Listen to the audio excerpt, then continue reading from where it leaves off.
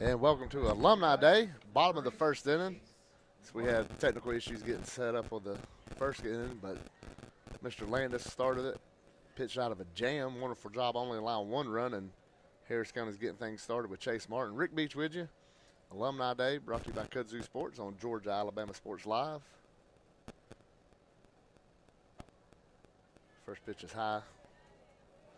Yeah, we mentioned had bases loaded, nobody out in the top of the first. And Landis got a 6-4-3 double play and a strikeout. And had to act like Houdini getting out of it. And Harris County looking to answer back here in the bottom half.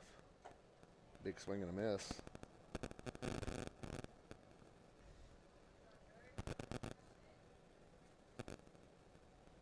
Chase Martin, 7th grader at Harris County Carver Middle School. You remember his dad, Zach, played for the Russell County team that won the Little League World Series back in the late 90s.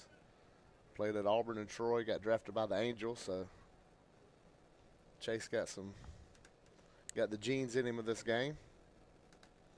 Shout out to Zach. Saw him before the game. The ball misses away. It's 3-1. Harris County looking to get that leadoff man on to answer back.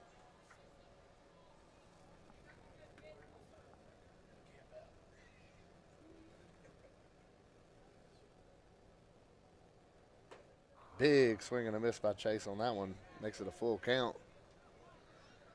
See down at third base, manager Coach Bice.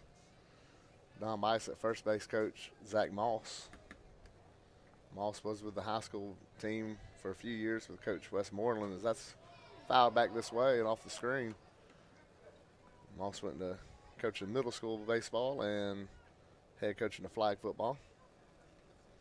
Also Coach Freely and Coach Latham in the dugouts.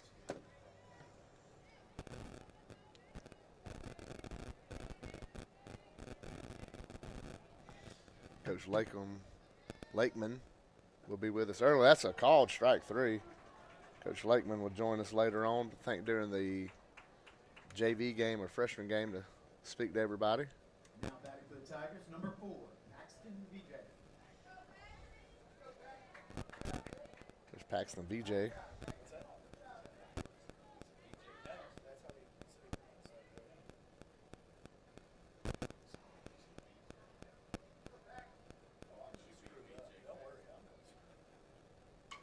That was high up in this foggy sky. Shortstop's got it lined up. And Garland makes the catch. That's going to bring to Hudson Brady, a catcher for Harris County. Now batting for the Tigers, We'll go through the defense when number they 2, get out there. Hudson Brady.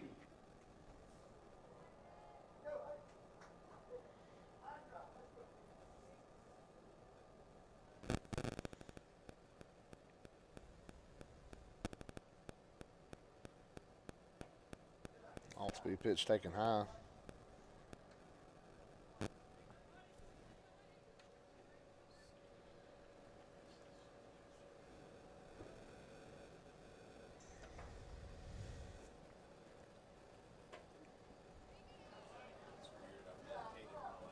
Two-0 count. Cabot Clark on deck for the Tigers.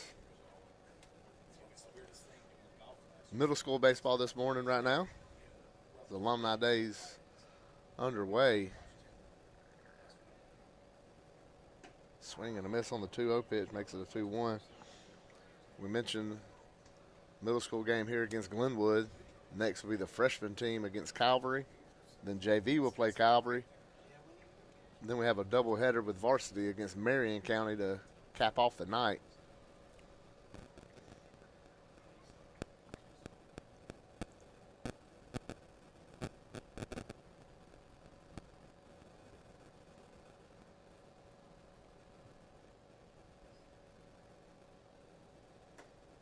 It's a called strike.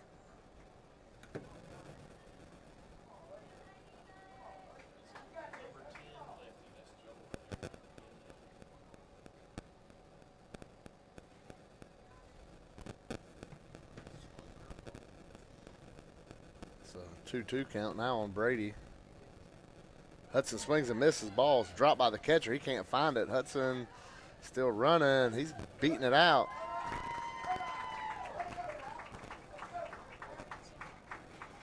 Walters couldn't find the ball.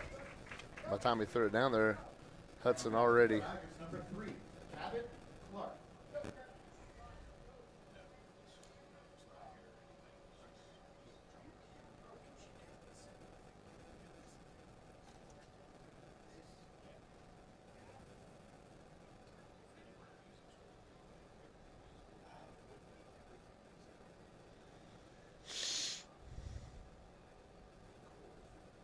There's Cabot.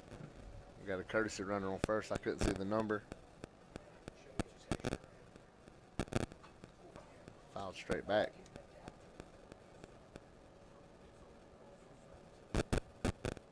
Cabot was on the team that went to Warner Robins representing the state a couple of years ago. He was an 11-year-old.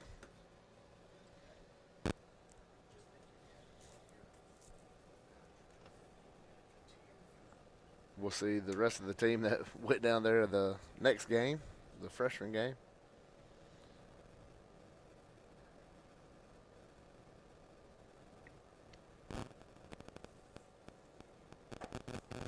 Fastball taken high.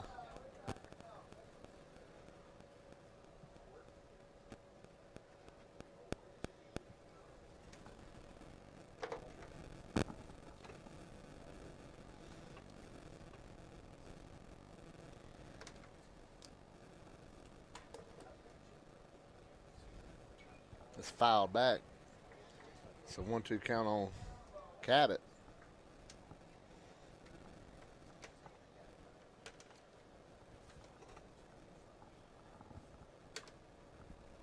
Looks down to Coach Bice.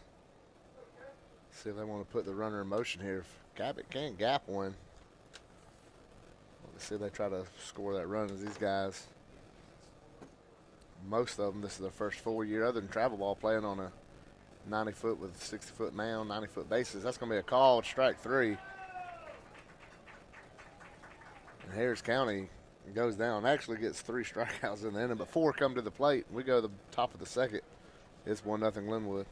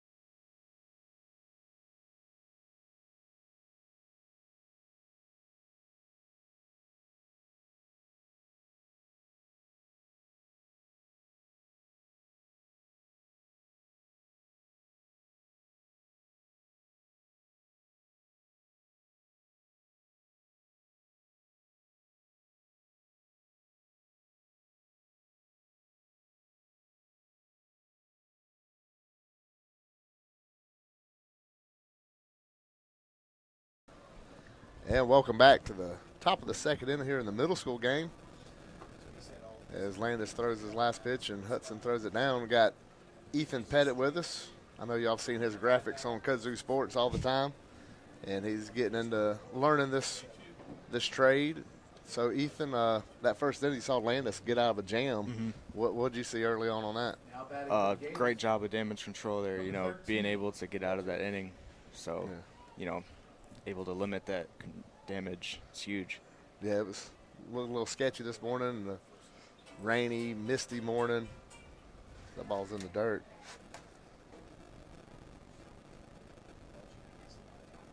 Yeah, you saw I had that 6-4-3 double play. Huge play by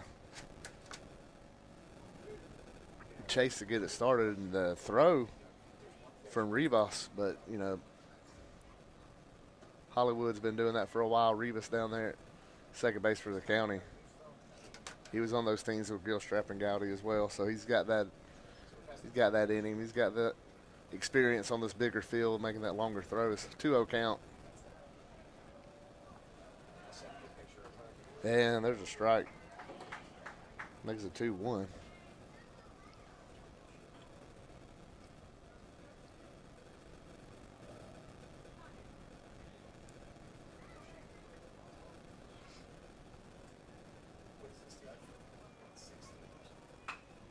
Ripped to left field, but foul. Good job to fight back on this count. Got down 2-0, now 2-2.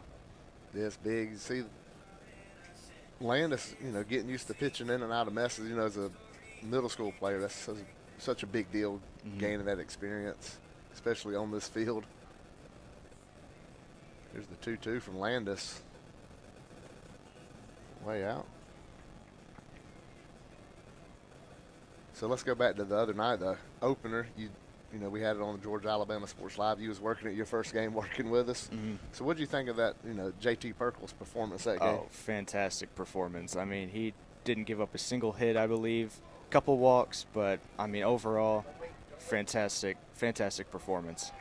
As you see Martin's throw, short hops VJ at first.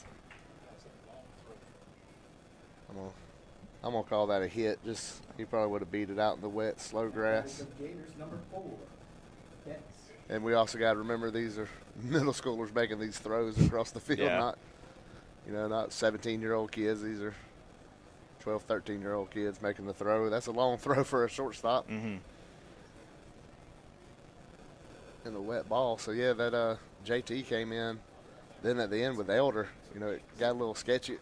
And the thing with Caden Dimitri, that his pitching was good. It was a squibber to right field and a ball that just hugged the line. As Landis throw to first, gets by VJ. And Walter's going to be sliding in.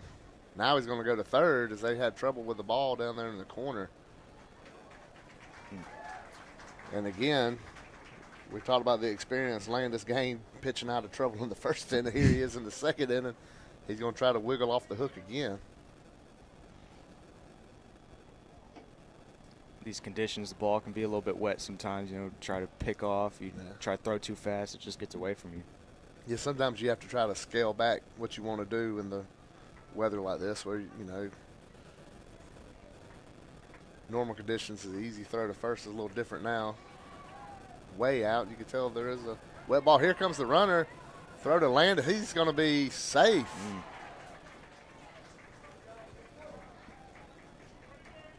Glenwood goes up 2-0. It looks like they had him at the plate and just a little slow developing as Coach Bike's going to come out and talk to the umpire. From here, it may have looked like he got under the tag. I think it's a good call. Yeah, I do too. I think he slid in under the tag. I think the ball beat him just a little slow to get the tag down. And then Walter's got them long legs. Was able to get him in there. We were talking before. Harris County runs a middle school team that's going to be made up of mostly 6th and 7th graders, occasional 8th here and there. And most of the schools they play against are 7th and 8th graders. It's such a big difference from 6th graders to 8th graders. And it's just, this is where you get to see that difference sometimes where, like, wow, the size advantage you see. Yeah.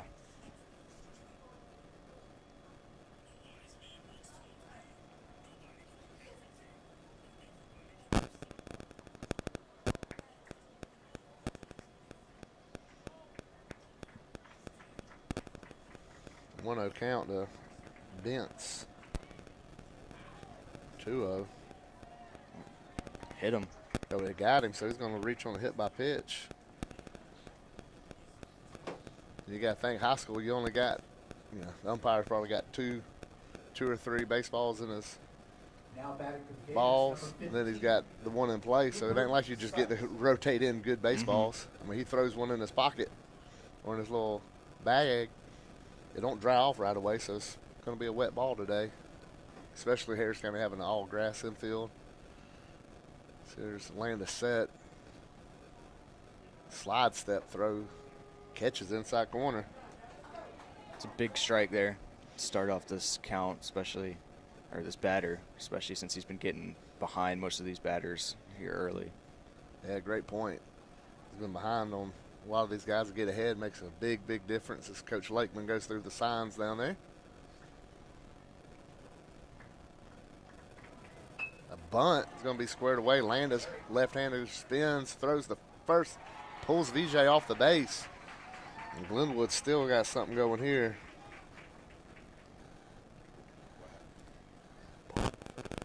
That's a great bunt there. Yeah, that Perfectly executed. Rolled a little bit too far, but, I mean, can't help that really.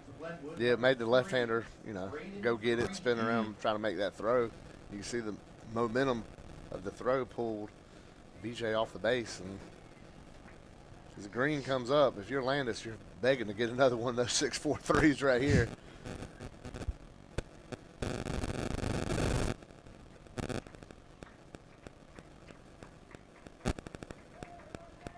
Another bunt attempt. That one, he tried to push at it and fouled it off.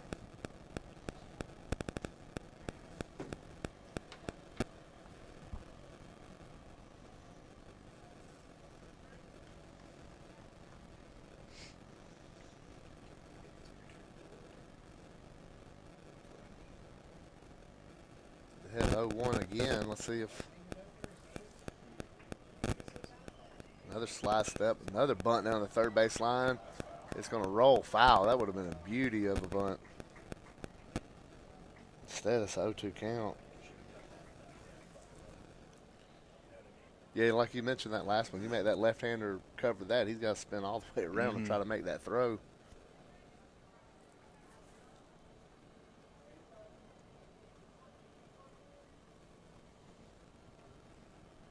But it's an 0-2 count. Colton Guthrie on deck in the 9 spot. There's a ground ball to Landis. Ball was a little going to throw it to third and gets the out. Reaches on the fielder's choice on the 1-5. Now batting for the Gators, number 1, Colton Guthrie. Guthrie. He's familiar with a lot of the Harris County kids. He plays on the Colt 45 baseball team with them at the 8th grader. Up and away.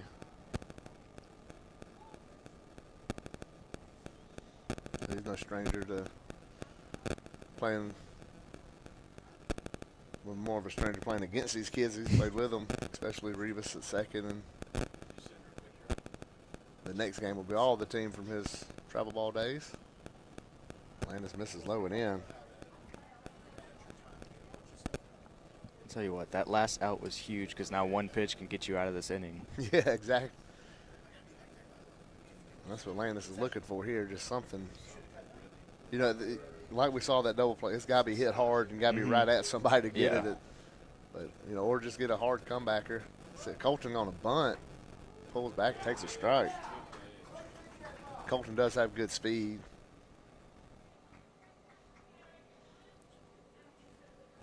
So you see the added pressure that puts on a bunt.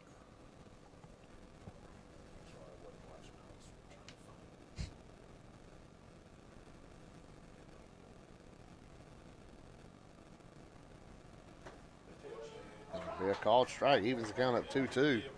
This is going to be a big pitch right here. Going from 2-0 to now 2-2. You got the leadoff batter on deck. So if you can get an out right here, have 2 outs going into that. You don't really want to go 3-2. They might put the runners in motion on a 3-2 pitch. You want to make it happen right here on the 2-2. Here's the pitch. Taken away. Now let's see what Glenwood does. Be interested. What do you think on a 3-2 count if he wants to put the runners in motion here? You know, I don't know. With one away, I think right here, I wouldn't put him in motion. I'd wait for that leadoff guy to get up and see what this guy does. Let's see. They're not going. There's the pitch. It misses in. He walks. Gets by Hudson.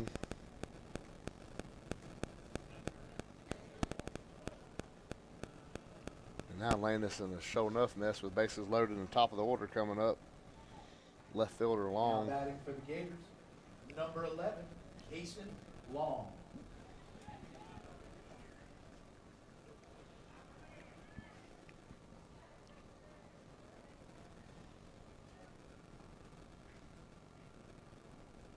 The corners of the infield came in right here. And that's a pitch. It rolls over towards the dugout. Everybody's going to advance.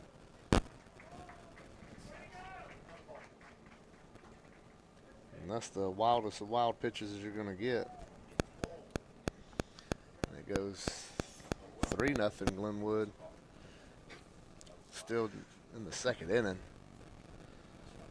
There's a lot of time to try to make them runs up, but if you're the county, you don't want to fall any further, and you got second and third, one out right here. Rebus has came in at second. Shortstop still staying back some.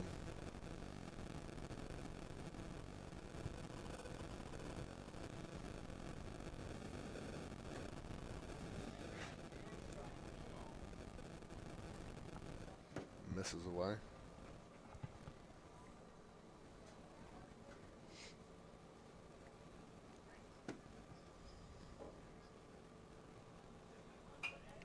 Fouled straight back. I think that's going to make it towards the softball stands over there. 2-1 count. Now you're looking for just a strikeout. Anything in play could be trouble. Yeah. And then you add in the equation that it's a wet ball that's getting put in play. It really adds to it.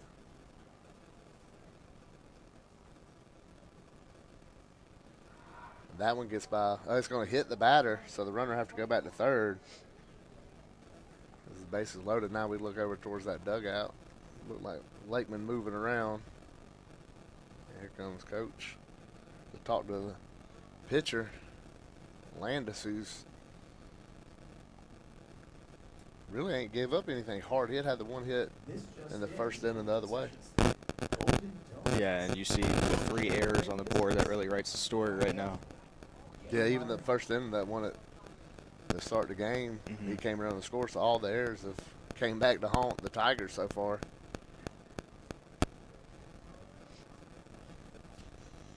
Still not the. I mean, you can't even see the middle school from here with the fog that's rolled in. They said a cloudy day. I didn't know they meant we was going to be in the clouds all day. But hopefully it'll move out for the games later on today. I woke up this morning and it was soaking wet outside. So, baseball you do have to worry, but these fields are maintained. You know, it's a lot different than it was when me and Mr. Bobby was playing, and a little bit of rain would mess you up for a while. Coach Dimitri had the tarps on the home plate and pitcher's mound, and they got out here and went to work. So bases loaded. It was Garland, the shortstop. He was the one that got a base hit to right field his last time up. Green at third, Guthrie at second, Long at first.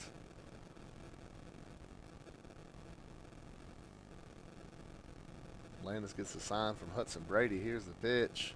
Bounces that one, and they hit the batter. So back-to-back hit by pitches. Yeah, you can really see this ball is coming huge factor right now. He just can't control it. Yeah, I'm surprised he ain't asking for a new baseball more often than he has. Here throws that one. Looks like Lakeman. This might be a change here. We try to get eyes. I want to say it looks like Riggs Barnett. Yes, 13. That's Riggs. So we're going to take a break right here. We'll be right back on Georgia Alabama Sports Live.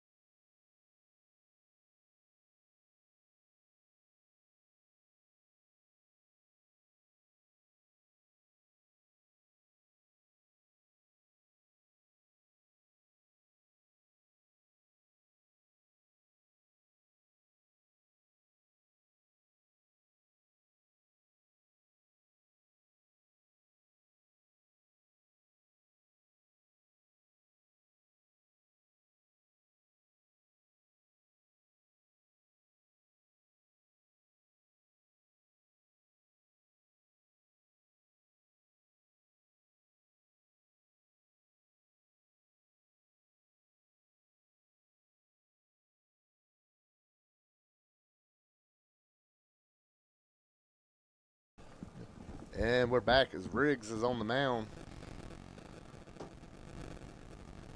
Peterson up to bat. Bases loaded. Still just one out.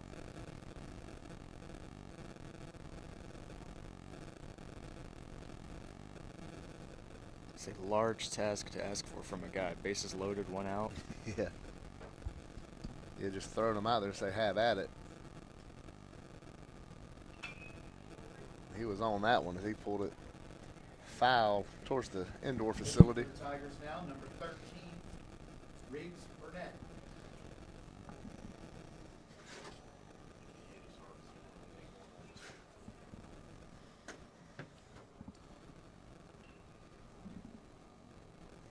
See Long at second base getting a big lead as nobody's holding him on. And that one goes inside, hits. It's a 3 straight hit by pitches.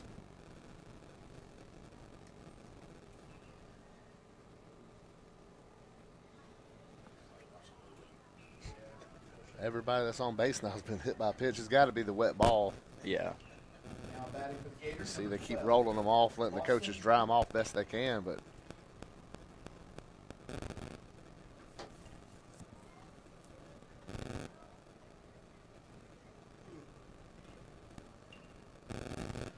Riggs is set. There's a ground ball to Cabot, and it eats him up. And one runner will score. Here comes the second runner. Here's a throw. It's going to be late. And Glenwood scores 2 more as Booth has a 2-run single.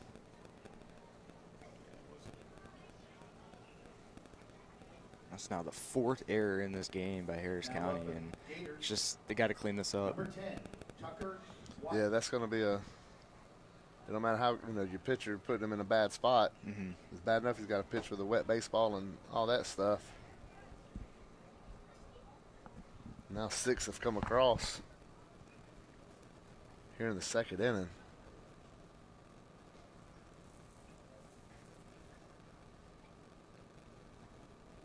Then you think back as White takes that one on the outside corner. You think back to that first inning, how big that double play was. Mm-hmm. Well, this game could have really gotten out of hand as it's already getting sideways for the Tigers. And you see, Glenwood only has 2 hits, and they haven't been able to, make them earn their runs, and that's what really kills you as, a coach or a team. There goes the runner. Nice bunting on the third baseline. Riggs gets it. Has no play nowhere. They'll load the bases up as nice bunt by White. Now we roll. Now batting number 13, Gray Walters. Walters, the catcher, who got this in and started. Now they're going to gather everybody up as you saw him putting in motion. And you think back, if it wasn't the errors, then you look at the hit by pitches. I believe it's up to 4, so it's not even making them earn a walk. They're not having to work to get on base right there. You hit them. Then the middle of the order for Glenwood doing what, putting the ball in play.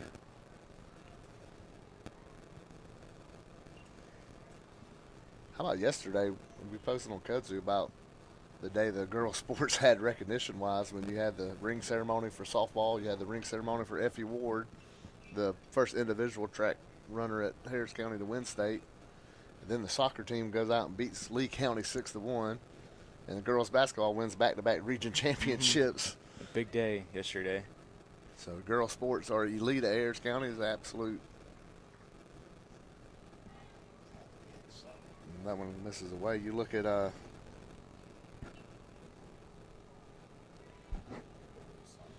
then flag football went Elite 8. I mentioned they've never not made it to the Elite 8. That's the state runner-up a few years ago. Softball winning state.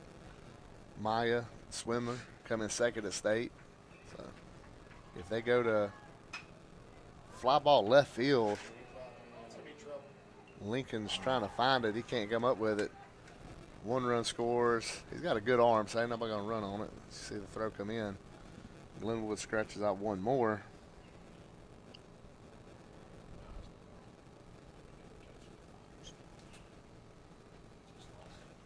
There's a whole lot of lead going on the scorebook this inning. Now batting for the Gators, number 4, Cole Benson.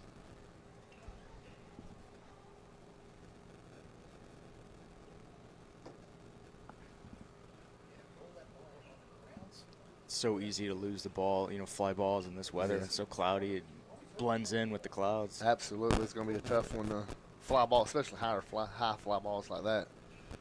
Anything infield, and if you're an outfielder, you want it to be something kind of line drive at you that you could follow. It's hard to get them. There's, we speak of it, there's another tough one. The infield fly is going to be in effect. But Chase Martin says, I don't need the infield fly. I'll grab it myself. Well, it seems like a while back, finally the second out's recorded. Now batting for the Gators, number 15, Cooper Sykes. There's Sykes for the Gators. He lines that one out in left field. Lincoln's coming in. He's not going to be able to catch up to it. So it bloops in front of him. Here's the throw. Going to go to the cutoff. It's going to be a 2-run double. A little single and advance on throws. But either way, 2-run score. Now up for the Gators, number 3, Brandon Green. Great piece of hitting there. Pieced it up well. Able to drive in 2 more runs there for Glenwood, but Harris County just went out of ways, so I'm getting out of it, but already given up 9 runs. Yeah.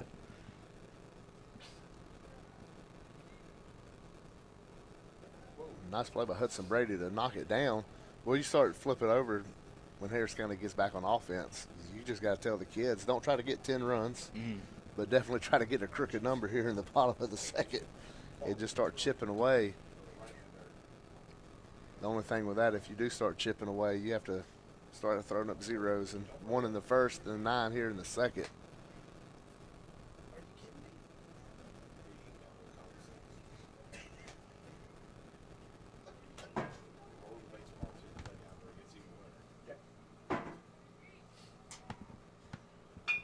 Grounder to Riggs. He's got that one. He'll throw it to first. A little bit of an adventure on that one. We'll go to the bottom of the second. Glenwood running away at 10-0.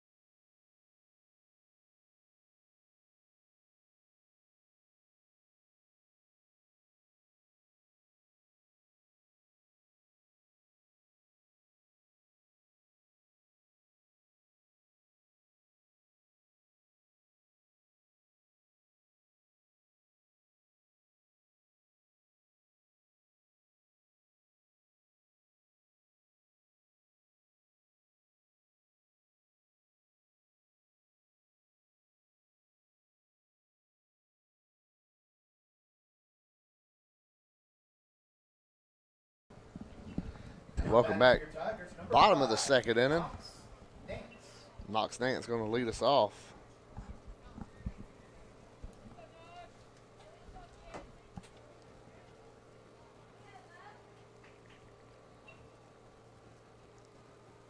Knocks a step out right here, waiting on the umpire.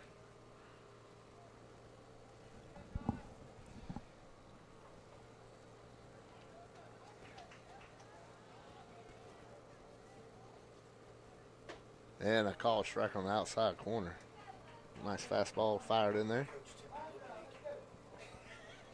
So Ethan got the leadoff batter, needed to chip away. How important is this batter right here? Very important, obviously. Now, huge deficit. Got to get on base.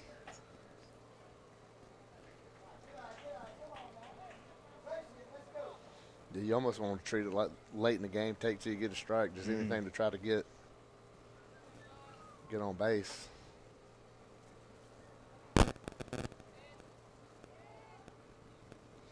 There's a hack. It's going to be fouled away in between the baseball softball field. Rolls down the hill. Usually when the varsities go and a bunch of kids take off running, I don't think the kids have got up here yet. Still early here in Alumni Day. Got 3 food trucks coming. Luke's on the run.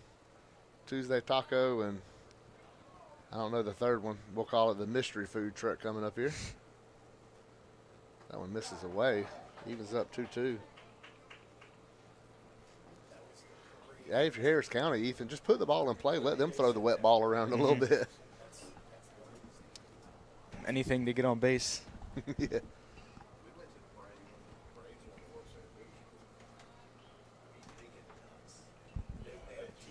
Here's the 2-2 pitch to Nance. Called strike.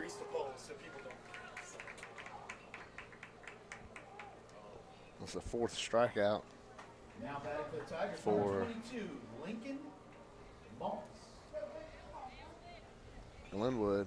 Remember Hudson, the only base runner Harris County had in that first was a strikeout. Reached on a pass ball.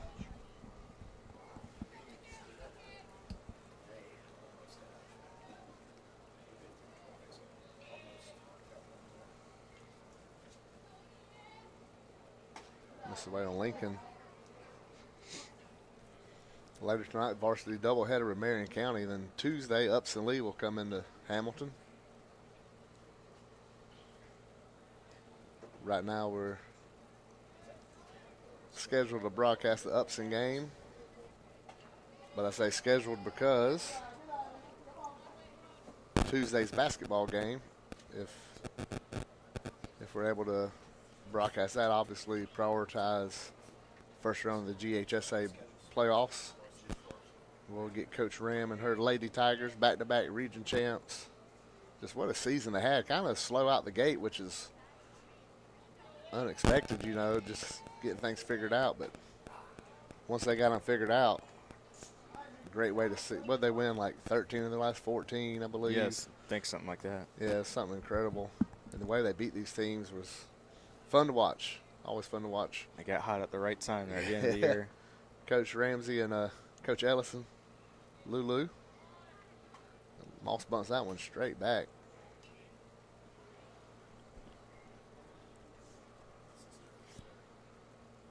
They got hot going to the playoffs like they did last year. Made it 1 point away from advancing to the Final Four last year. And an opportunity to go to Carrollton up at West Georgia and play in that Final Four. Janiyah and Smith, Lana and them girls, Cricket. Hopefully this is the year they can make it to that Final Four and try to bring a ring for them as Moss fouls that one off the front of the Glenwood dugout. You know, Cricket had a good game last night, and I was just thinking, never seen an athlete that just every sport she goes to is such a, you know, when the chips are on the table, when it matters the most, she just finds a way to come up. Just an incredible trait that that Cricket has.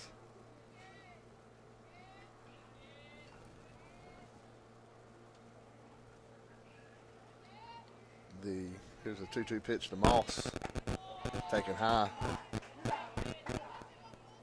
Full count. Wrestling was down at Macon going into yesterday. I got a text saying they had 2 guys that were still alive trying to go for a championship, but they were in I believe the losers bracket.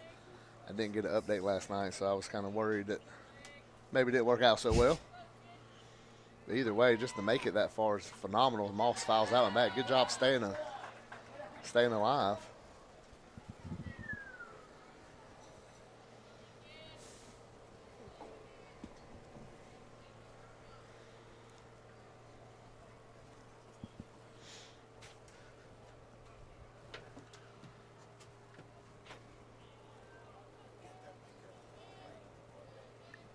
3-2 count. Michael Rivas on deck. That's taken high. Harris County has a base runner.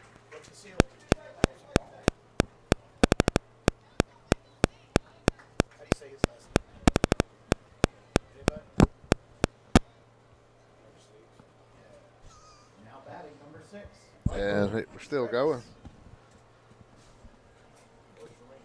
I figure I'll get a look from a parent if I said it wrong. Did I say it?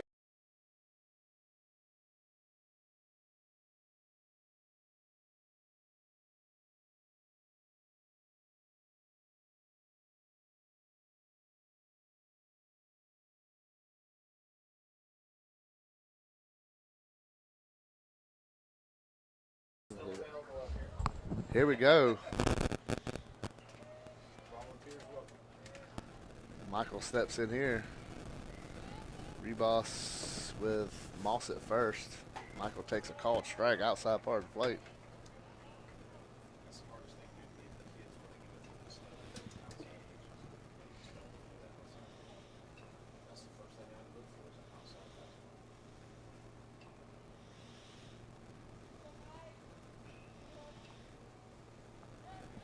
Throw to first. With a 10-0 lead in the wet conditions, you throwing it over could be dangerous, which if you're County, you got to find base runners right here and putting the ball in play. Try to put some pressure on this Glenwood defense in these conditions.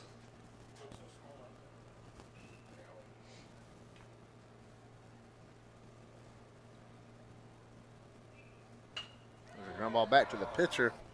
That's going to be a 1-6-3 double play. And just like that, Glenwood gets off the So if you need to step away today, hook. just remember We go to the Georgia third Alabama inning. Sports Live It's all Gators here in the county. all the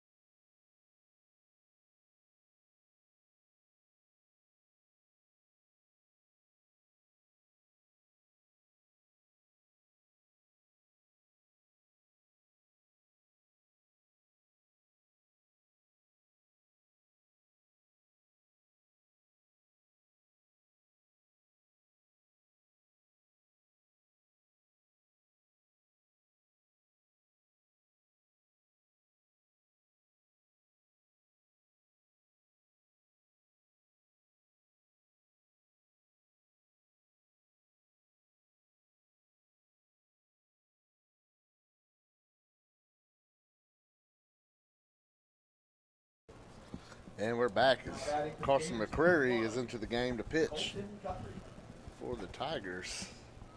Colton Guthrie going to lead things off, then right back to the top of the order. See, they use Colton as their second leadoff. Kid's hacking up there, takes a hack at a high fastball. You know, I like that. If you're up, got a big lead, start swinging. And high pitch is hard to lay off anyway.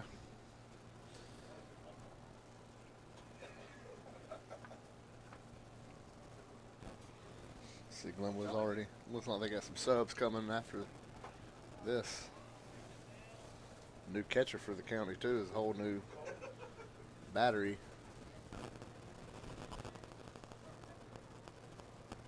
Carson in there to catch. That kid done got tall since last time I saw him. Didn't recognize him. Carson Madsen.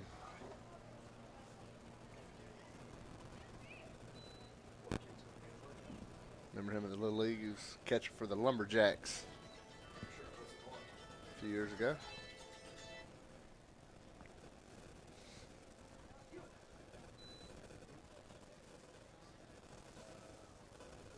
Decent crowd for a middle school game as that one comes up and in. Alumni Day getting underway.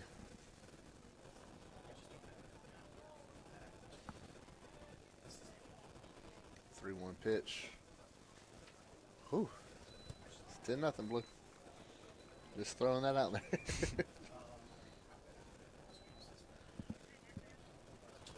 Looks like Glenwood's going to their bench.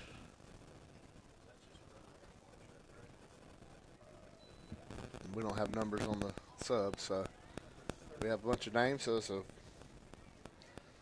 got a 1/3 chance. He's got 3 right-handers written down as that one's fouled off to the on-deck circle.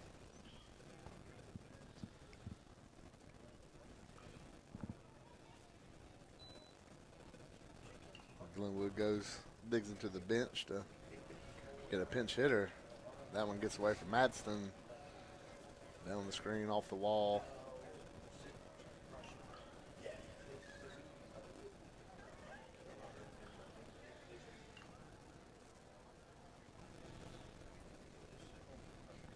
Come on out here to the ballpark. See some good baseball coming up with saw Calvary freshman team and Harris County's freshman team, which is phenomenal, playing next. Should be a good matchup.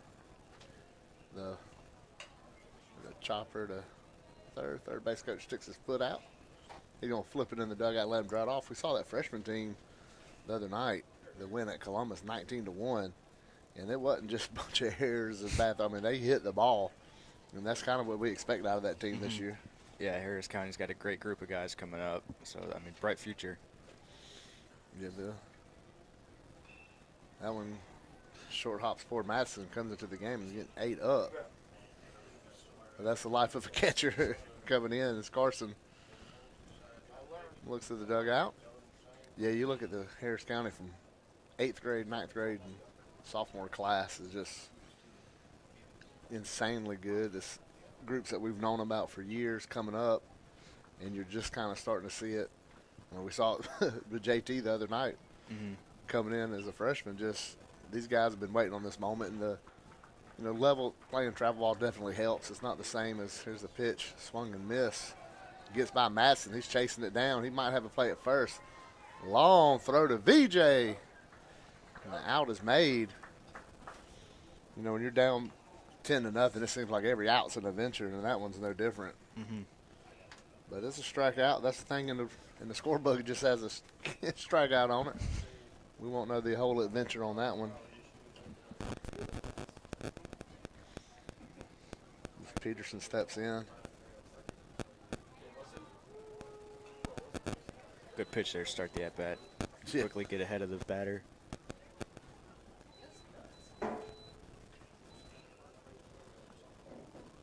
One out here in the, looks like a pinch hitter come in. Ball's taken away. Yeah, tell by how white the pants are.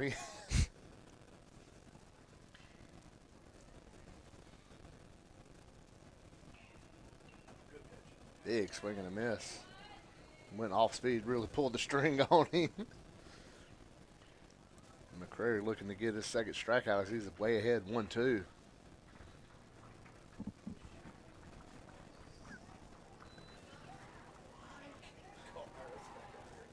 That's a nice off-speed pitch for a called strike 3. Glenwood stand going to their pitch. How about them back-to-back off-speed pitches rather, Ethan? Yeah, those are good pitches. You saw earlier in the inning he couldn't really find the zone with him, but he got the hang of it and able to punch out the batter. Yeah, I think maybe just getting a better grip on that curveball. Saw him bouncing so many earlier. He might have finally got him a hold of the dry one. Hey, let's ride that puppy one more batter right here and try to scratch something out in the bottom of the third. Here's the pitch. Gonna be low.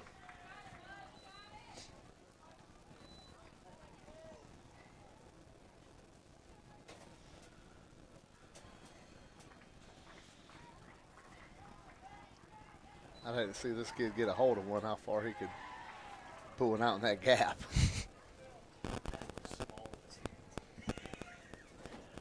He's up.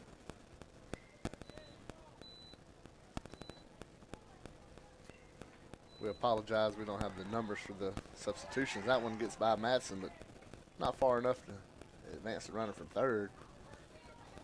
Colton Guthrie's at third. He led off the inning with a walk. But McCrary doing a good job of holding him, keeping him off. He's been at third, it seems like, since there's nobody out, too.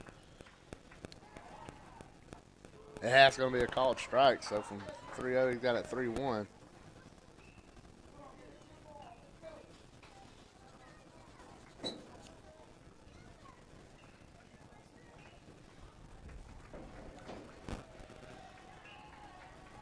Pitch and miss it badly with the lead. Guthrie not pushing the issue at third.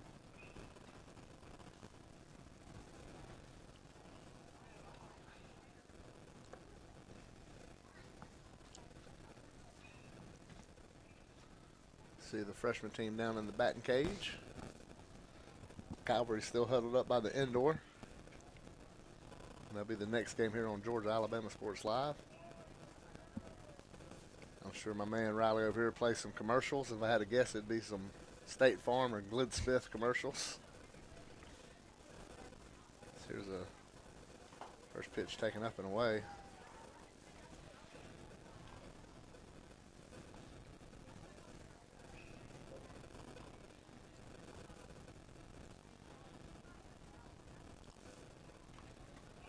That one gets by. Runner on first will advance down to second. Guthrie stays put at third.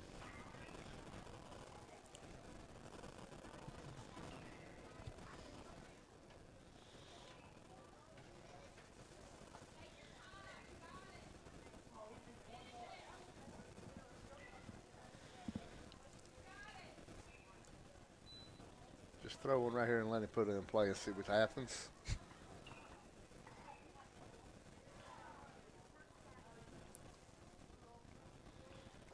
It's 3-0 again after back-to-back strikeouts.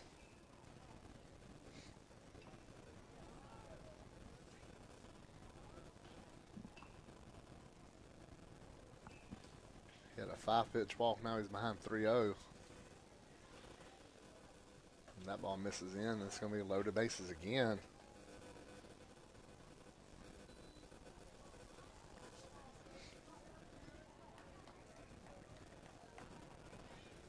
It seems like every time we look up, this has been the scenario. And that's, you know, there's days that happens. I mean, it's, you know, nobody's immune to it. Remember the Braves in the playoffs that year with the Cardinals. Oh, yeah, I do remember that. That first inning. So it happens at every level. These kids have to realize, you know, that there's nothing that just happened out here that ain't happened to somebody else before. Yeah, and I mean, it's also, you know, how did they handle losing like this? And it's such a good learning experience for these guys because it's going to happen eventually. So yeah, no matter how good you are, at some point you're going to run into adversity, and learning to deal with adversity is always key, especially at a younger age.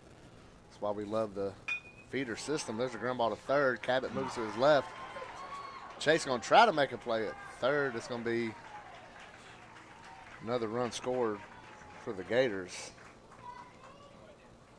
And I think, it's obvious what needs to get cleaned up for the county when they get back to the practice field over at Moultrie Park. And, just got to shore up this defense. And the pitchers can help out by throwing a little more strikes. Mm-hmm. I think the defense gets a little on their heels. And they just got to learn part of the game. Everything goes hand in hand with each other. Your defense and pitcher, you get a pitcher that's in rhythm, that defense picks up a little bit. Well, and you rather this happen, at the beginning of the season rather towards the end of the season when, you're trying to make a run for the playoffs and it happens, you can just lose all your momentum. So they'll have time to clean it up and get hot again. Yeah, absolutely. And, you could try to chalk it up for we've had to play at 9 in the morning, it was raining. You can come up with all that stuff, but at the end of the day, just make the plays. Mm-hmm. Hadn't made them today.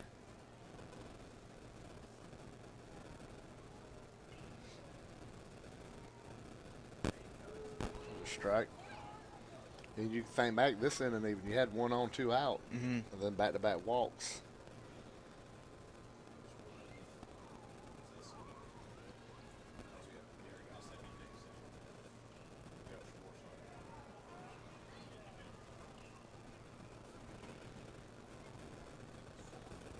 That's the beauty of having a feeder system like the middle school.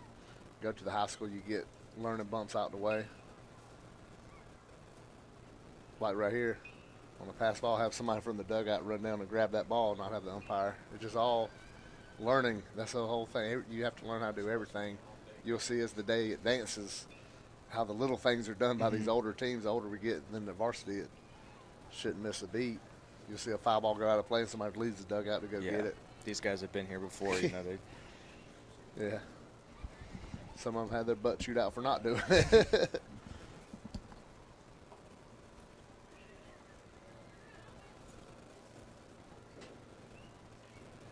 See the wraparound home plate different this year. Got the black with tigers on it. You see the tiger eyes out in left field. The old billboard. What was it? Scoreboard. That's going to be a walk. It's going to score another run. The OG scoreboard in left field used to be where the tiger eyes was. And they put billboards around it, and it started looking a little rough the last couple of years. For the Coach Dimitri said, "Hey, we got to fix that up a little bit." And I think it looks pretty cool out there. And it looks cool on the shot that you see as we got Coach Lakeman going out there to talk to McCrary. He's going to make a change. Let's see who we got coming out here. It's going to be Colt Johnson coming in to pitch for the Tigers. We're going to take a break on Georgia Alabama Sports Live.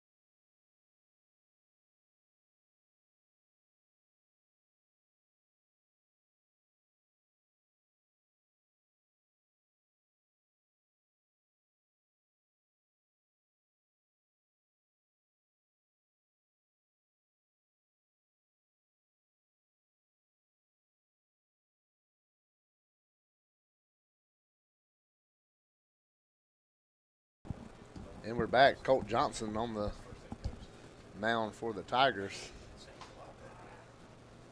Hey, just come in here and throw strikes. Ain't time to do anything fancy right here. See Coach McGregor and the freshman team walking down here. You already see the size difference in the 8th and 9th graders. Colt coming set.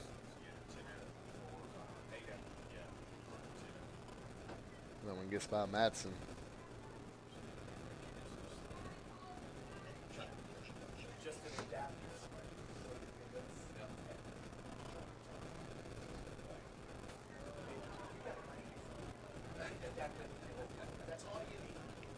Just throw a fastball right here and let him put it in play.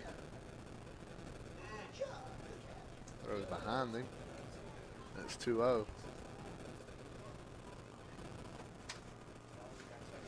Everybody take a look. Look over here. Oh.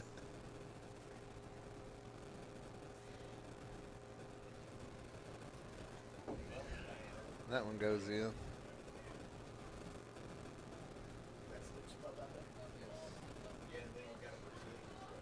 Hey, mute.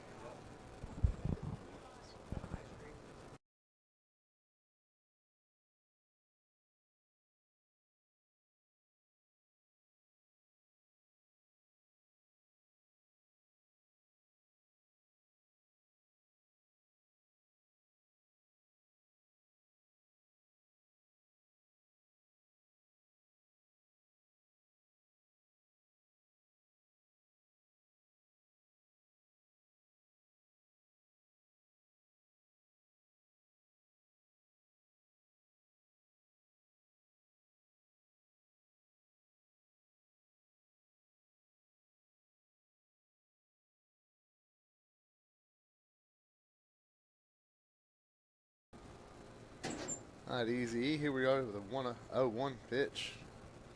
It bounces up there.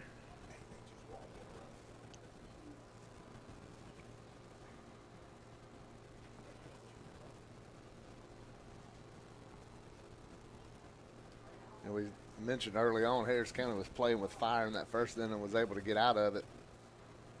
But baseball has a fast way of coming back on you. If you keep playing them dangerous games, bad things are going to happen, and walks and errors always a bad mixture, and it's hard to get out of it every time. And since then, they've been trying to dance out of it, and like they say, quicksand, the harder you dig to get out, the deeper you get, and that's where they've been. This game, swinging and miss. Colt going to come in here and strike away from getting back in that dugout.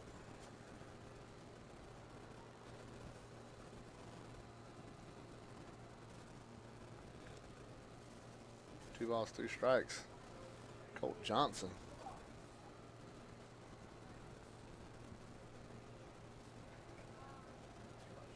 Mattson's going to have more bruises on him from this one. This half inning of catching as he's taking more pitches bouncing in front of him off his arm, legs.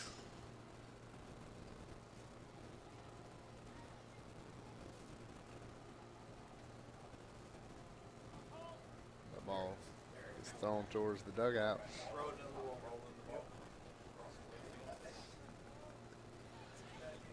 3-2 pitch with the bases loaded. And it's going to be another one. Gets by.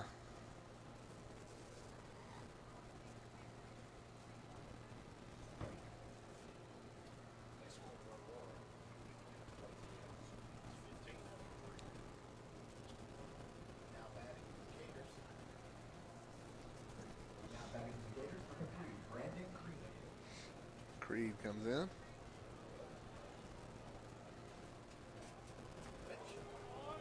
Strike outside corner.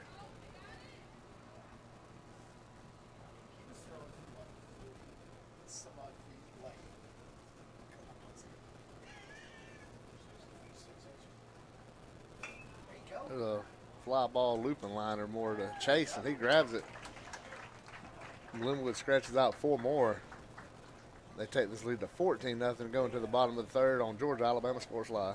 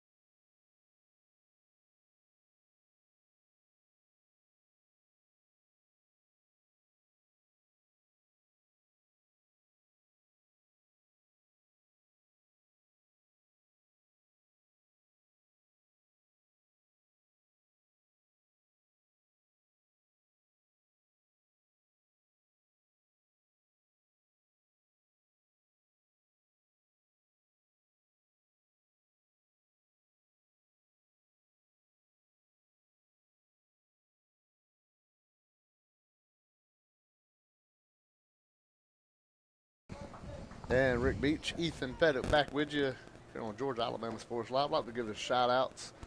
Glenn Smith Chevrolet GMC, Gordy Eye Care, State Farm Agent Rick Knight, Buffalo Rock, Harris County Sheriff's Office, Sheriff Mike Jolly, and the CaroliteColin.org. CaroliteColin.org does have a April 19th, have a 5K over in Ellerslie and a fun run as well. After the race, there'll be an Easter egg hunt as Douglas files that one off. Be an Easter egg hunt. They'll have food trucks. So come out there. Make sure you come out there for that event on April 19th. Carolite Colin is there. Such a, I saw they donated some money to the middle school baseball team the other day. They flag football. Pearson Pettit, her trip to Spain. Carolite Collins stepped up. They bought the meal for middle school football. They bought a meal for flag football pregame. So, it's money that they spend. They put it back into the youth programs here in Harris County. Shotgun stuff they do. Every sport, the Carolite Collins. So come out there April 19th. You can go to Carolite Collin on Facebook, get the link, go ahead and register for the 5K or the fun run, whichever one you want to do. Ethan, I'm pretty sure your dad's going to be on the 5K side as much as he's running and stuff. So it's just a neat, good deal to get out there. I'm sure it's going to be a good turnout. And like I said, Easter egg hunt after it for the kiddos. So a lot of fun. I'll be out there. I'll make sure Ethan's out there. We're going to run in it and participate. And we'd like to see a whole Harris County all black and gold out there for the CaroliteColin.org 5K. That one misses away on Douglas, 2-2.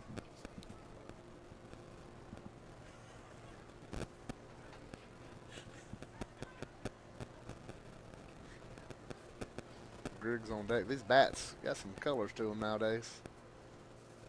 See the one Griggs has.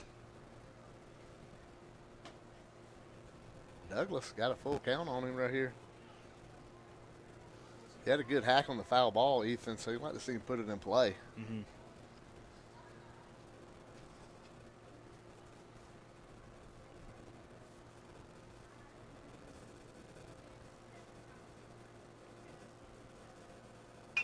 There you go. Ground ball to short. You see the water coming off the ground on that one. Throw to first gets him. And here comes Griggs. Burnett, look at the bats. Him and the guy on deck. They got the bat that, see the color on that one. Then you also see bats. One that looks like a pencil. Then you got all kind of crazy looking bats. Number 13, Riggs, Burnett. We just have black bats with red writing. Before that was the Eastons, the silver with the green writing on it. Bobby's shaking his head. He remembers those bats. Hey, they were a lot of bombs hit with those bats back in there. They sound like a fence post when you hit it. Think about the Bo Jackson at Auburn and Frank Thomas. That was the bats they were using. So before style mattered, that's what you had. Now see the green, yellow, and pink and all kind of stuff. Here's the 1-0 to Griggs. Fouls that one back. White knows you got a 10-0 or 14-0 lead. Just throw strikes and let them put it in play.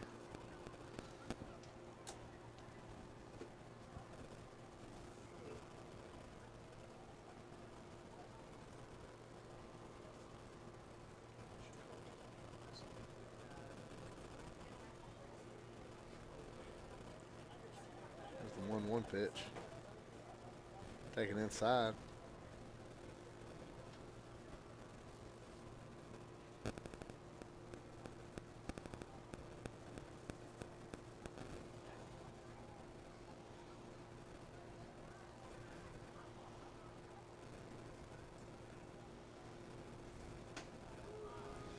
Called strike.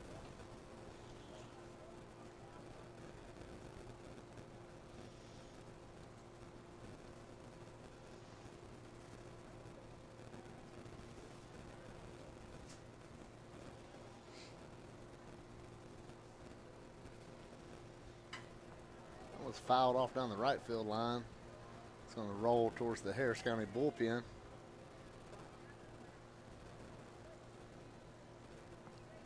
See Alumni Cody Jolly down there standing on the bleachers. catcher for the Tigers back in the late 90s, early 2000s. Remember he was on the teams with Bubba Dean and Wes Fishburne. I think he was younger than those guys. He was more of the Sheets and Chacho Chris Carr. There's a ground ball to second. It's going to be a wet ball to throw, and he makes a good play. The second out. That's kind of when Harris County baseball up here really started turning that corner. Was that late 90s, early 2000s. They had that region champs team. I think they lost one game maybe all season. And it's like since then the ball just started rolling with the excitement up here. And that was right before the school moved up here. And then the baseball came a couple years after that, I do believe. I think they played at Moultrie still for a couple years after the school on 116 opened, but never dreamed the days of Moultrie Park it would grow into this facility. But look at the indoor batting cage, the indoor facility, locker room, and all this. There's another ground ball to second. So you got 3 balls put in play this inning. Yeah, if you're the Harris County head coach, you like to see that. Yeah. Yeah, you're down a lot, but you like to see your guys, put these balls in play and be able to, still have some fight in them here. Yeah, they didn't just roll over. It looked like Harris County's lining up at first base. That'll be the all for this middle school game. Is this all Glenwood? They did a good job of taking advantage of Harris County mistakes, and they win at 14-0. Next will be the freshman game with the Harris County Tigers and the Calvary Knights. You might want to check this one out because this freshman team from Harris County is next level good. So check them out. It's going to be a heck of a game. We know Calvary's got a great baseball program. And you're going to see eventually this is going to be the varsity matchup in a couple of years. And kids on both these teams will be varsity pretty soon. So we'll be right back on Georgia Alabama Sports Live.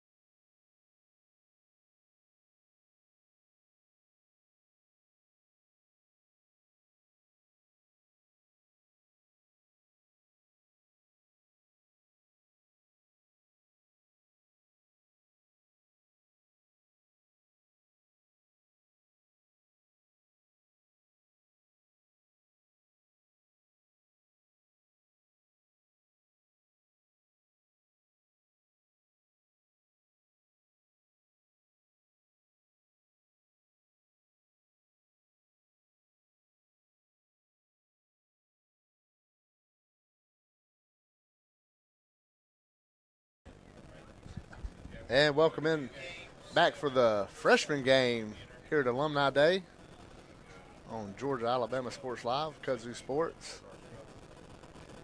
is Fuller Carver going to be the starter.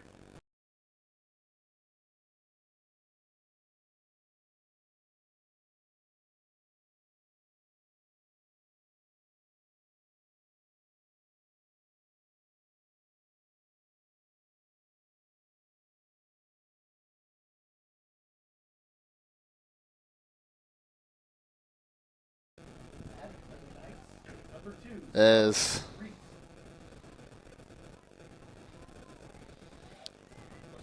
Bo Reese, the leadoff batter, DHing. It's an 0-2 count. Fuller Carver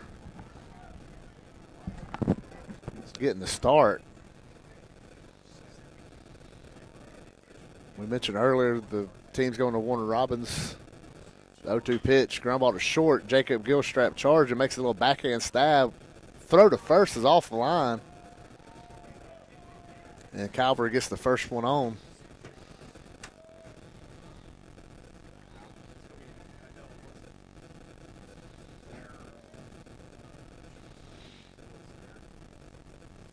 It's going to bring up Fitz Stone, the shortstop for Calvary.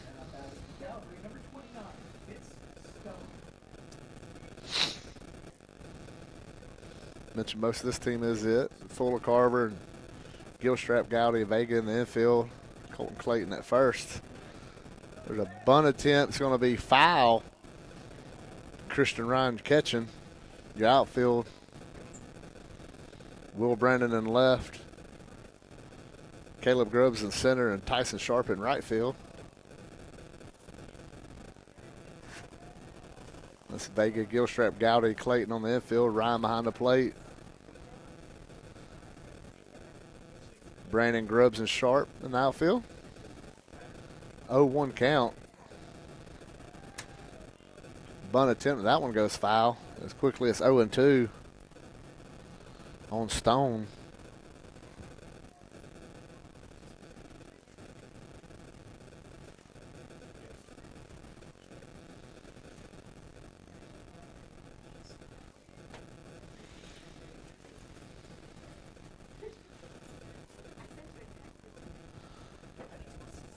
Reese gets his lead at first.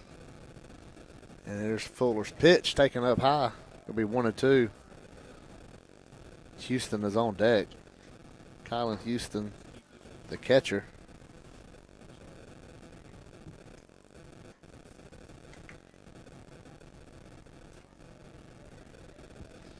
That one bends him back.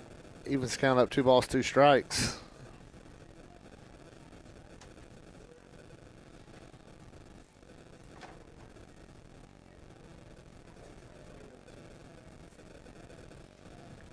And a big swing and a miss. Strikes out Fitz and brings up Houston.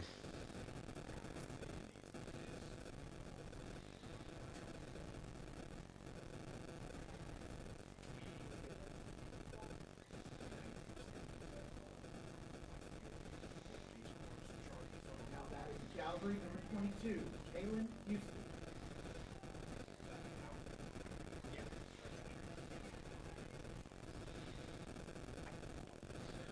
Called strike.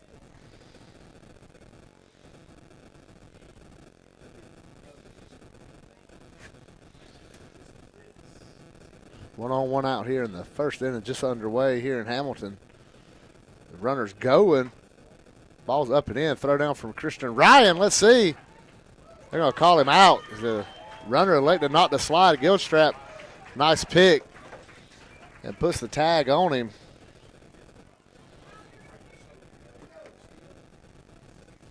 That's a caught stealing. Good throw by Christian Ryan to eliminate the runner. There's 2 outs now with a 0-1 count, or a 1-0 count rather. Fuller stays from the stretch. Fouled off. Evens it up, 1 ball, 1 strike.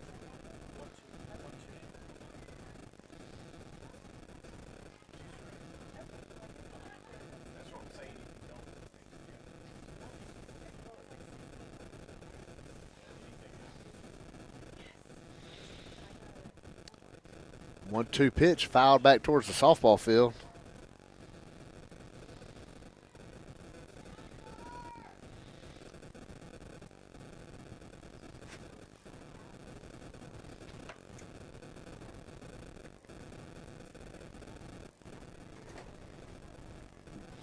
Leadoff batter reached on air, eliminated on the caught by Steelan. Curveball called, strike 3.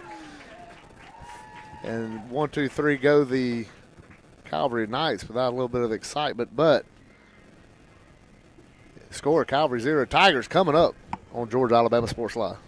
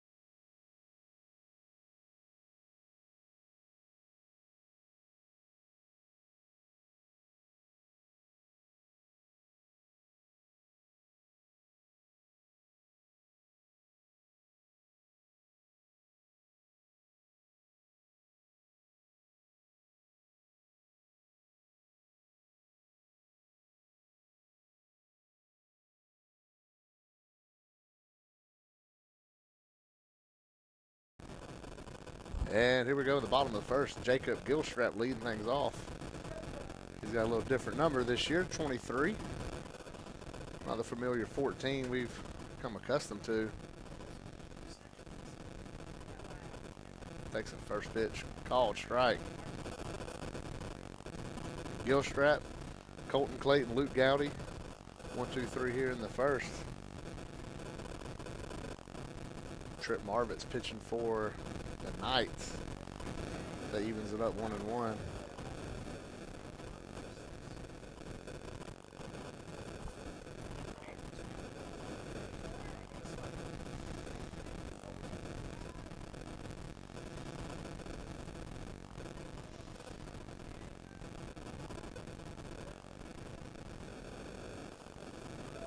That one's taken down low. 2 balls, 1 strike on Gilstrap.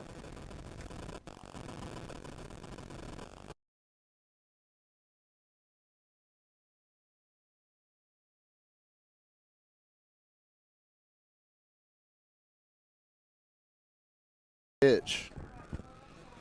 Way outside. 3-1. Gilstrap, good speed. Like to get him on base.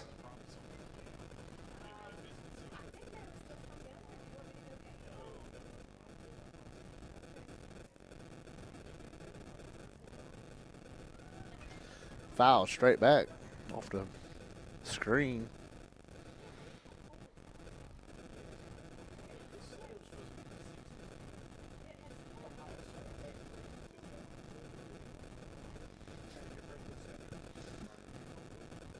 So 3-2 Marvitz to Gilstrap here to lead off the bottom of the first inning. Here's the windup. Gilstrap takes it inside. And Harris County's got the leadoff on with Colton Clayton coming up, the first baseman for the freshman team. See, looks down the third base coach, Coach Gilstrap, leadoff batter on the national championship CSU team.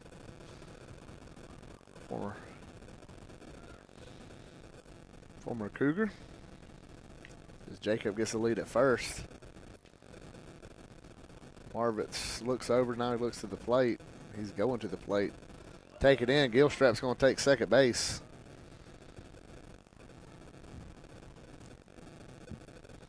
Harris County has a leadoff man on, and they get him to second.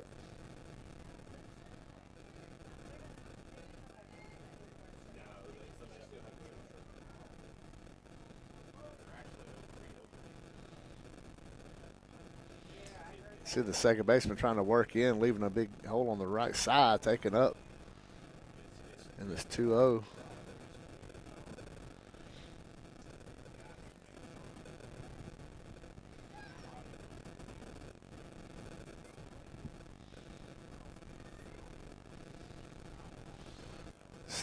Second baseman and shortstop both working on the runner. 2-0 pitch swung on a miss. Nice hack by Colton Clayton.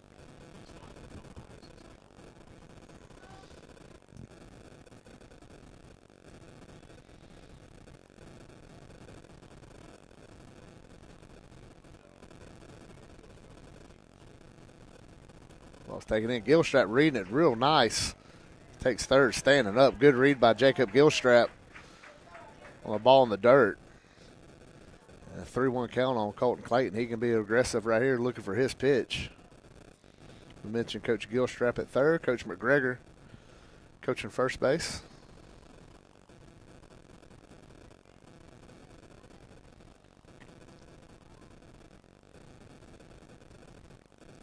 Third baseman coming in on the grass for Calvary. There's a ground ball to short.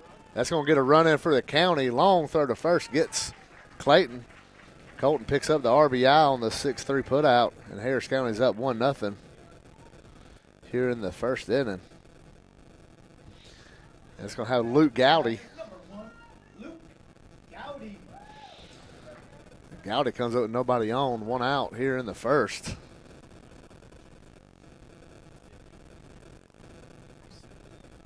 Taken inside.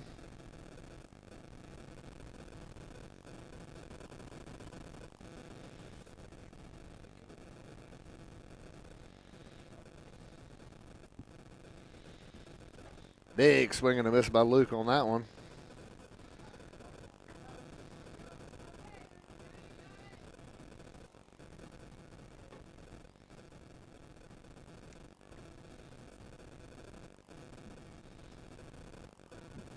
Way out.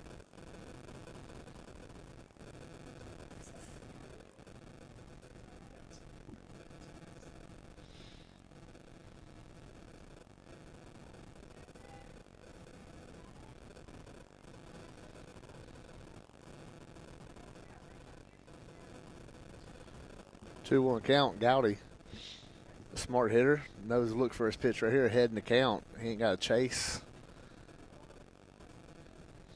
And he gets a 3-1, way ahead now.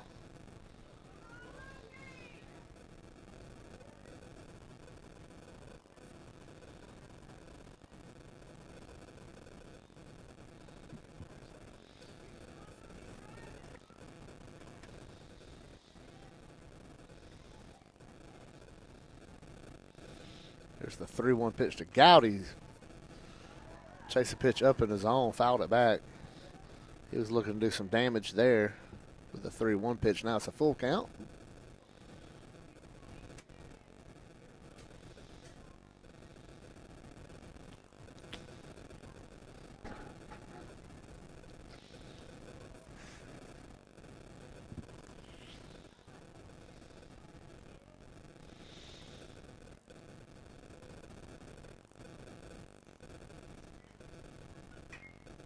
high up. Might be an adventure with this low ceiling today. It's going to be called by the third baseman. And taken in. Nice catch by Tyler Martin. As we said, that's an adventure on balls like that today. Now batting for your Tigers, number 20, Christian Ryan. See catcher Christian Ryan coming up.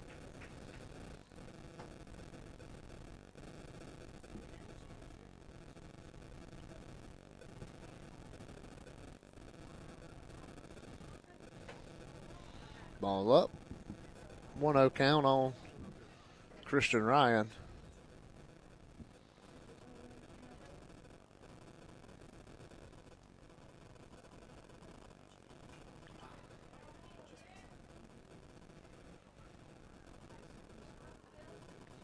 Evens the count at 1 ball, 1 strike. Gilstrap led in and off with a walk. Advancing on a wild pitch and pass ball, getting to second and third, and scored on a Colton Clayton ground out. That's 2 balls, 1 strike on Christian Ryan. Harris County getting out to an early 1-0 lead. It's Alumni Days underway. Game 2 of this marathon for Harris County baseball. 2-2 on the Harris County catcher.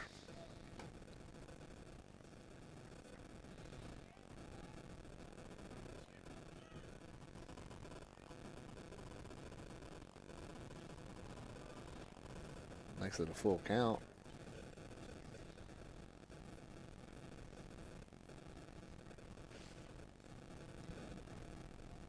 I'd like to thank Harris County Sheriff Mike Jolly, his support of Kudzu Sports on Georgia Alabama Sports Live.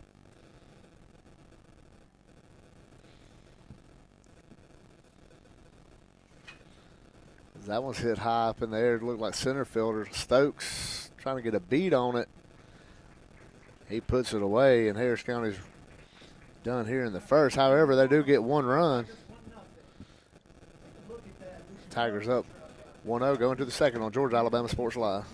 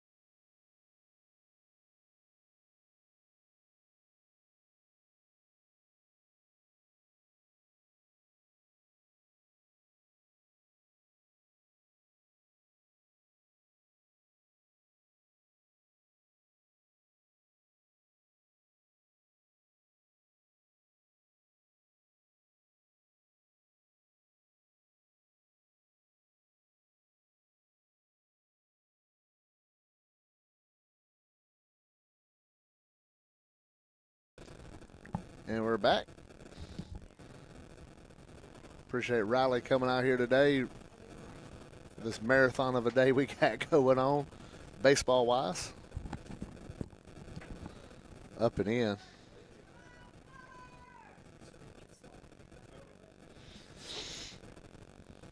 Trip Marvitt's leading us off.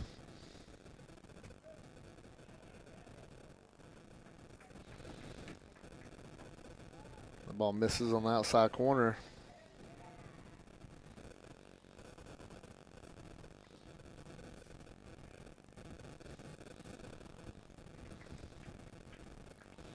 Fuller falls behind 2-0. Usually Fuller has trouble with the commanded left-handers.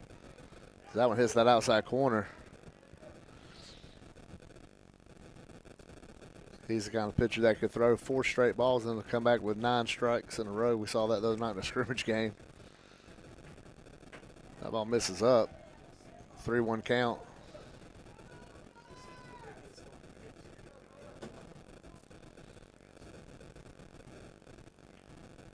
Cool, wet, misty kind of morning up here in the county.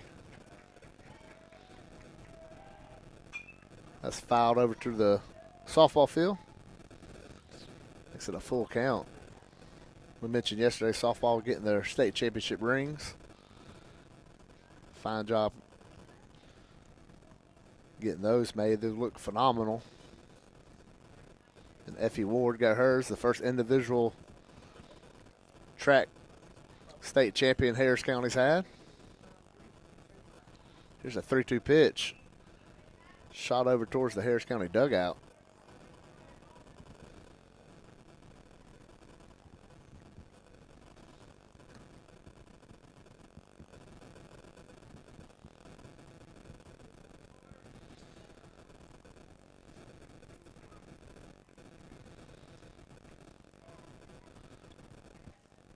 Still a full count on Marvitt's pitcher for the Calvary Knights. Here's the pitch. Ground ball up the middle, gets by Fuller. Gilstrap moving to his left, grabs it, throws it, and gets his man. Leadoff man retired here in the top of the second inning.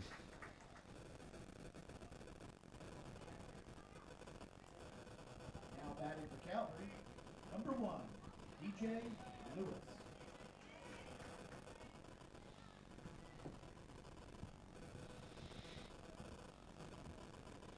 DJ Lewis steps in, the second baseman for the Knights.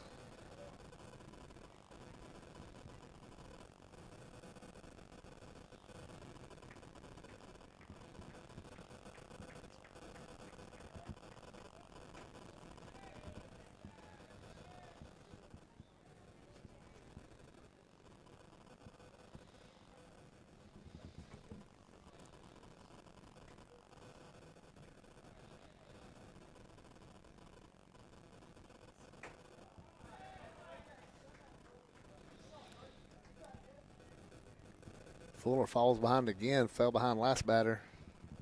Was able to work ground out.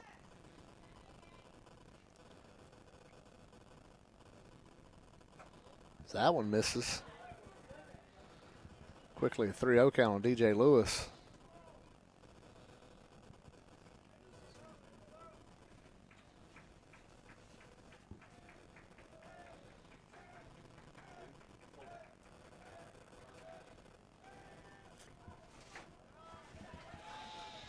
A 4-pitch walk brings up Levi Stokes. Now batting for the Knights, number 9, Levi Stokes.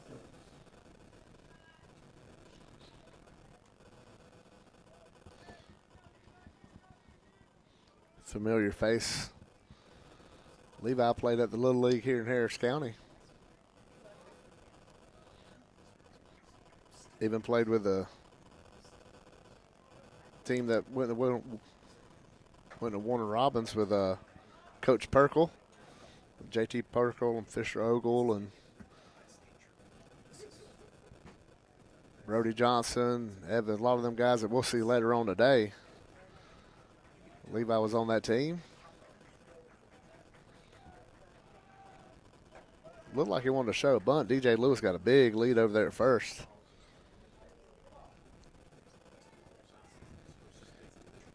Coach Gilstrap going to come out. Him and knowing Fuller as well as he does, he can go out there and try to calm him down. 6 in a row out of the zone, but beauty of baseball, you're one pitch away from getting back in it, getting back in the count.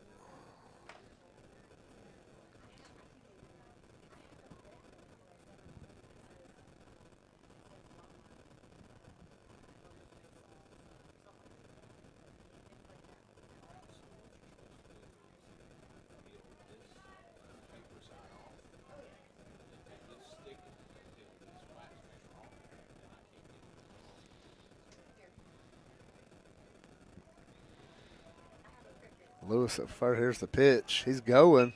Stokes gets a bunt down. Barehanded by Fuller. Throws a BB to first. And a sack bunt by Levi. And if you're Harris County, you'll take that all day, as now there's 2 outs. And maybe that got Fuller back in some rhythm. He made a seed to first base after throwing 6 straight strikes. Kind of a surprise to see a bunt attempt. Now batting for Calvary, number 33, Corbin Ramirez. And here's the first baseman, Ramirez.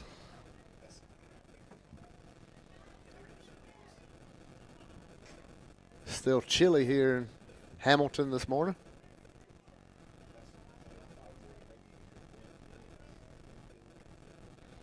See Gowdy working the runner. Gilstrap staying put it short. Lewis secondary lead, and that's a called strike on Corbin Ramirez. That bunt, maybe that did get Fuller back in rhythm. This is first pitch with a strike. Swing and a miss. Now it's 0-2. Christian Ryan looks at Coach McGregor to get the signs. See the 0-2 pitch. Fastball up or off speed in the dirt. Let's see what it goes with. Steps off.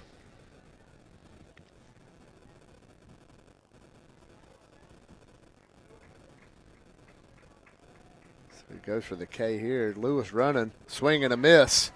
That's strike 3. Fuller Carver pitches out of it. We go to the bottom of the second. 1-0 County.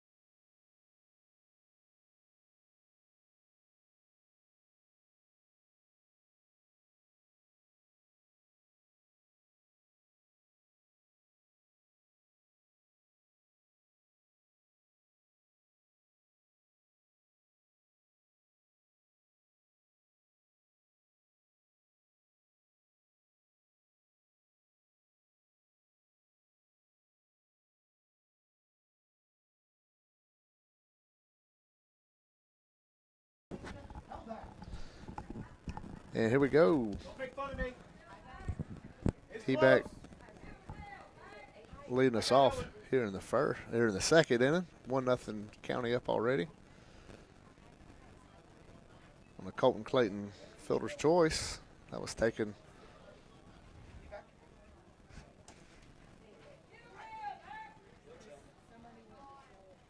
Oh, and up 1-0.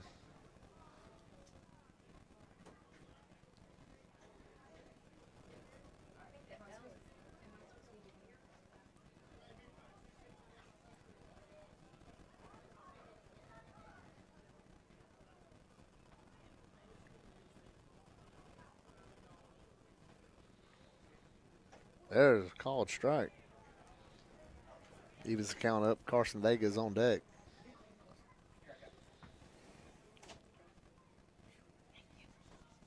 Heback, Vega, Carver due up here for the Tigers. High fly ball. Catcher Houston's trying to locate it. And it's just going to be a strike 2.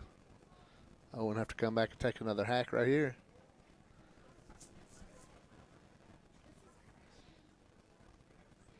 With the low ceiling, it's always an adventure on them fly balls, pop-ups.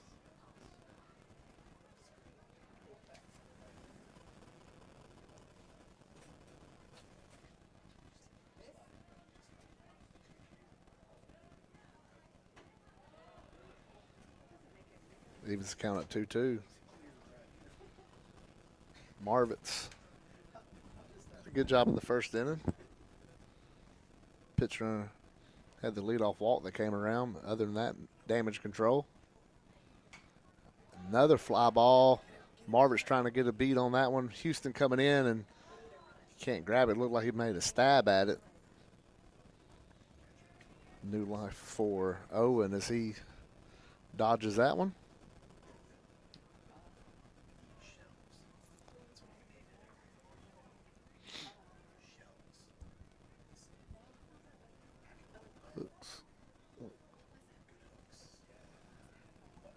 Still 2-2. Now it's a 3-2 count. County love to get the lead off on again.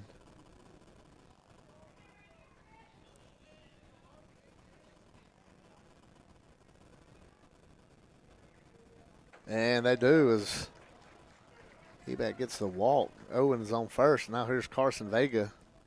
Down batting for the Tigers. As they all look over to Coach Gilstrap. Carson Vega. See if they want to put some small ball on here.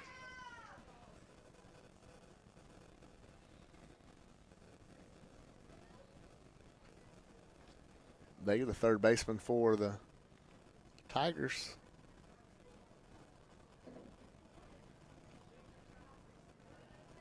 There is the bunt attempt. The ball's going to get bobbled, and he's going to get down to second.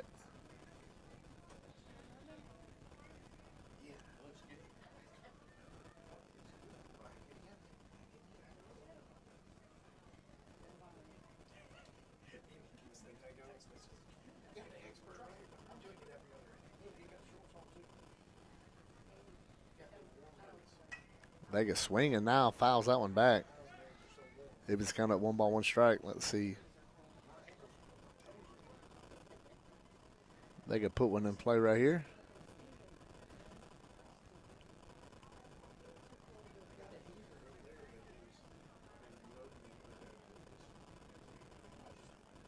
Lewis holding second base, creating that big hole on the right side.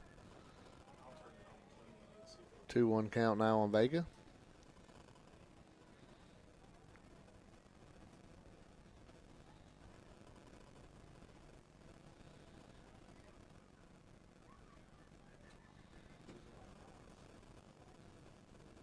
And it goes out.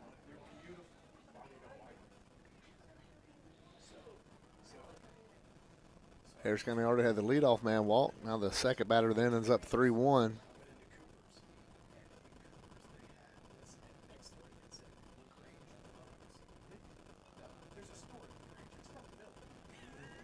And that's taken for ball 4, and ball gets away from Houston. On Owen to advance to third. Harris County first and third already. And Fuller Carver coming up. Tigers, number 24, Fuller Carver. And Calvary calls time. He's going to come out and speak to the pitcher. I'd like to thank Derek Moxley Concrete Service for his support of Harris County Athletics and Kudzu Sports. Also, Harris County Little League. See a lot of kids out here that currently playing at the Little League. Opening day coming up March 1st over at Pate Park. Then, of course, all these kids you see playing, 99% of them seem like played at the Little League.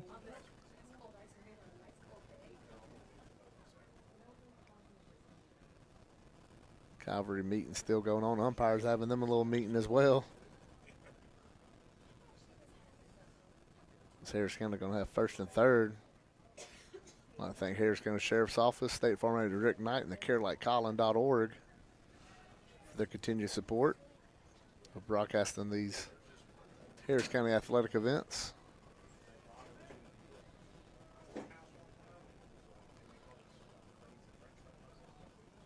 There we go, first and third. Fuller Carver coming in. So Gilstrap tries to do here. Got a worst case expect Vega to be in motion.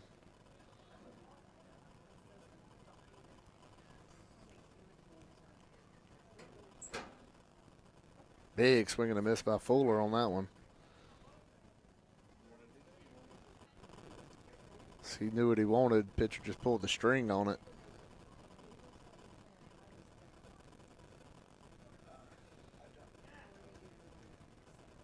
In between games, it's good to step out, see some of the alumni already coming up here to the ballpark.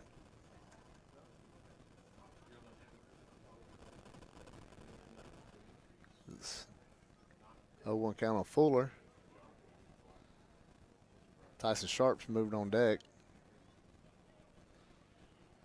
There goes Vega. Step off third to second. Owen's going to come to the plate. They tag out Vega. Throw home's not in time.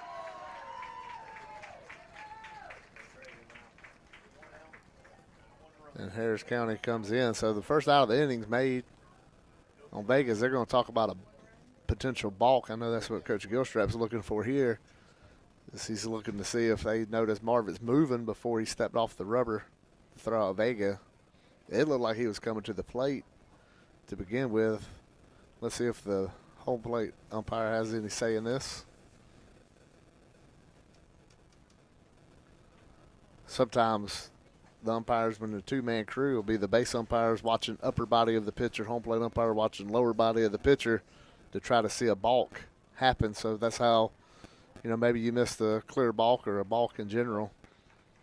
But if you ask for help, let's see what they do here. That might be the case. Vegas already came out, so Harris County feels pretty confident that there was a balk. The Calvary coaches have already moved out to the front of the dugout to see what decisions made.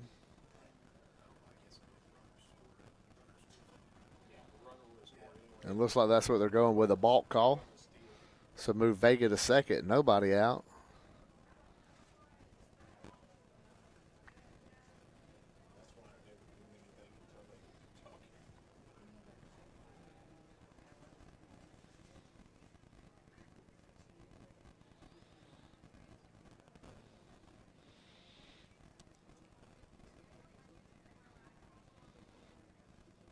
Usually a balk is, yeah, there you go. It's not a much of an argument for balking. Usually it's just the explanation, and that should be the end of it.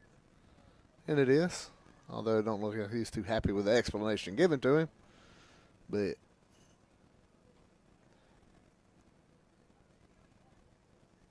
at the end of the day, it's still Harris County with a runner on second, nobody out, one run in.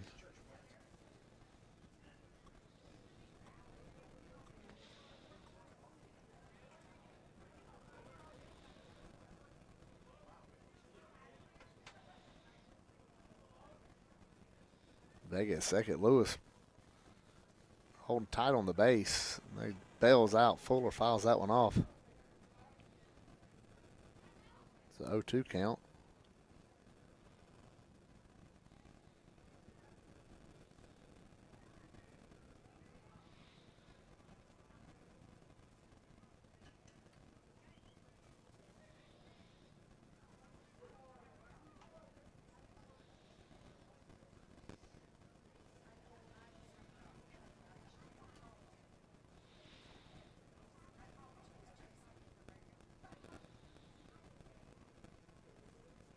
There's the 0-2 from Marvitz.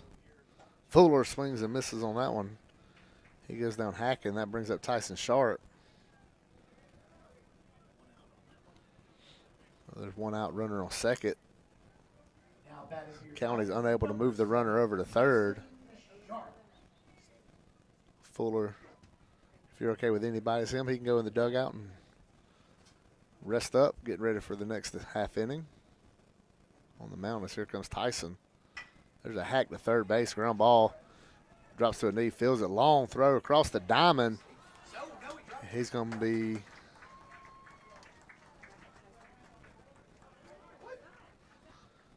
call it out at first.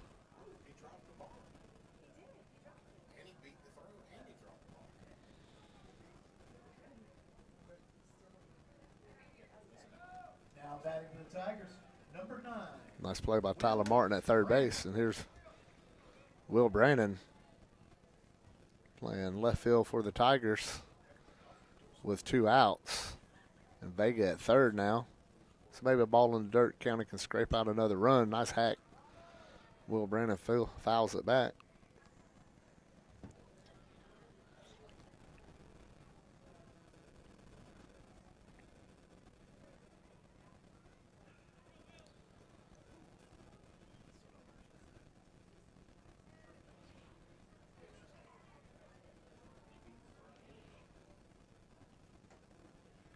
Off-speed pitch called strike. A little late movement on that off-speed pitch. It's quickly 0-2. Marvin's going to try to wiggle off the hook a little bit here, only allowing the 1 run thus far. And the 0-2 pitch to Brannon comes in.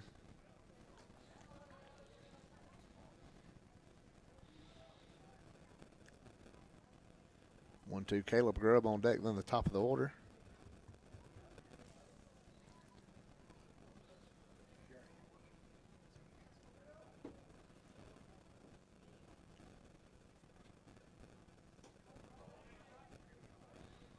Makes it 2-2.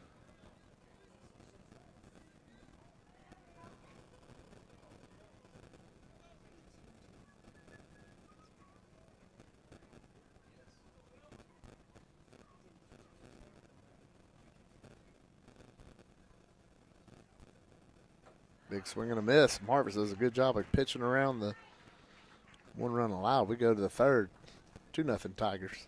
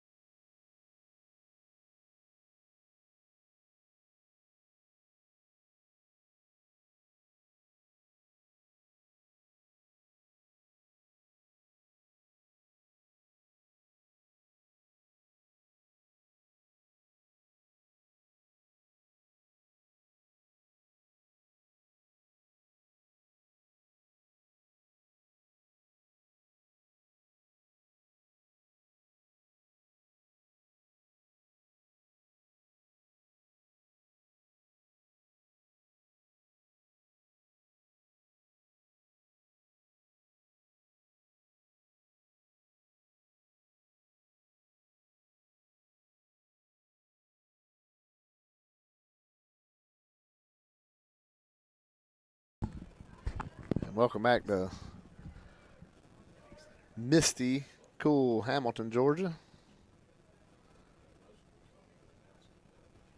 Scotty Webb leading things off. Fuller Carver still on the mound for the Tigers. And fires a strike.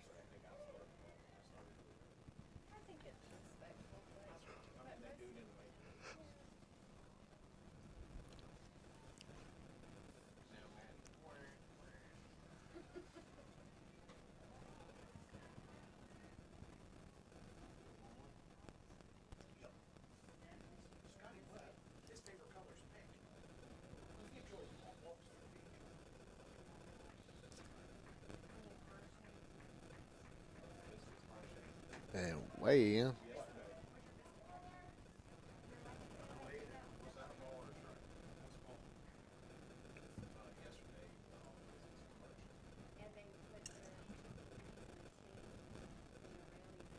Trying to get a dry ball. Christian Ryan has it.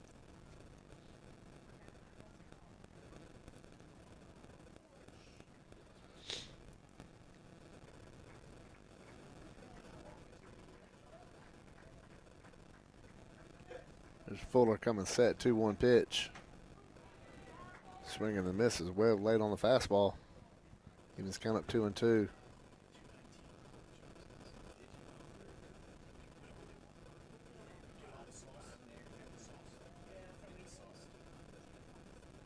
Way in.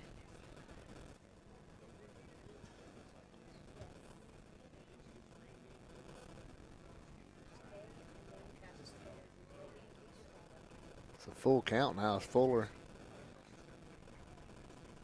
A little bit of command issues today. There's a 3-2. Call, strike 3, outside corner.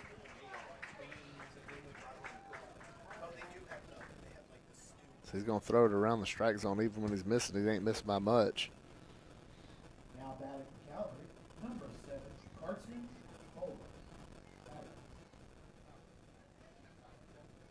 Carson Fowler coming up, the left fielder for Calvary. Takes it high.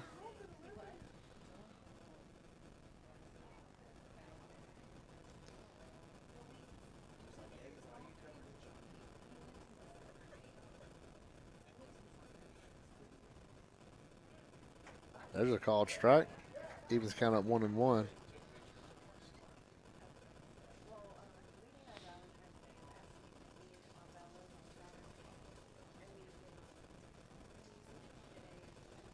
There's a swing and a miss, makes it 1-2.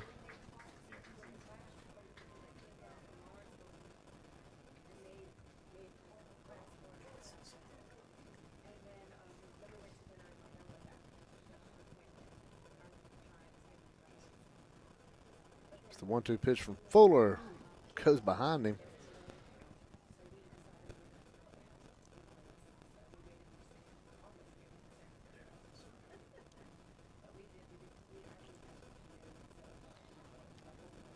So Fuller effectively wild. Only thing, it just runs up your pitch count when you do that. Constantly 2-2, 3-2, 2-2, 3-2 counts back to back to back to back.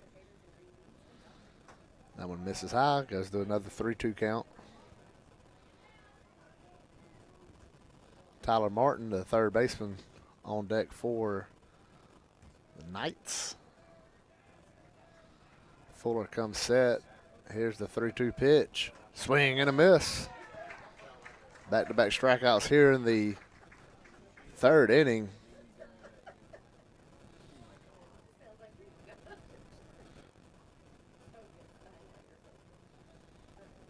Now batting for Calvary, Tyler Martin. 28, Tyler Martin. Martin slides in the box. Fuller set. Called inside corner. 0-1. Bo Reese, the leadoff hitter, on deck for Calvary. Here's the 0-1 pitch. Just misses up high.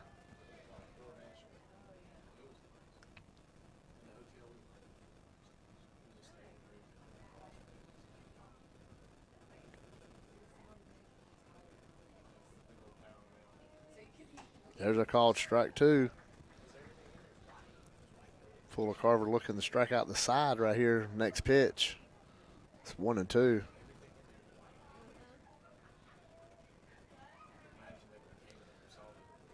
There it is. As Fuller Carver strikes out the side. That's 4 in a row for Fuller. We go to the bottom of the third. It's 2-0 Tigers.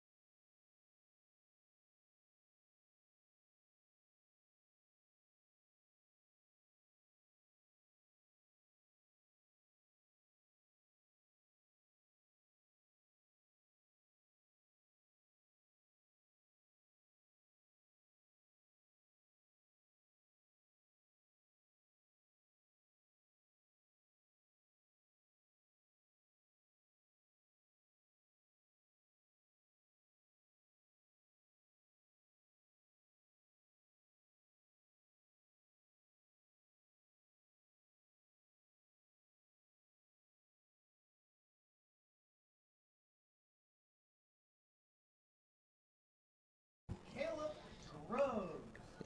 Center fielder Caleb Grubbs going to lead it off. Grubb, Gilstrap, Clayton due up for Harris County.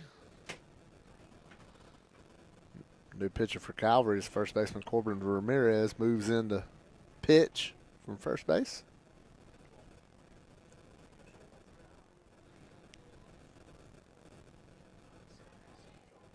1-0 pitch to Grubbs. It's called strike.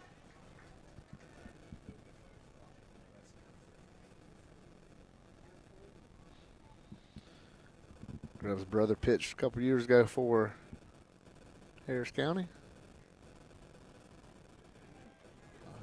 Missed outside.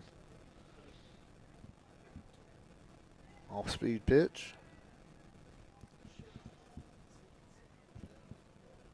2 balls, 1 strike to count. Ramirez comes set. Grubbs ready for it. That one misses in. 3 balls, 1.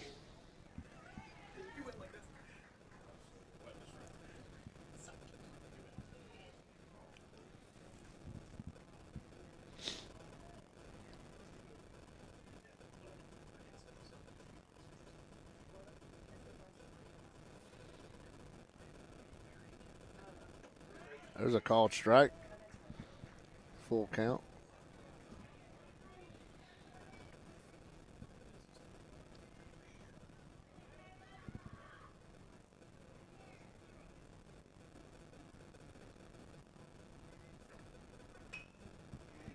Looping line drive to center field. Let's see if it drops. It does. Harris County's got the leadoff on here in the third. Third inning in a row they've had the leadoff man on. And we're going to roll around to Jacob Gilstrap. Jacob Gilstrap.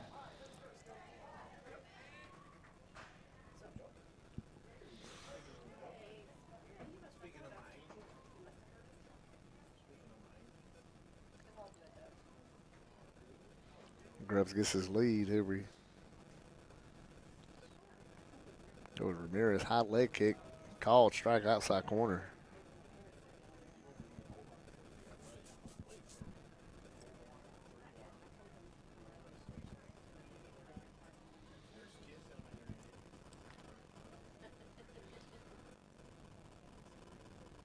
That one gets by Houston and allows Grubb to go to second. And Harris County got the leadoff man in scoring position again. Leadoff walks in the first and the second, both scored.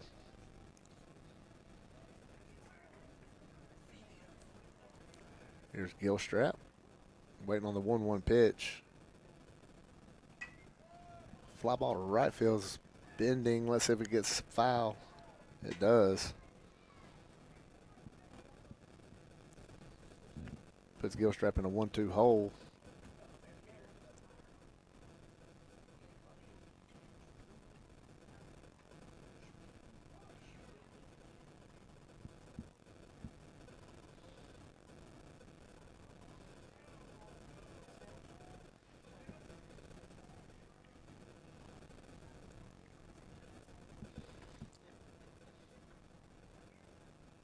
Gilstrap, we mentioned down this 1-2 hole. Here's the pitch. Taken for called strike 3.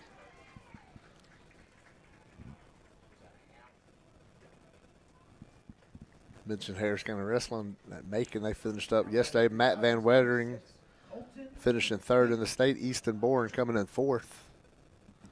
Congratulations to them.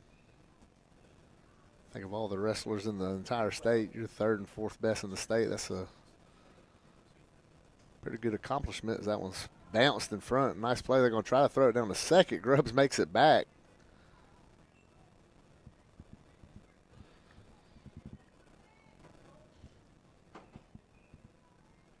Colton Clayton playing first for the Tigers today.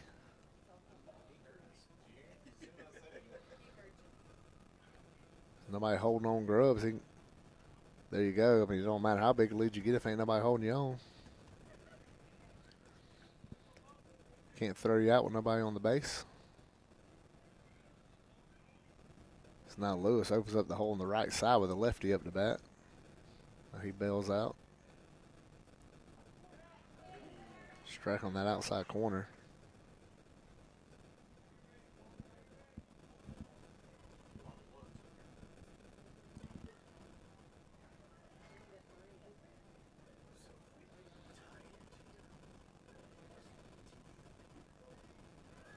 Misses.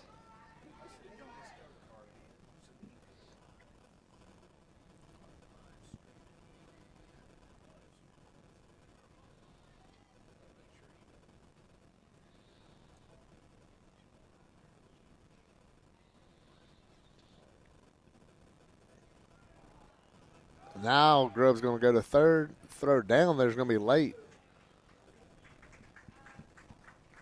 Aggressive base runner has Harris County the runner on third and 1 out. And Colton has a 3-1 count right here. The lefty on lefty. Luke Gowdy on deck.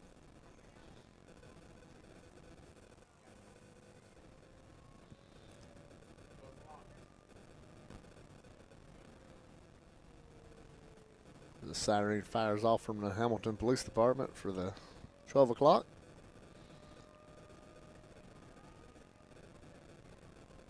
The other day it ran for about 4 minutes a couple Saturdays ago.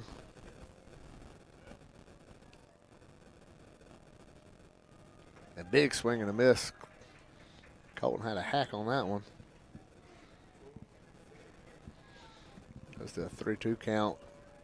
1 out here in the third inning. County trying to scratch out one more run to add to this lead. Calvary's infield's in. Trying to keep it at 2. It's the 3-2. That's going to be ball 4. Gets by Houston. He's going to come up late. And leadoff walk comes home to roost yet again as it's 3-0 County, and Colton goes to first.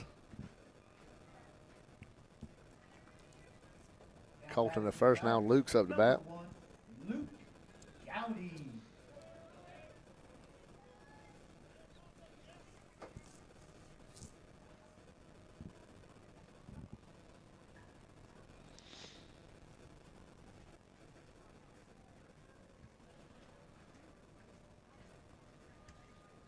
Colton has his lead at first.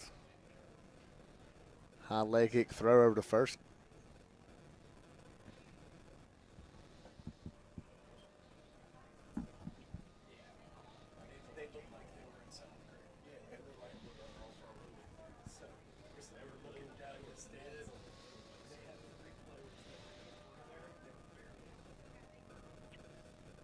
There's a called strike.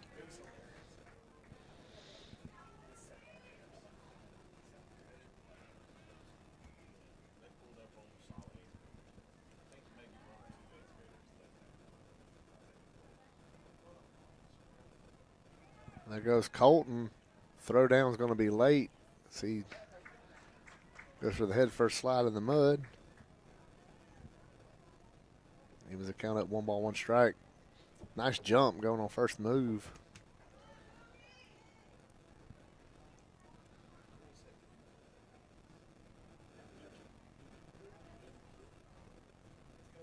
Here's the 1-1 pitch to Gowdy. Luke asks for time and gets it.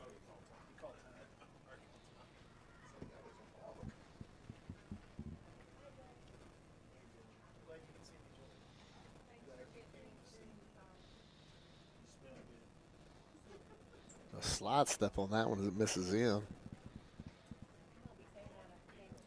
Looks like Corbin Ramirez trying to mix things up on the base runners. If they can't get a time him out. Does the high pause, leg kick, high leg kick, then a slide step. There's the high with a little bit of a pause. Misses inside. If you're Luke Gowdy, you like a 3-1 pitch right here. Make it be yours.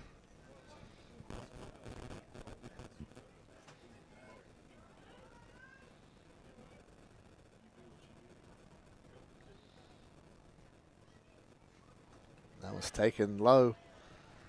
Bring up Christian Ryan with first and second here after the Gowdy walk. Now batting, number 20, Christian Ryan.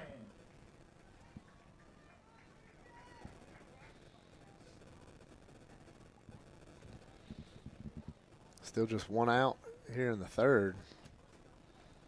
Middle of the order up. Second baseman comes in. There's a flip to second. Easily back in is Clayton.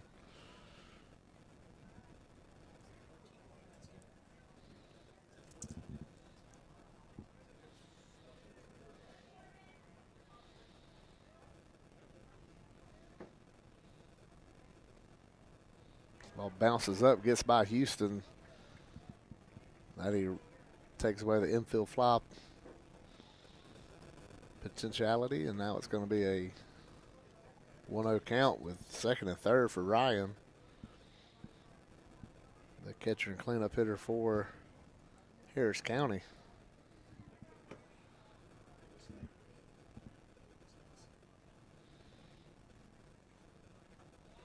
That one misses high, 2-0.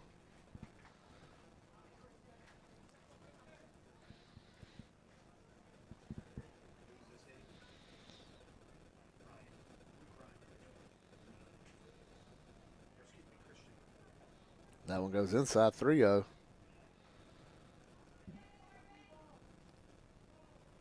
See if Christian has a green light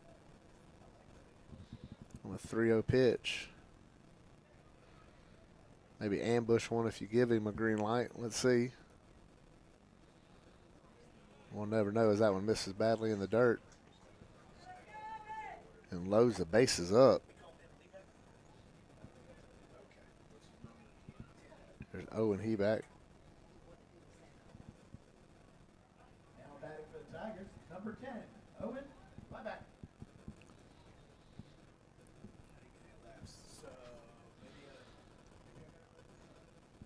Houston gonna go out and talk to his pitching mate. Owen led off last inning with a walk and came around the score. So with one out, with bases loaded, Harris County looking to really break through, do some damage right here in the third, and add this gap.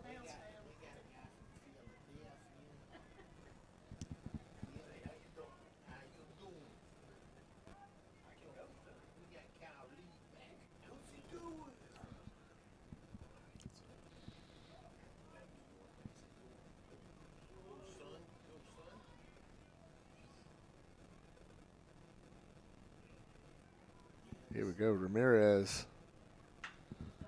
Owen lines that one foul down the third baseline, down the left field corner.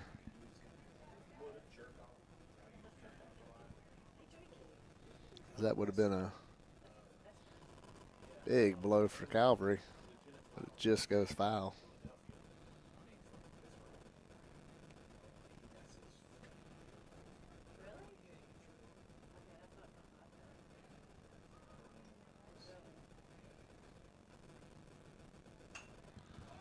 It's going to be fouled the other way that time. And bounce off the Harris County locker room. Now it's 0-2. Calvary needs us out right here on strikeout, preferably to get out of the help get out of this inning to get 2 outs. Needing 2, a strikeout right here is huge for Calvary. Your county, just put it in play. Give yourself an opportunity. Here's the 0-2 pitch. Called strike 3. Clipped the inside corner on the way by. That's going to bring up Carson Vega with the bases loaded and 2 outs here in the third. Now batting for your Tigers, number 3, Carson Vega. Vega walked his last time up. A walk here means a run. Vega's looking to do some damage, though. He takes a pitch inside for a ball.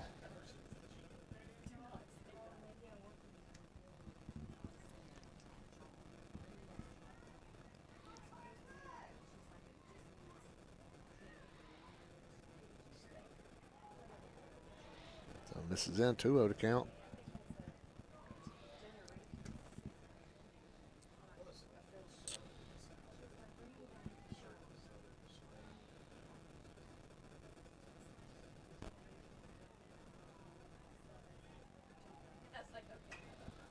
Vega hits that one a mile high. Houston's trying to locate it, He can't.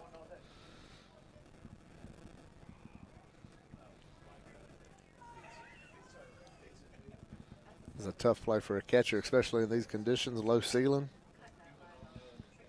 mist and fog. And the straight up, straight down is always a tough one to track for a catcher. You also got to get your mask off, locate it. All that good stuff. Is this a 2-1 count? No, Vega.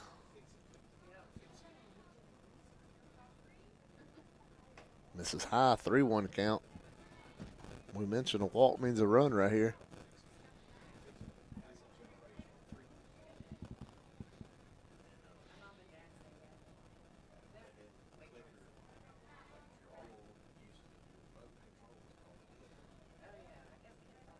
That misses lows. That walks on a run. Stretches his lead out to 4-0 for Harris County. And brings up Fuller Carver. Fuller Carver.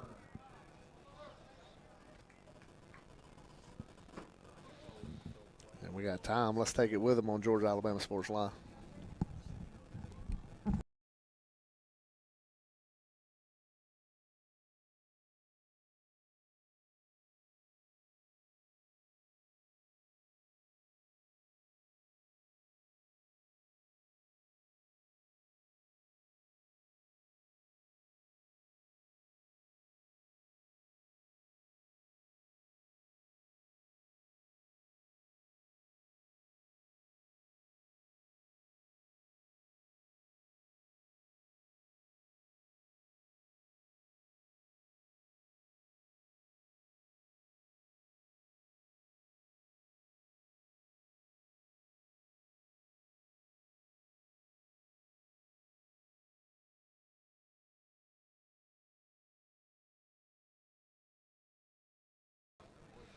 Fuller Carver coming up with 2 outs here in the third. Harris County's already got 2 across, looking for more.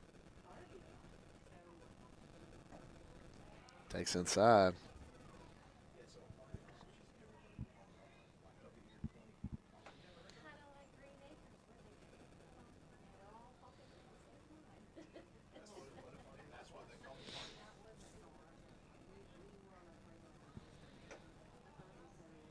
This is up 2-0. Fuller can really be aggressive right here, waiting on his pitch. Don't want to chase anything right here. If you get your pitch, drive it. Get out in that outfield, score a couple more runs. If not, just take it. Here's the 2-0 pitch. And he hacks that one out in the center field. Levi Stokes going back. That might have burned everybody. And it does as it gets to the wall. 1 run is in. 2 runs is in. Here comes the 3rd run, and that's going to be a 3-run double for Fuller Carver. When you play with fire, you end up getting burned, and Calvary gets burned there with the walks. And a little 4-0 lead is now 7-0. But 2-0, look for your pitch and driving. That's what he did. And Calvary coming back out. We might see a pitching change. And we are. We'll be right back on Georgia Alabama Sports Live.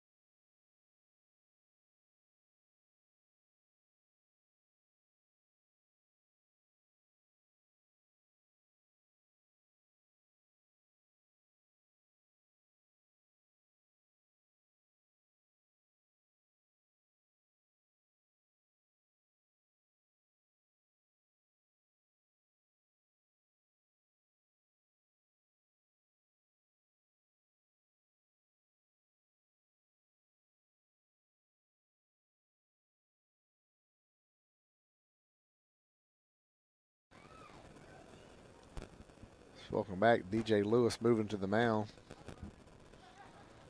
after the Fuller Carver 3-run double. Calvary pitching in and out of trouble. First 2 innings here in the third. Pitching for Calvary, Ramirez just couldn't quite get out of it. DJ Lewis. And batting for the Tigers, number 7, Tyson Sharp.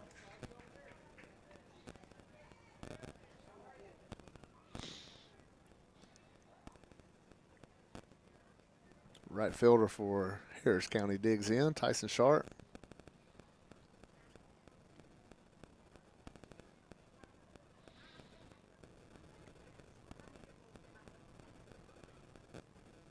Takes a called strike outside corner. Nice pitch.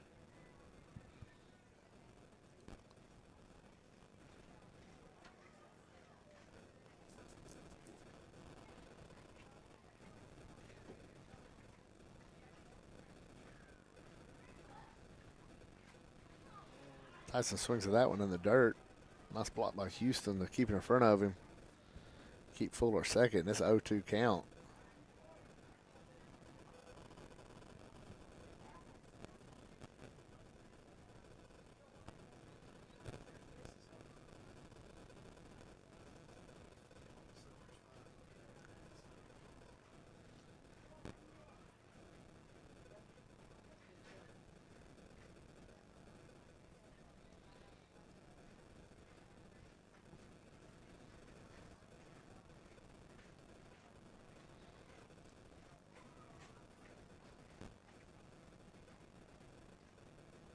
Oh, 2 goes in the left-hander's batter's box. That allows Fuller to move up.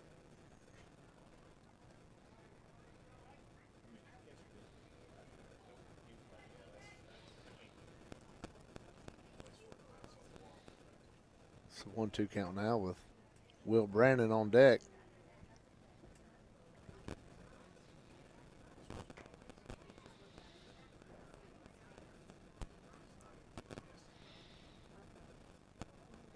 Swings at one in the dirt. Houston pats his mitt, throws the Ramirez, and the Tigers are done here in the third. However, 5 come across the plate. Thanks to a 3-run double by Fuller Carver, we go to the 4th. It's all Tigers 7-0 here in Hamilton.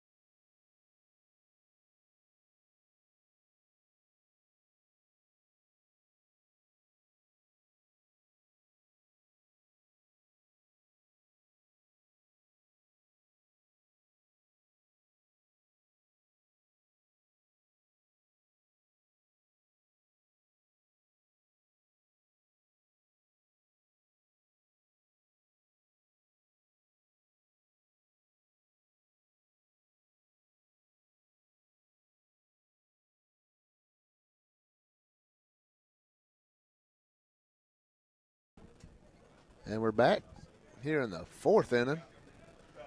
7-0 lead here for the Tigers as Jacob Gilstrap climbs up on the bump. First pitch strike to Bo Reese.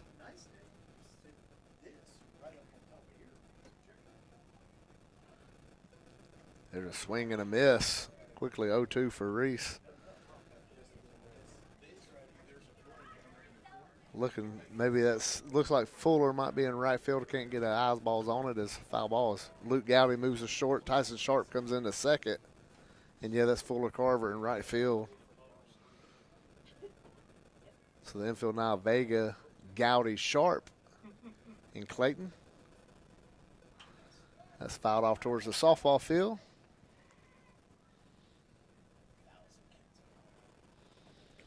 Brandon Grubbs and now Fuller Carver in your outfield.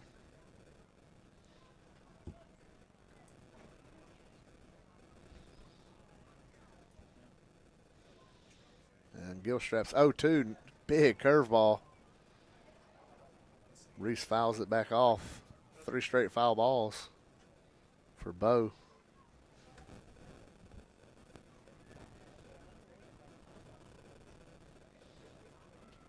Another 0-2 pitch. Looks like they're going to come up with a fastball. Right down the middle, called strike 3. Gilstrap comes in and strikes out the first batter he sees. Now batting for the Knights, number 29, Fitz Stone. There's Fitz Stone coming up. The Calvary shortstop.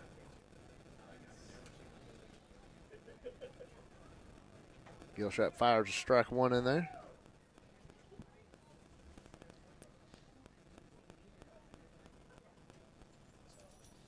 The JV team getting ready to go next. Big curveball called strike.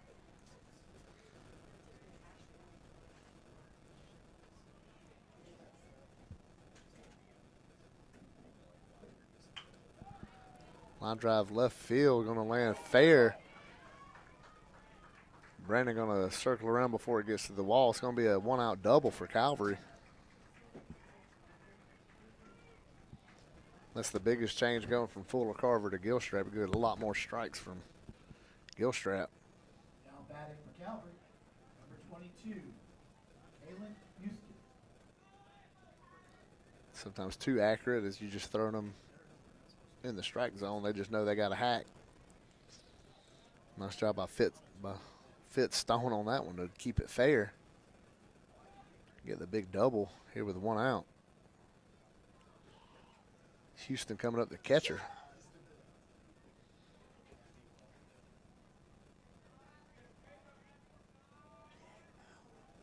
Jacob coming set, looks towards second. Gowdy backs out.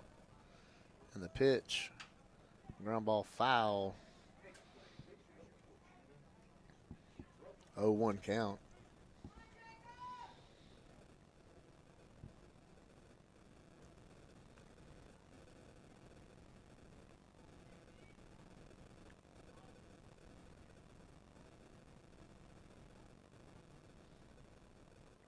That one slips out of his hand and goes past Christian, and it's going to be a wild pitch. It'll be 0-1.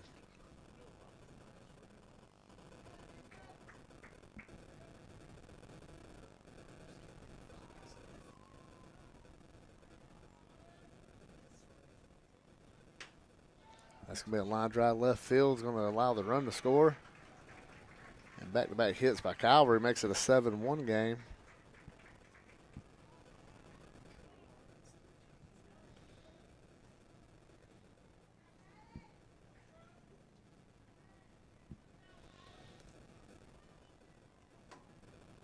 Now batting for Calvary, number 13, Trent Martins. Shows Martin. Trip Marvitz, starting the game as a pitcher for Calvary. Runner gets their lead just low. For the first time, Gilstrap's behind in the count. So it's just a 1-0 count.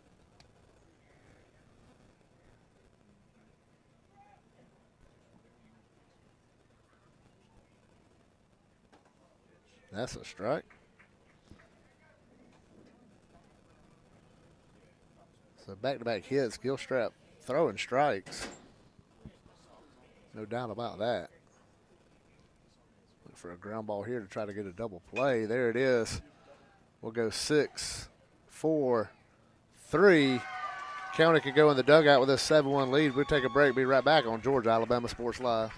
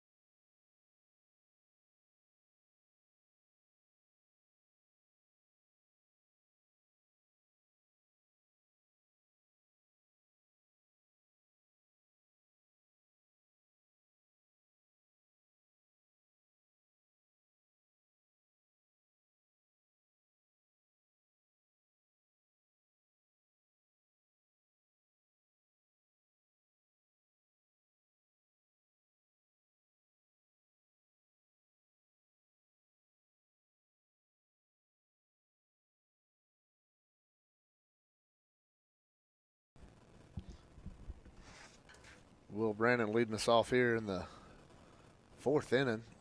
Luke Moss grabbed a bat and moved on deck. First pitch to Brandon misses outside.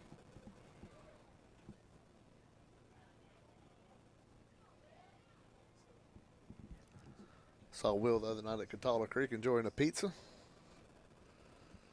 Him and his whole family out there. Fly ball left field, looks like it's bending and it's going to go foul.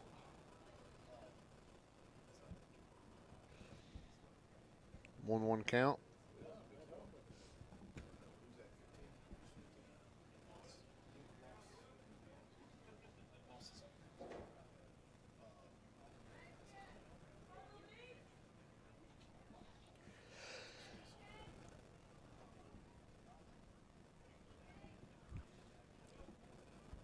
We had the middle school game this morning, freshman game now.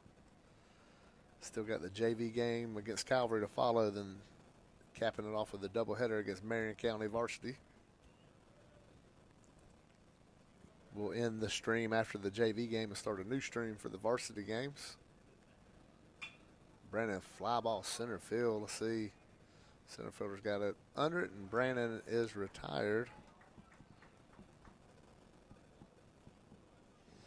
Here comes Luke Moss.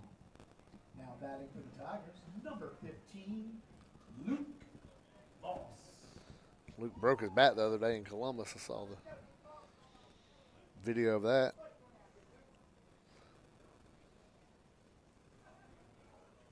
Saw Luke's little brother in the last game, Lincoln, playing for the middle school team.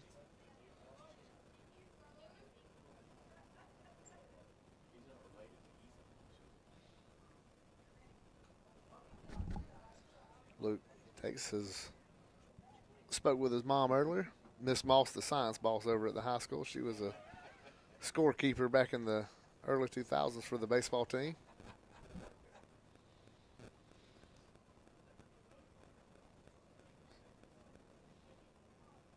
Good seeing Chris and Brittany up here. There's a ground ball to first. Ramirez steps on the bag. And Luke is retired. 3 unassisted. Go to the top, Jacob Gilstrap. Number 23, Jacob Gilstrap. Jacob's walked and scored his first time. Struck out looking his last time up.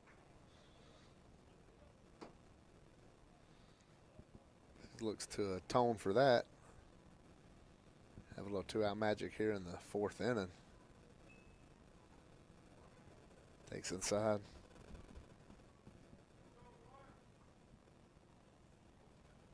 Good job by Lewis coming in for Calvary. He's retired so far 3 in a row.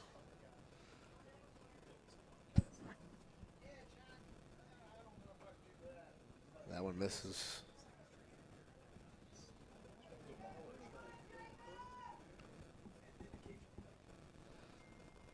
Takes a 2-0 count on Gilstrap.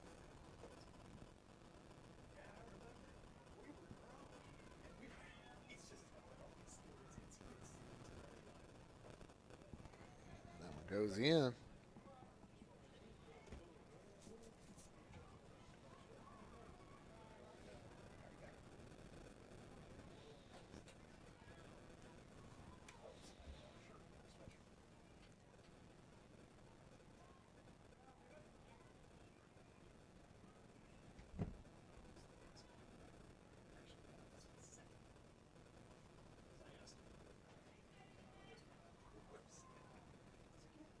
Three balls, no strikes on Gilstrap.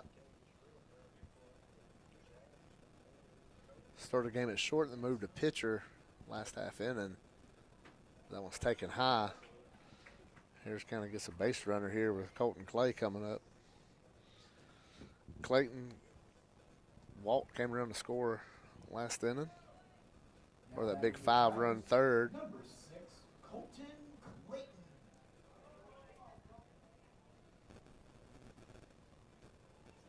Clayton plays first. He can pitch as well.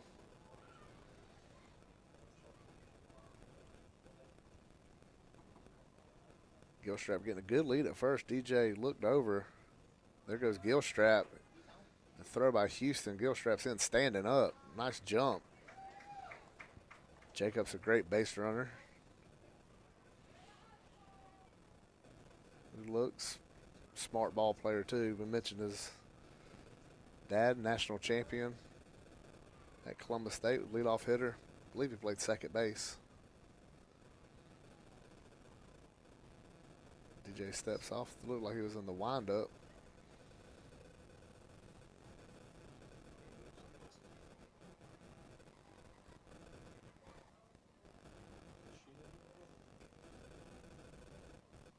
Gilstrap getting a lead, trying to distract the pitcher a little bit. Clayton, high, foul ball. Ramirez comes in. He squeezes it. And we go to the 5th. Still 7-1 Tigers.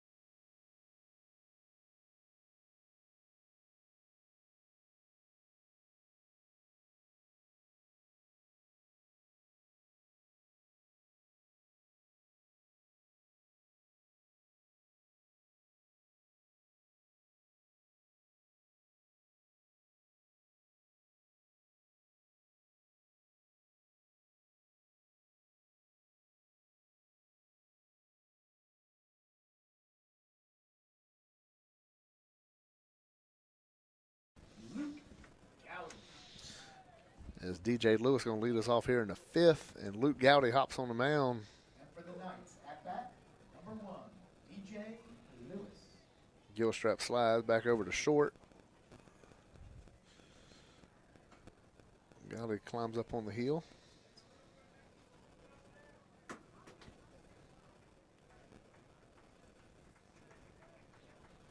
Here's the first pitch, fastball, line drive left field. Welcome into the game. He's going to make a rounder on first. He's going to go to second. Throw's coming in. It'll be late.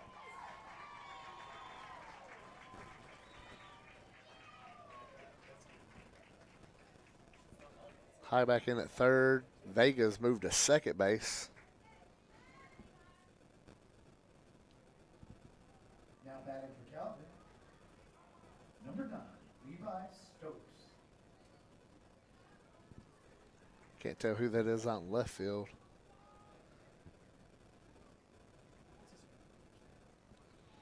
Christian Ryan still doing the catching for the Tigers. High back Gilstrap, Vega, and Clayton now the infield. Gowdy bounces out with nice play, Christian Ryan.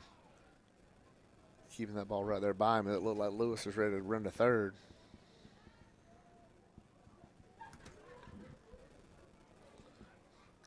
Calvary trying to get a rally going here in the 5th and chip away at this 6-run lead that Harris County has. Misses away.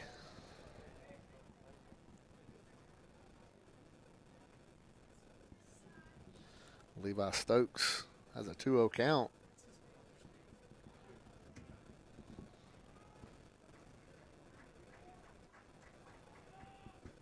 This is 3-0.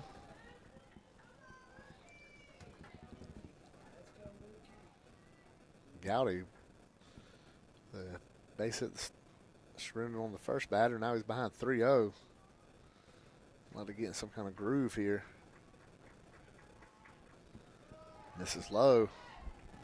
Just like that, Calver's got first and second with nobody out. And Corbin Ramirez coming up to bat. Now batting for Calvary. It's going to be first and third. This Lewis moved up on that one, so first and third with nobody out. Ryan gets his signs for the first and third play they put on.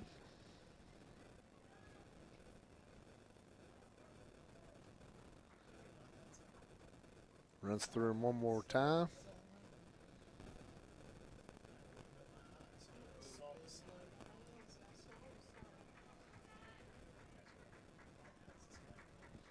Gowdy looking in. He's set. Stokes not going. Pitch fouled straight back.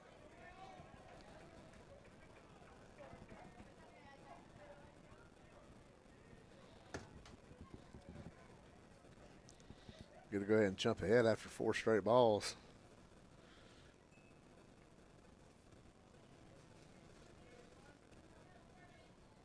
Stokes with the lead at first. Lewis at third. Gowdy set. Stokes running. Fouled straight back again. Now it's 0-2. See if that changes things on the first and third play.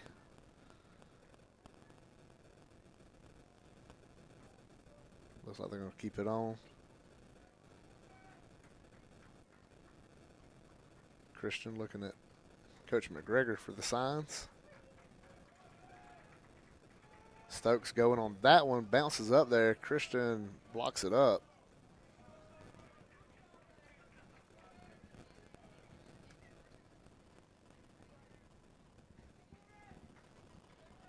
I'll make it second and third. Harris County just looking for an out right here. You'll let them score the run just to get an out on a ground ball. And there is the ground ball to CV. Scoops it up, makes the throw. Calvary chips away at this lead. They'll have a man on third with 1 out. Bring up Scotty Webb, right fielder for Calvary. Now batting for Calvary, number 3, Scotty Webb. Still with a 5-run lead. You'll make that same trade right here with a man on third, 1 out.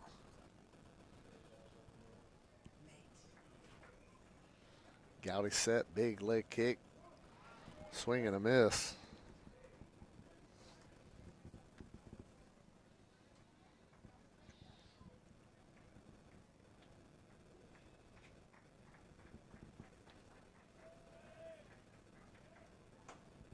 Big hack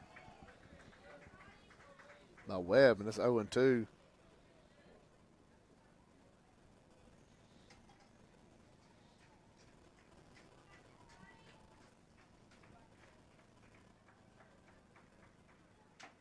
Big foul tip into the mitt, and that's a strikeout, and 2 outs for Calvary.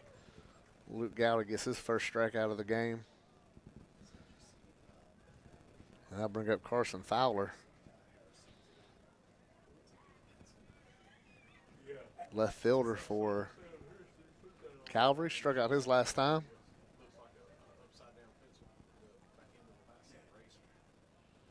Swing and a miss. Now batting for Calvary, number 7, Carson Fowler.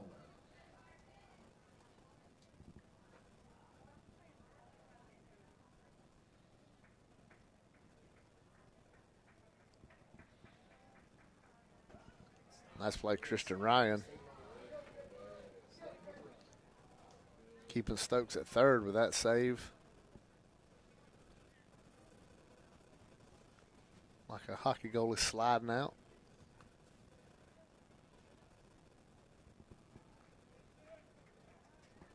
1-1 pitch from Gowdy. He went. That's going to be strike 2.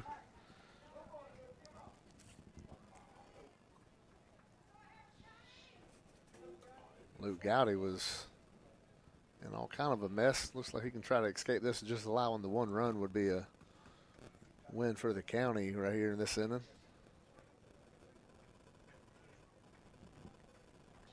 Gowdy set. Here's the 1-2 pitch. Misses outside. Makes it a 2-2 count.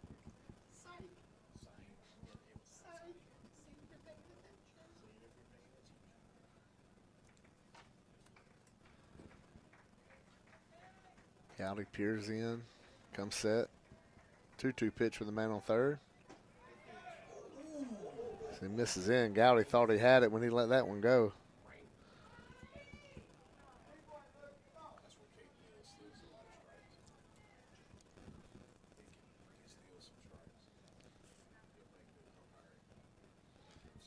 Now the 3-2 pitch.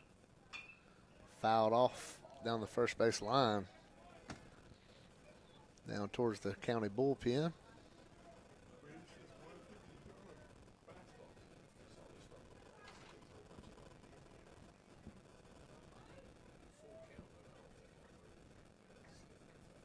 Gowdy again comes set. Another full count pitch. Misses in.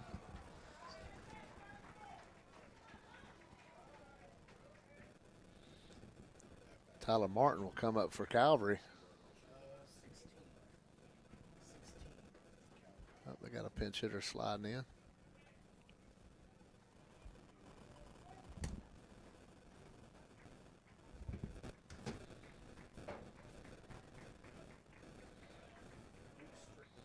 Luke Strickland, the batter. And a quick strike on Strickland. Now batting for Calvary, number 16, Luke Strickland. Gowdy comes set, working quick here in the 5th, misses away.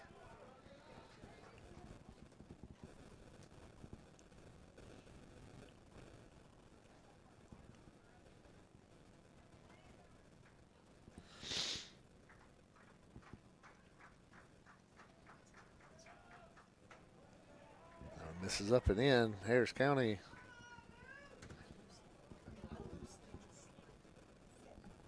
still sitting good with a 5-run lead, but they're starting to chip away at it and got base runners on.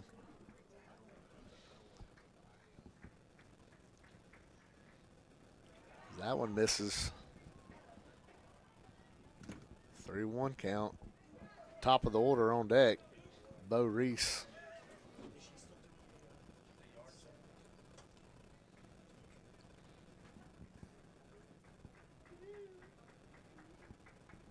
And swing and a miss. Makes it a full count on Strickland. 3 balls, 2 strikes, 2 outs.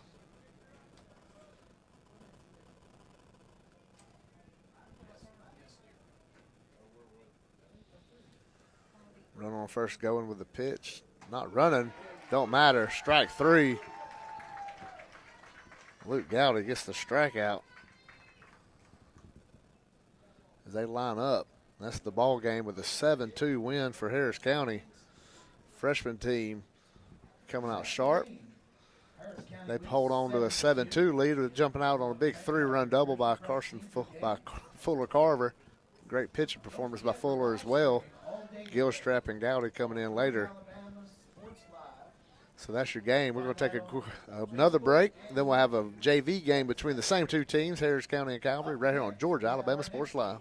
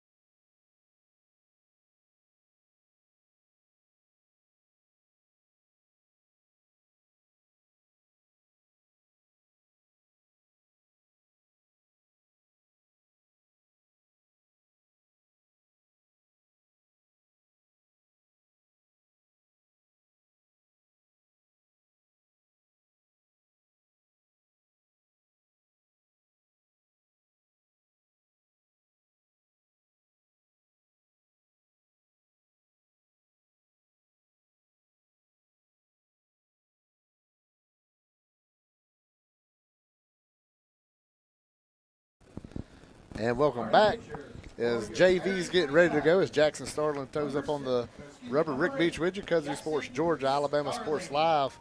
Game 3 of this baseball marathon on Alumni Day as we joined by Coach Dimitri. Coach, when you had this idea of all these, Alumni Day, what made you come together and say, let's just do a all-day middle school all the way up? What kind of come through for that idea? Well, first off, we appreciate all the alumni coming out. We had the thought of all the field upgrades and everything we've done, and guys hadn't been back here in forever. We wanted to kind of show them a little bit about the field and what we're building, and then obviously to see all of our programs from bottom to top, and just have something to be proud of and come back and enjoy it. So it's a good day. Yeah, it's fun to see how alumni come out. Even for the middle school game, you're seeing some kids out here. And then you think about the middle school kids as they look so small. We were talking, some of them barely see over the rail in the dugout, but, a couple of years from now they're going to be 6'2", 6'3" coming out of that. Right. So it's just fun to see. And, the freshman game last, some of them guys are going to be ready, next year. And then right here with this JV squad. So who are some of these guys like Jackson Starling we know? Saw him a little bit last year. So what does he throw that you're looking at seeing today? So Jackson's thing is he's a really solid player for us. We think he can give us some innings on the mound. We'd like to see him, get in the strike zone a little bit more, and that's what this level right here is for too, is to, pound the zone and then, show everybody what you can do. So we're excited to see what he can bring to the program still, and he's got a big arm, so it's going to be exciting to watch. Yeah, this JV's all about trying to rally in all the stuff. We see what they have, but now's a chance to put it together in game action, and just not at that varsity level. But some of these guys you're going against, this Calvary team, are just like them. They're also playing some varsity ball this year, getting some at bats here in the JVs. Right. As Fitz Stone, who just played last game, so a freshman game. Yeah, it was probably a mixture of kids on their side, and this is a whole new lineup for us. Ninth grade got their game out of the way and was a big win for them too. As we see the Jackson getting ready to go. Infield for Harris County is going to be Harrison, Dimitri, Weddle, and Perkles. See Jackson firing it in there to get ahead in the count. As we saw the lower levels, pitchers struggling getting ahead in the count, and how that was always coming back, leadoff walks, killing both. This is how we saw, Harris County in the middle school game, and then Calvary last game was just leadoff walks. They're all coming around the score. Yeah, the higher you get up, everybody knows leadoff walks come back to bite you. Every single time. It's basically a run. Oh, that's in the fly gap. Ball left field. It's going to be chased down and going to bounce up against the wall. Fitz Stone's going to drop anchor at second base. As Alexis and Jenkins were chasing that one down, just hung up in the air. That's a good carry to it. Low ceiling today, so kind of lose track of the ball up in the air. You see right there, it's Jackson throwing strikes, so, you don't lead off walks. Lead off double is one thing, but, you're happy it's not a walk because it's in the strike zone. Yeah, he did a good job there. He got ahead, and then I think the count was even right there when the kid hit a double. And give the kid credit. He had a good pitch. Yeah, sometimes, we talked about that with Fuller Carver's effectively wild, then you go into somebody like Gilstrap, strike after strike after strike because he's ahead 0-1 here. And that sometimes you get hit just because you're thrown in the zone. They just got to throw the bat out there to it. Definitely. We probably should play a bunt call right here just to see what happens. Maybe they will. And make sure we're getting out at first and move past it and work with a guy at third, or maybe we can get a strikeout right here to be big. Hilton takes that one outside, evens count at 1-1. Hilton doing the catching for Calvary. This game was left-handed batter. We got the shortstop working the runner. He bails out. There's a ground ball past Jackson. Dimitri off balance throw. Great play by Will Dimitri to get out at first. 6-3 put out. That brings up Liam Anderson, the first baseman. Nice play right there by Will, on the run throw. Yeah, Will does a good job on those right there. He stays under control on that, especially on the wet field. It was good to see. Got a good grip, made a good throw. JT, maybe should bounce off the bag a little bit faster and look for the runner at third, but overall an outs and out. Now we got a guy at third like we were predicting. Yeah. Jackson steps off. Now you're definitely looking for that strikeout. Yes, strikeout here would be huge. Jackson talked about the big arm, so we know he's got his. Liam Anderson digs in. First pitch from Starlin. Good pitch. Nice way to start right there. See what our pitching coach does right here. Coach McGregor's in there today, calling for the JV team. Hopefully he'll go back-to-back breaking balls right here, but we'll see. That was a beauty to start it off. Here's the 0-1. Misses away. Couldn't get him to chase that one. Like he went more of a little slider action right there than the first one.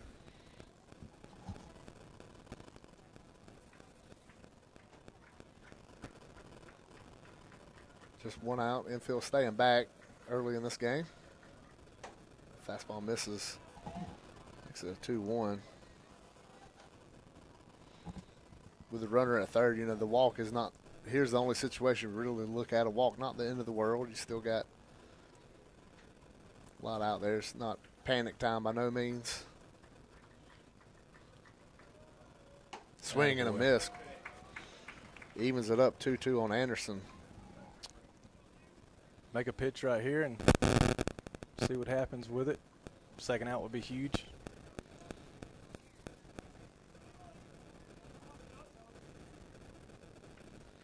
He comes set. Here's the 2-2. Nice. Big high fastball swing and a miss. And that's the strikeout we talked about needing right there, Coach. Yeah, that was big. It perfectly, you know, executed in what we wanted. He climbed the ladder a little bit, saw the guy was a little bit behind on the swing, and big out right there. And not out of it yet. Hopefully, you know, ground ball somewhere in the infield. Somebody knock it down, make a play at first. As Wilkinson comes up, just any out now. You know, you look at the first two pitches. You know, the curveball, then the slider, then you go with the back-to-back high fastballs. But he had to be thinking about strike one when he got to 2 strikes, thinking about that curveball, and he sees it up in his zones. Yeah, he's doing a good job, like we said earlier. He's getting ahead of the hitters. He's, you know, fastballs around the zone, and, you know, threw a breaking ball in there that last time, which was good. Yeah, the hitter's got to put that in the back of their mind now. He can't throw it for strikes. So here's the 0-1 pitch from Starlin. Misses up.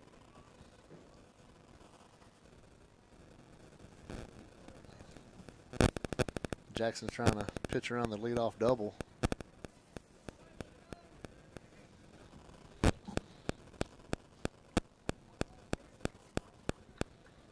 Here's the 1-1 pitch. Ground ball to third. Nice Caden play. Harrison That a lays nice out, job. throws a BB to first, and that's it. Good job by Caden Harrison. Good job by Jackson Starlin pitching around the leadoff double. We go to the bottom of the first. It's no score here in Hamilton.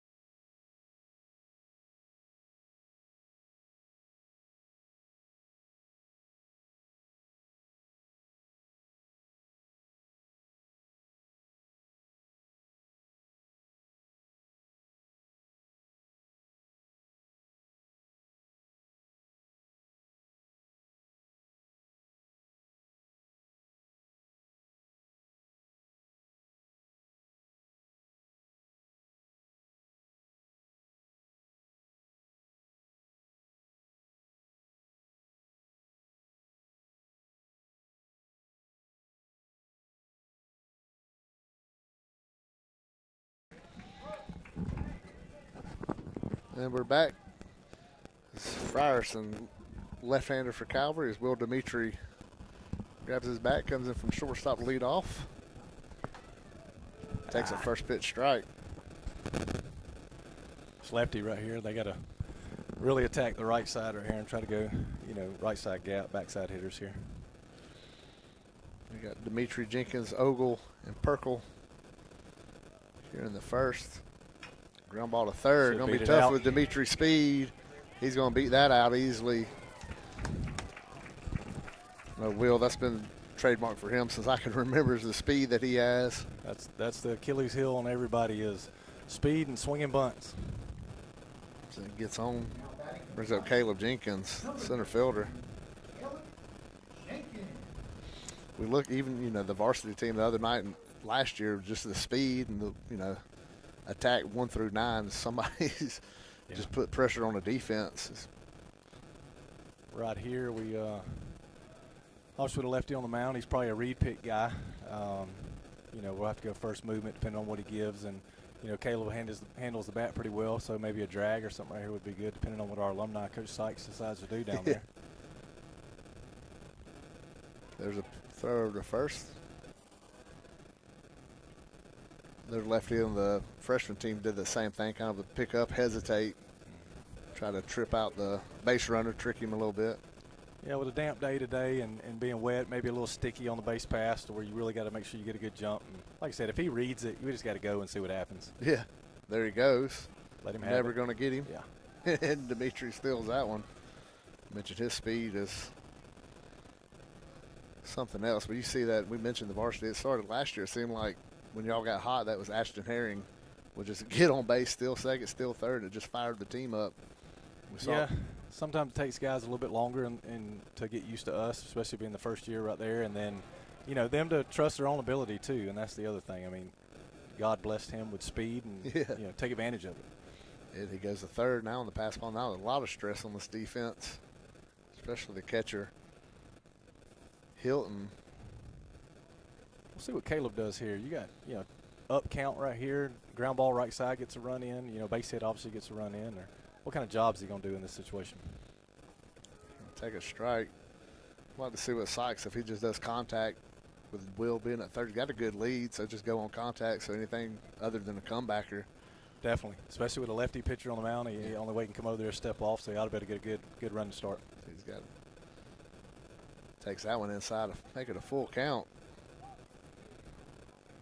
Caleb last year didn't get to play as much with a hand injury, but he does get to play again. Like you'll hear me say a lot, the JV and varsity game, speed. That's the name of the game. When you that's a get good job. Fly ball left field. Dimitri looking to tag. Here he comes, and he's going to score standing up. And just like the last game, Harris County's up 1-0 early. Really good job of hitting. Yeah, great job. You knew the situation. You love seeing kids that do that. Knowing the situational baseball, don't try to do too much. All you got to do is make contact right here, put the ball in play, and score a run, and that's what Caleb does. Well, with Fisher right here coming up in the 3-hole, he's got gap-to-gap power. So look for something right here probably if he hits really hard. And he is definitely somebody that's going to swing for it. He's not shy about knowing he's got some pop in that bat. Roll one out in the gap. Saw Fuller Carver last game. Put one out there. Big swing, got up under that one. Is this going to go to shortstop? And he barely holds on to it. Looked like a little snow cone action. It's Fitz Stone. Low ceiling today, so those balls are going to give you all kind of trouble. Here's JT Perkle. We talked earlier today, me and Ethan. What about the performance he did the other day, and how much can you talk about that? Yeah, that was outstanding. I mean, we're young all the way around, and for him to get thrown in the mix right there, especially game one against Columbus High with a lot of history behind him and stuff too, and to go 5 innings and, do his job. It wasn't too big for him, and, he is young, but, he did really well that day. Now, he's going to have ups and downs just like everybody else, but to come in and do that in that situation was huge. Yeah, when he first came out, just getting out of the first inning, you're happy with that. And then he gets through the second. Then just, you got to ride him as long as you could. And he goes Gets a 2-0 count on him now. Yeah, he did, like you were talking, he did exactly what we asked. He got in there, threw strikes, and, pitched to contact really well, and, and gave us a chance in the field to make plays, or, with big strikeouts he had in certain counts. So. Yeah, I mean, it's so important if you're throwing strikes, how that keeps the defense on their heels. It keeps on their toes, rather. It keeps them ready, expecting the ball, wanting the ball, and they make better plays that way. We've seen today already earlier, when you walk after walk after walk, then the ball's hit, the players don't even know. Right. They're just back on their heels. But keeping them on their toes, and, Elder had a great game at short, him coming in to nail it down in that 7th inning. As JT works a walk. So we're going to get a 2-out run right here. That's going to bring up Caden Dimitri. Playing right field. He came in to pitch the other night, and guy was super late on the pitch and blooped it into right field. That kind of got things started. But, for him, he was throwing strikes. He was pounding the mitt. You could hear it up here in between innings. You could tell he's juiced up for that game. Right. So. He's got a good arm, and he's going to learn just like all the other young ones. And, you throw a freshman again back in that situation, things happen that way. And obviously they're going to learn from everything they do right now, which is great. Yeah. Long pause there. Here's the pitch. This is up. That's 5 in a row out of the zone. Yeah, hopefully he takes that note. Gets there's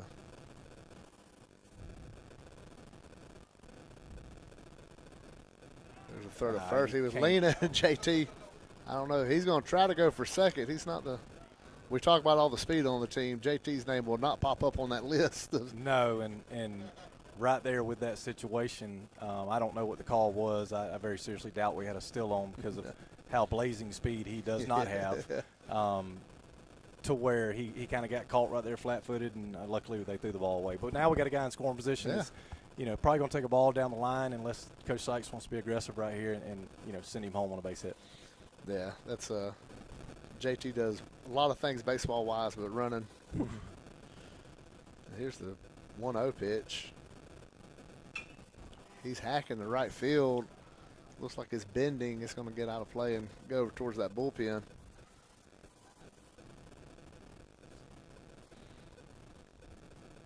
Try to sneak one like that in for JT to score. Yeah, that would have been big if it, down the line right there. That would have been an easy one for JT. He could have walked in there too. And then Caden's able to push his chances on getting himself to second base with Jackson on deck. Got a chance to pick a run up here. Would be big. Try to get that crooked number early. You're Another late. swing. That one's going to go out of play in between us and the softball field. Now it's a 1-2 count on Caden. Frierson trying to get out of this. Got a battle right here at the plate. Shorten your swing up a little bit, and pitcher's got anything he can throw right here. He probably can go a little bit off speed. I would think he's probably going to go change up, maybe something down and away, see if he can fish at it. Let's see what's coming. Oh, tough call. Tough call on that one. But Harris County does get one, and we go to the second, 1-0 County.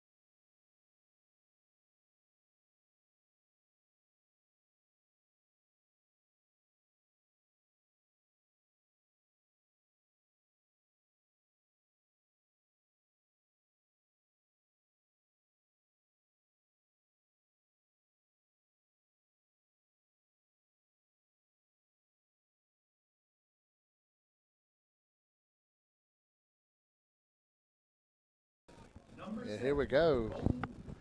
Top of the second inning.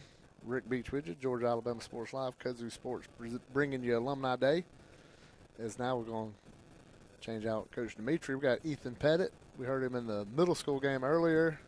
Swing and a miss. Ethan, a lot of baseball already you getting to watch. How fun is it getting out here? I saw earlier you was doing some interviews with some alumni. That'll be on Kudzu Sports later. So, what's kind of the feeling you got talking to some of these alumni? Oh, it was great. See these guys come back. They used to be, here at Harris County. It's so great to see them come back. Support the baseball still. So it was just great to see, and it was fun talking to them. Yeah, that's going to be fun to watch later on as Jackson's quickly ahead 0-2. Nice pitch right there on the 0-2 pitch outside. Silvestri up, and it's 1-2 count.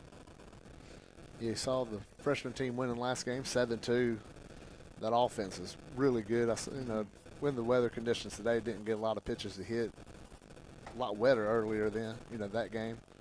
It was fun to see. Just now you see this game. That was 8th and 9th graders. Now I see a lot of these 10th graders on this team. Here's the 2-2 pitch. Outside. I thought it might have nipped the corner. It did not. Jackson's evened up 2-2 here.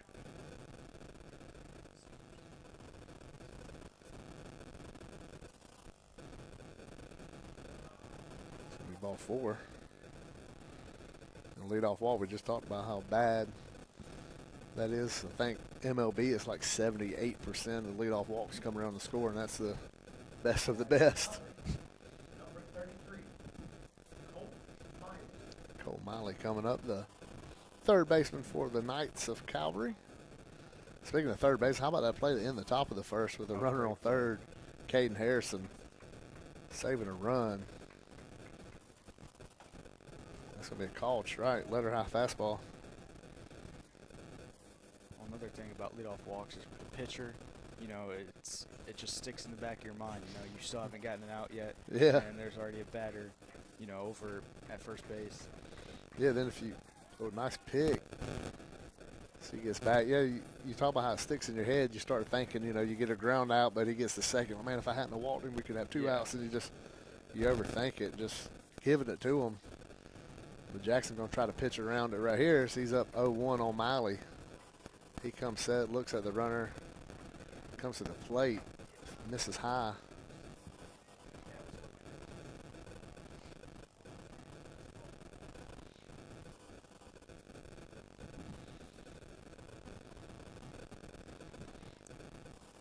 I'd love to just get that ground ball and just go ahead and get rid of that leadoff walk altogether right here. Here's the 1-1. Breaking ball right down the pipe. Tricked the hitter a little bit. Saw him kind of dip his head down. It's 1-2. This is a big pitch right here. You'd love to go ahead and get this. You got the Frierson on deck. Left-hander. Here's the 1-2 pitch. Another off-speed. Watch out, Coach McGregor. Coach Sykes. And then on the corner, manager of the JV squad. As Coach Dimitri said, an alumni of Harris County High School.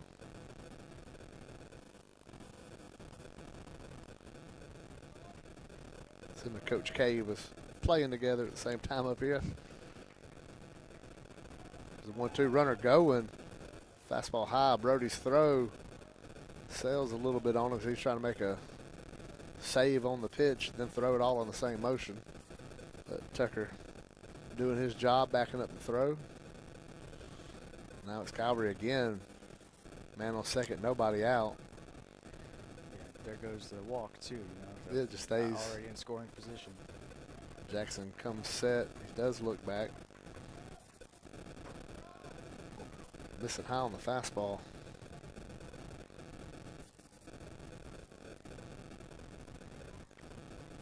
If this was me, I'd go full count breaking ball here. He clearly hasn't been able to, get his bat around on it. Yeah, and that might be what. Here we go with the pitch. Missed high. I'm thinking now, if you're throwing your fastball and can't control it that good, throw your off speed and then try to back yourself back into giving your confidence on that fastball. And he's located his breaking balls well too. So Yeah. So here's Frierson. First and second, nobody out.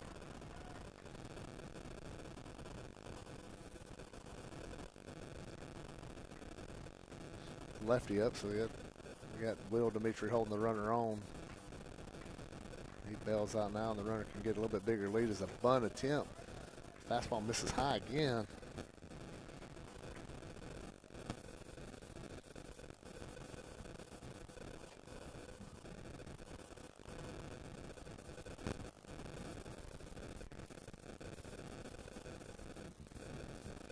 Harris County scratched out a one run in the bottom of the first. Calvary threatening here is a bunt. He pulls it back. Called strike, outside corner. And when you're struggling a little bit on your command, you'll take anything the umpire give you on anything close, because you worry you lose that benefit of the doubt. Now Jackson tried to get that confidence back in him.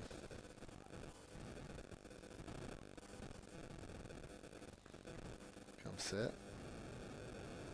Another bunt. This one goes foul. Now it's a 1-2 count. See him just kind of poking at the ball with the bat. And we see the umpire have to chase down the foul ball.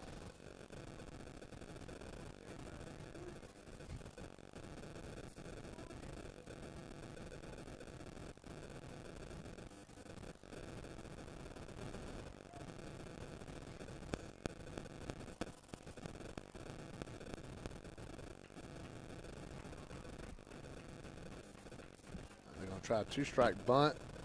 That hits him. And with two strikes, whether he's in the box or not, it don't matter. That's an out. Runners have to go back.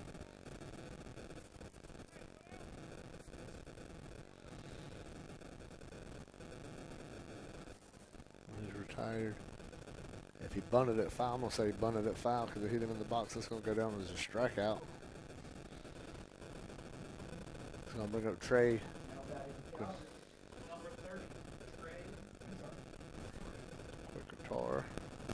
He's going to be the second baseman for Calvary. Let's see what they do here with first and second. One out. Swings to right field. Looks like he's going to land. Caden Dimitri's throw in is cut off. And they go bases loaded with Knox Lewis coming up to bat. Nice hit right there by Quintor.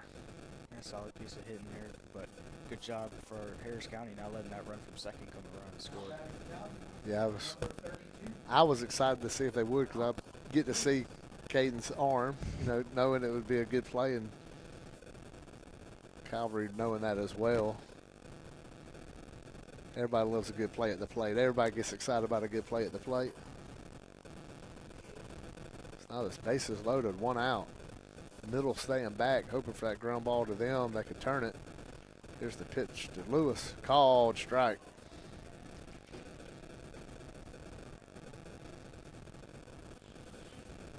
Harrison playing in at third a little bit. He's playing in enough where he can come home on a ground ball to him. There's a foul ball. Now it's 0-2. Jackson's loving that. He knows he can get a big pitch right here, like we had in the first inning with that runner on third, one out. You can get a strikeout here, then any kind of out don't cost you a run. Now he's still running a sac fly, anything like that can happen. This is a big pitch right here by Jackson. That's going to be a ground ball to third. Snubber goes out. Good job of Caden just to scoop it up out of foul territory. That could have been dangerous if it stayed in play. Count stays 0-2. So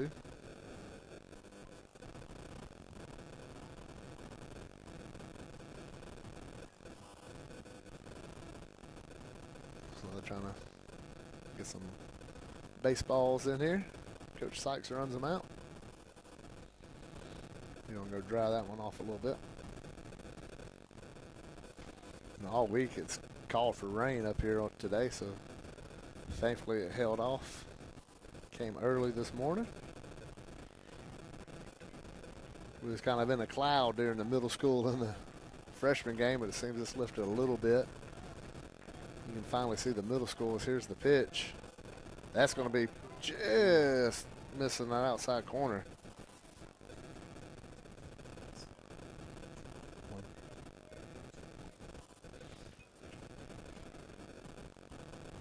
Jackson just missed the 0-2 pitch there. Let's see what he has here. Off speed. The strike zone seems to have gotten really small, really quick on Jackson. And maybe that goes back to what we talked about missing earlier. Just kind of putting yourself in a spot, but now it's 2-2. I'd like to make it happen here. Don't go to 3-2. Misses and he'll go to 3-2. On Knox Lewis. Got Fitz Stone, who started the game off with a big double left center gap.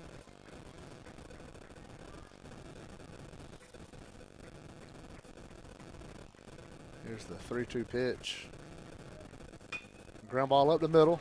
Dimitri. Weddle. Too late at first. Perkle got to come up looking. Ball hit slowly up the middle. So we get one runner eliminated, but it did score a run. And there's now 2 outs.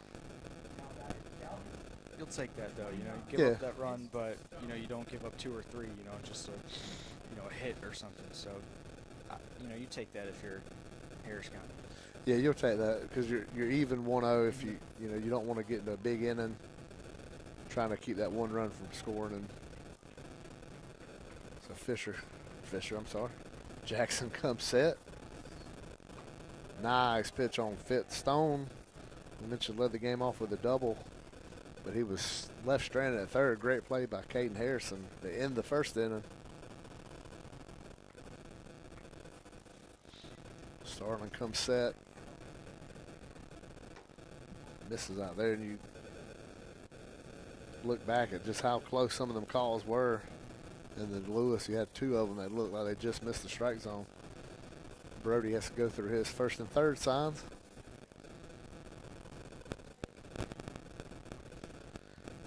Love to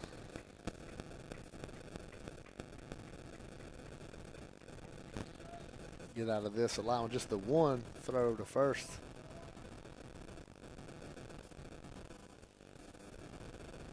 If you get out of this only allowing the 1, you got to feel like that's a small win for you if you're Jackson. But, man, it's like he's making a habit of getting in and out of trouble.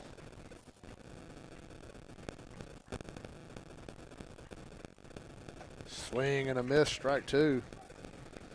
He's ahead 1-2. That's been the issue that I've seen today from Jackson. He's getting ahead in the count. He's getting to the 2 strikes, but just putting people away. So he started this batter 2 straight breaking balls, and he goes to a fastball, speeds him up, have him late.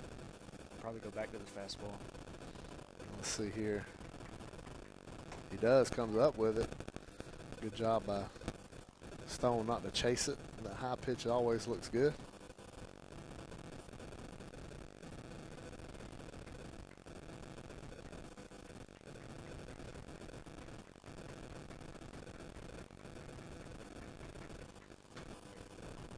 Nice piece of hitting right there just to stay alive. Fouls it off towards the concession stand. Count remains 2-2.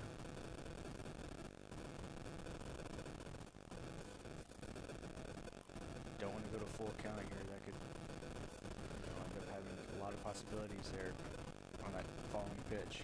Yeah, you'll have to make it happen right here if you're Jackson. Starling looking in. Comes set. Here's the 2-2 pitch.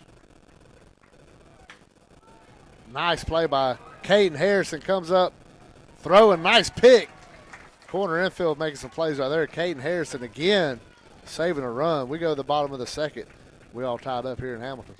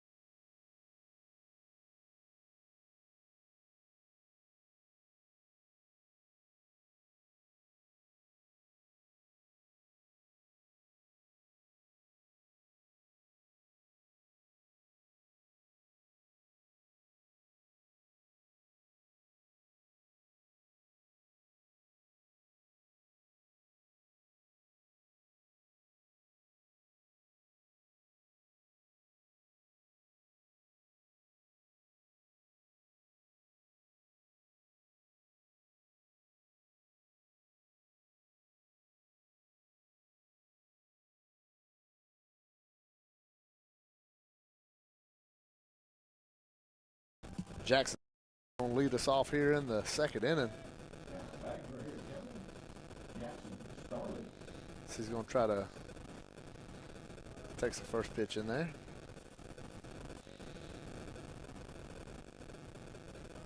If you're Jackson, just had that run leadoff walk came back around on you, like to try to make it up right here.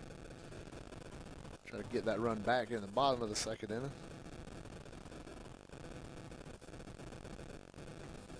That ball misses in. Calvary, I know they won 4 or 5 state championships in the gaps,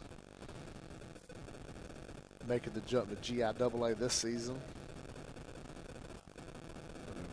Coach Steve Smith has a phenomenal baseball program off of Moon Road as Jackson hacking. Fly ball center field. And Braxton Wilkinson grabs it. They throw it in, and leadoff man is out as Brody Johnson comes up.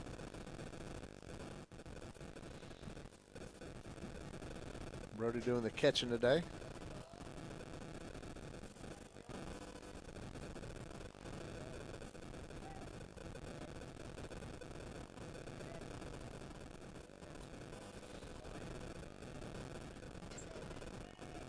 Frierson taking his time.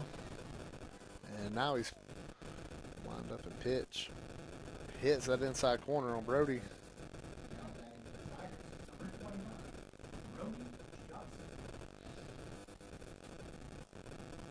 Quickly behind in the count 0-1.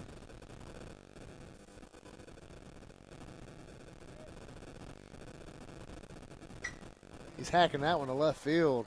It's hooking down the line. It's up. It's going to bounce up against the wall. Brody Johnson got into that one. And he's going to be in the second with a 1-out double. Great piece of hitting. Looked like the pitcher hung a breaking ball a little bit high. Brody did not miss it.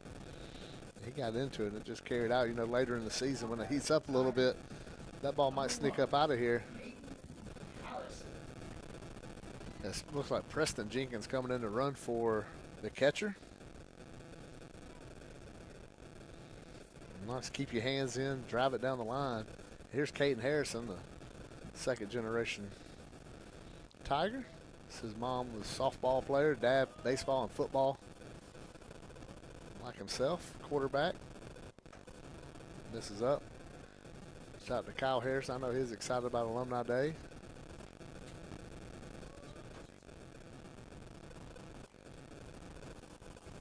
Caden, phenomenal plays in the first and the second inning, and he's the responsible party to keeping this a 1-1 game. Base hit left field. Preston looking at Coach Sykes. He's coming around. Here comes the throw. Short hops, gets around the catcher. Preston, he is an inside linebacker on the football team, is not afraid of contact as he slides into the catcher. And just like that, Harris comes back out in front. Caden Harrison, have yourself a day. Save 2 runs in the field and come knock you one in. They're seeing this pitcher really well right now. I mean, just great pieces of hitting right now. Yeah. Same as Tucker comes in. Caden goes to second on the throw. Home. Good job of base running there. Called strike. See Coach Jenkins over there at first base. That's the advantage of having softball in the fall. When you have a coach like Coach Jenkins, he can fall back and do baseball in the spring. Great mind. Former Columbus High Blue Devil back in his playing day. His dad was a longtime coach at Columbus. And, you know, he played, obviously, Brandon played for Coach Howard. Then you see how the success he's had at softball. I believe a 4-time state champion. Softball coach, so the knowledge, wealth of knowledge there. And these kids just have it at their disposal. We mentioned Coach Gilstrap last game, national champion at college at Columbus State, leadoff batter, had a big, played a big role in their clinching win. Coach Jenkins and all his knowledge and experience coming down. Swinging and miss by Tucker there, gets him retired. Now bringing up Matthew Alexich, left fielder.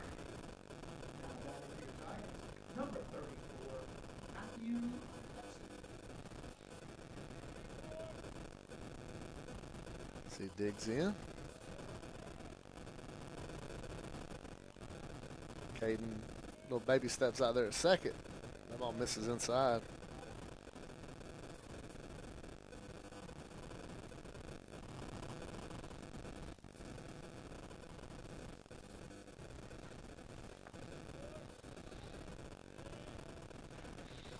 Matthew got to play quarterback this year and did a phenomenal job running the ball.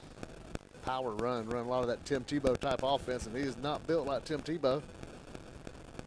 But it's fun to see him over here on the baseball side.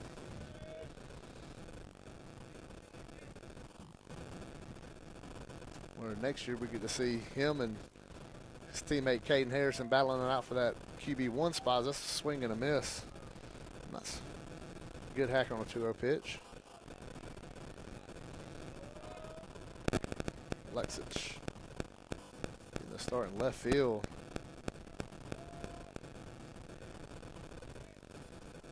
Harrison gets secondary leads. That ball misses in, makes it a 3-1 count. Got the top of the order on deck with Will Dimitri.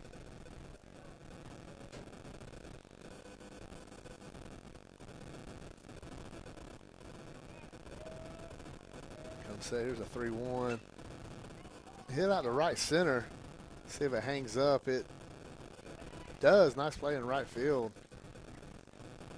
Drilled that one in, and Harris County jumps back out on top. It's 2-1 going to the third.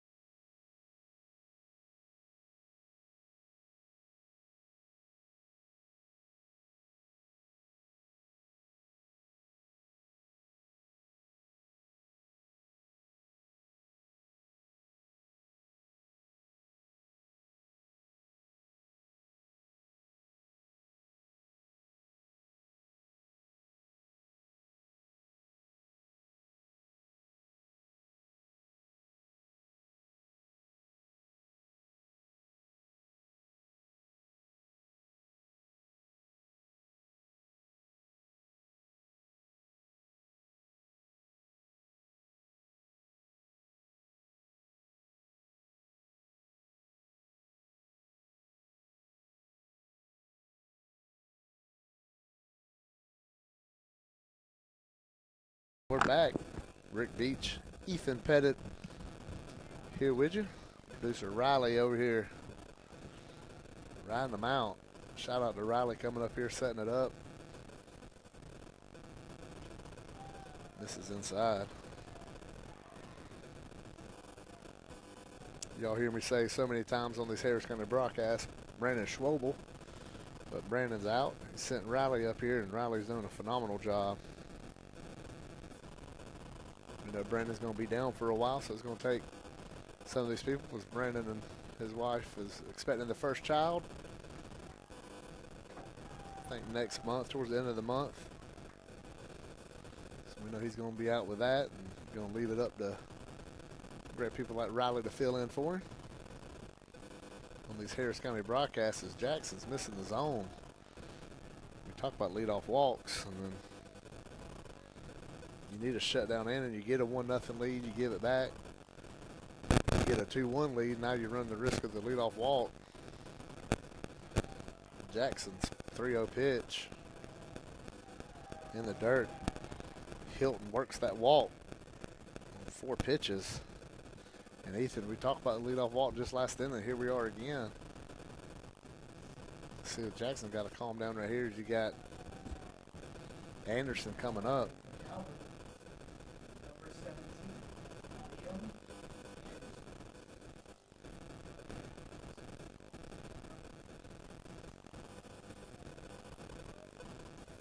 I'm not putting the runner in motion right here and try to avoid a double play. So just third inning. Set. Jackson looks in, big leg kick, misses high again. When somebody's missing consistently in the same location, you think it's something mechanical. It's usually a easy fix. However, sometimes that fix can happen after the game and not during the game. It's not something that you see right off the bat. So here we go with the 1-0 pitch. Went with the off-speed pitch, missed up again on that one.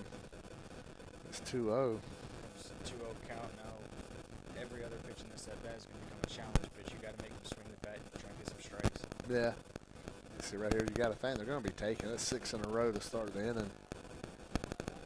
Jackson set.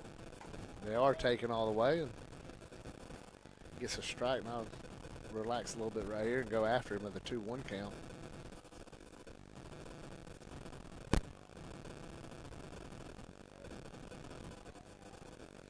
Two balls, 1 strike on Anderson. Jackson Starling looks over at the runner and comes set.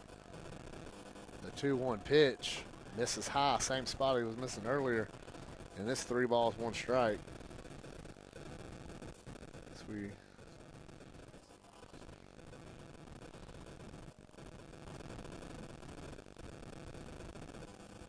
looks like Matthew Alexich throwing in the bullpen.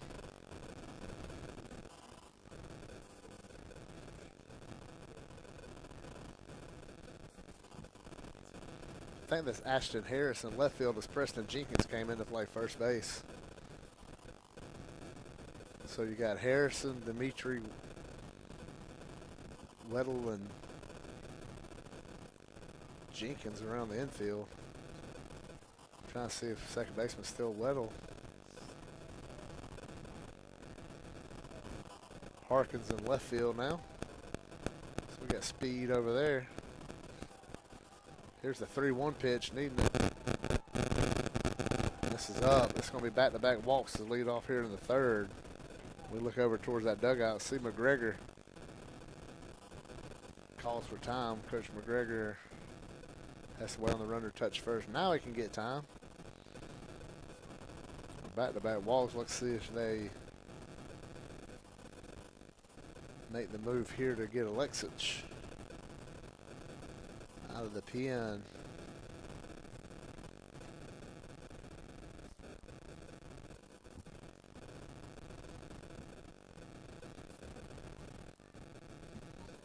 So we got first and second, nobody out here in the top of the third inning. I'd like to thank our sponsors, Derek Moxley Concrete Services.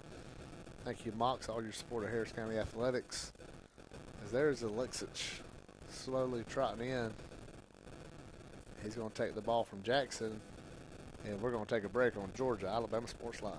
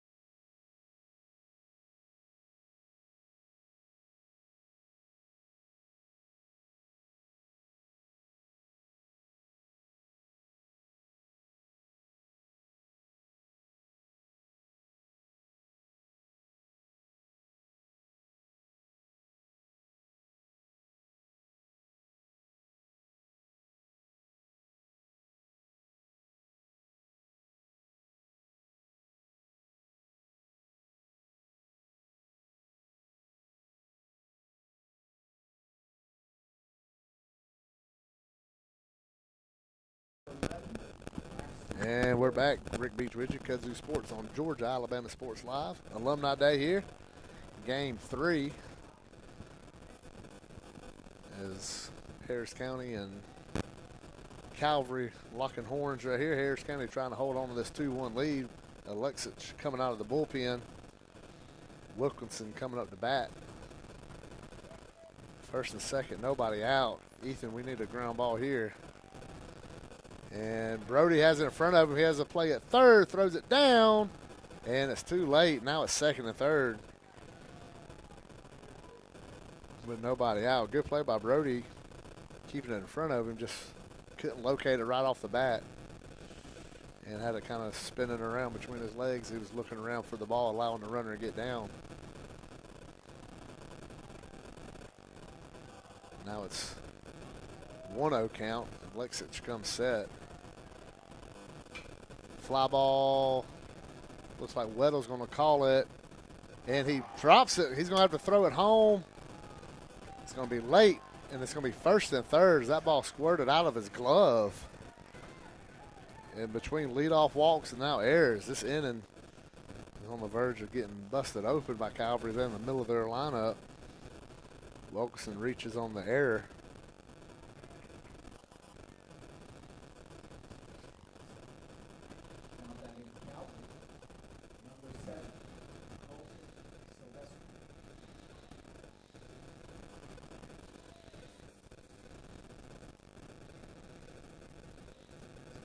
Now first and third, Ethan.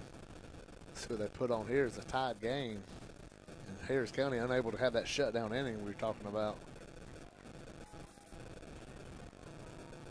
Alexich, runner going, swinging a miss on the off-speed throw down.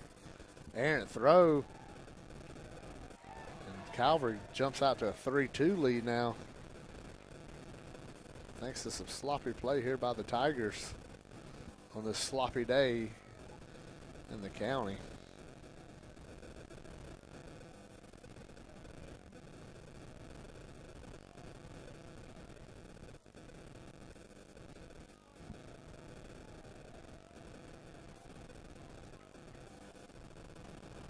That one misses up.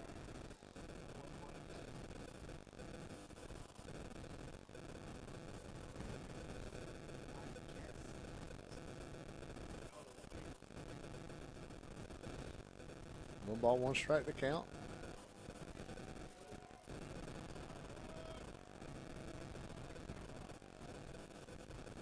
That's a foul ball on the off speed. It's ahead 1-2. Now you showed you could throw your off speed for a strike, which is a big deal because it has to put in the back of that hitter's head. And 1-2, you can go to anything you want right now if you're Coach McGregor.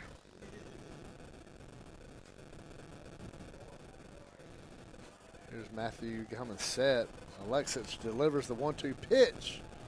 Misses out there. We mentioned 1-2. You can go with anything. You just threw it for a strike. Maybe get the batter to read curve and chase. So that one goes out of the zone. Now it's 2-2.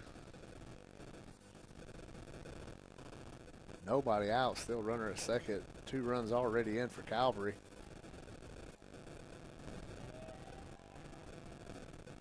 That one misses out. And just like that, it's 3 balls and 2 strikes. And like we said earlier, walk right here, not necessarily the end of the world. First base is open. You kind of set things up with nobody out with a walk. But you would like to attack right here and get a strikeout for sure. Here's the 3-2 pitch, fouled straight back.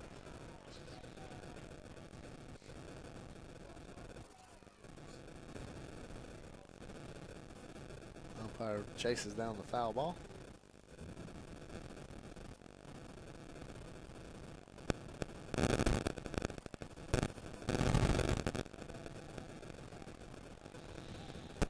Alexich steps off for the reset.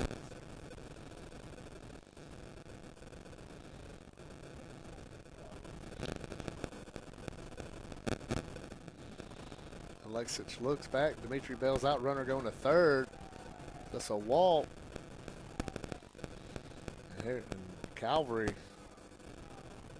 sitting first and third with with still nobody out. Brody going through the signs.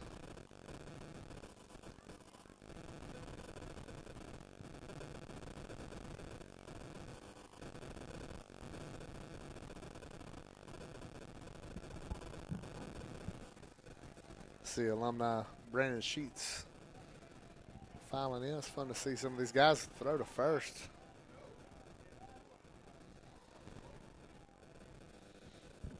Miley up to bat here.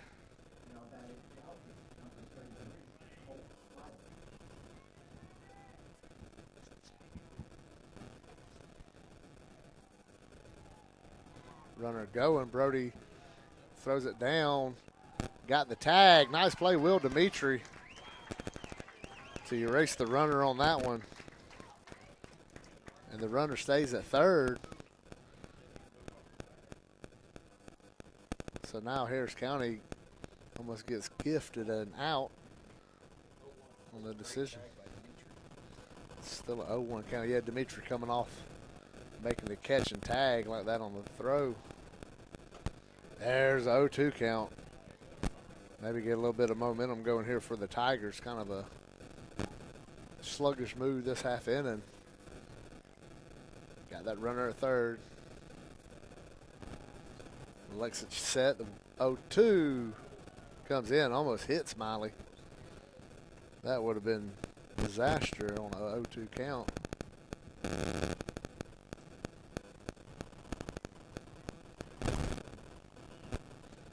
Alexis comes back set. Here's the 1-2.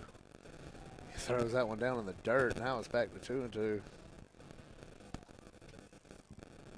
Just so many pitches these guys are going through. Running these pitch counts up.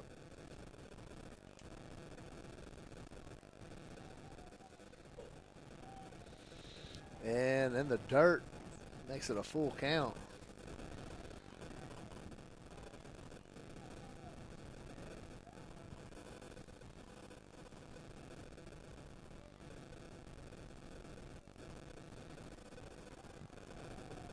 Alexis set, 3-2. Swing and a miss. Big strikeout for Harris County right there. So now Frierson comes up to bat. But Ethan, you look right there, the man on third, one out, get a big strikeout. That was best case scenario. If there was anything in play, really could have scored that run from third. Even a fly out, get a sac fly. And 1 run to 2-run lead, it's huge. You know. It's a big difference. There's a swing and a miss. When you think in baseball, I mean, just 1 run's 1 swing away. So, I mean, it's always, you got that on your mind. It's quickly 0-1. We mentioned it earlier when Jackson was on the mound, then Alexis a little bit this inning. When they get ahead in the count, just putting people away is the biggest hiccup that they've had today. See, this one's at 1-1, but we've seen a lot of 1-2, 0-2 counts that has led to a walk. And that's kind of something this coaching staff can take in there and coach up, as that one misses in 2-1. And you said right here, just let them put it in play and make a play on it. All things considered, you can get out of here right now. You're a little aggravated, but you know it could have been a whole lot worse. So, see with Alexis, a 2-1 count to the left-hander. It just misses in low.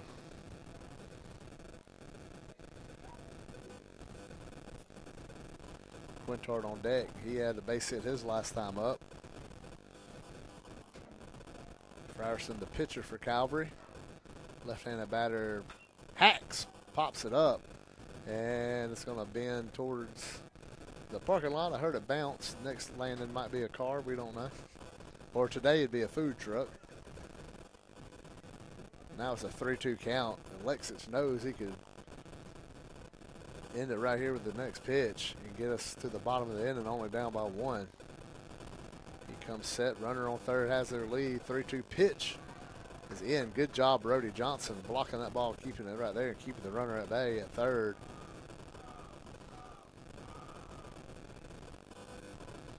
And another first and third situation.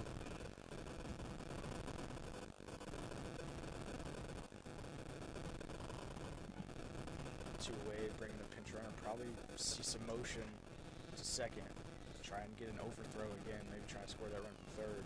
Yeah, we're seeing the throws been kind of high. You got a lot of having a wet ball coming in there.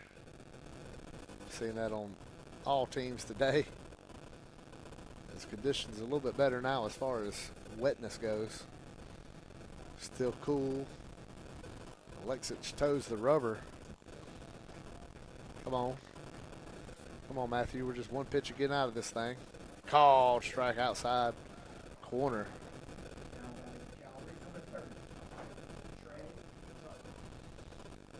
Trey had a hit his last time up. Runner has their lead at first. Slide step. That one's off the end of the bat. Tucker may get another chance. He's called off. And Caden snags that one. However, Calvary gets two. Harris County's down 3-2 as we go to the bottom of the third.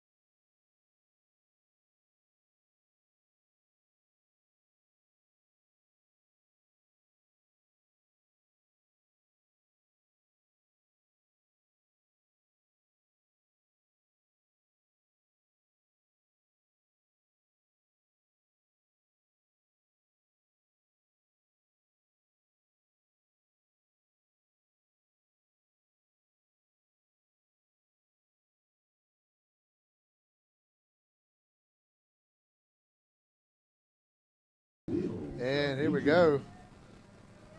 Starting the third, top of the order for Harris County. It's going to be Will Dimitri.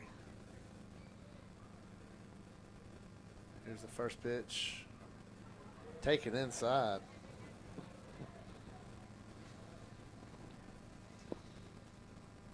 Ethan, I've done this whole game and I got the wrong team listed on the top of my score sheet. Let's change this to the county. And ground ball to third, just foul. We saw Will's speed in the first inning, got a leadoff single coming around the score. How important that speed is in baseball. When you don't have a team that's going to, hit it around the yard, knocking home runs out, you want to have guys that are scrappy and some speed, and that's what Harris County has.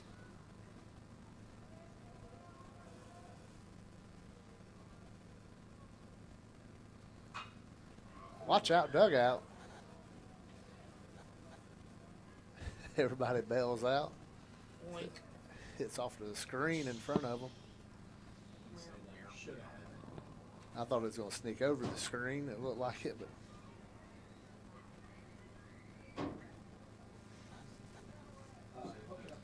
it looked like Sam Harkins was the one that come the closest to getting hit.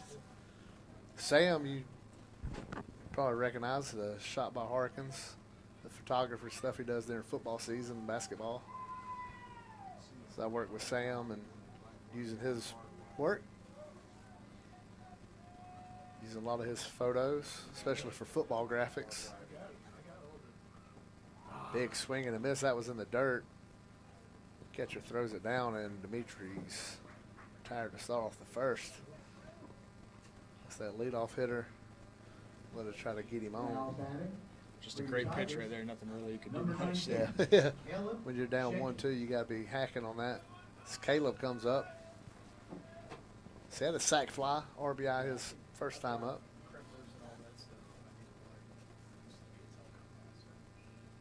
And now we have a stoppage on the field. I'd like to thank Rick Knight, State Farm agent Rick Knight, and their support of everything we got going on up here on Kazoo Sports and Georgia Alabama Sports Live.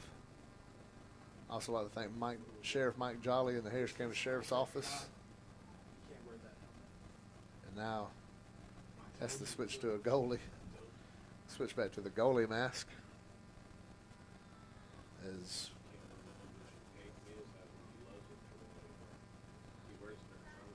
it's safety issue. They feel these are safer helmets. And we've seen umpires. You see this umpire wearing one as well. Remember Tim Green up here a couple of years ago. Fisher Cantrell was pitching a foul tip hit off the top of his head. Tim Green the next morning at 9 o'clock in the morning was at Dick's Sporting Goods buying him a goalie mask, so that never happened again. Shout out to Tim. He's back umpiring baseball. He was refereeing the wrestling. Works for the Harris County up here in the sheriff's office. Here's the pitch. Jenkins going to bunt it to third. Just gets a foul. Caleb trying to use the speed. Good idea.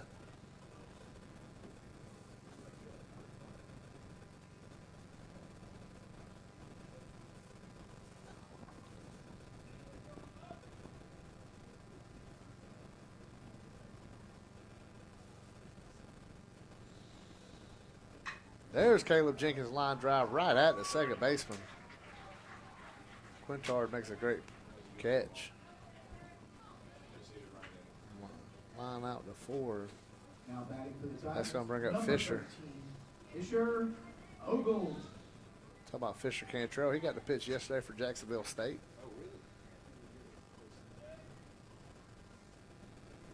Neat to see Fisher, the freshman over there, went across the river. Gamecock now.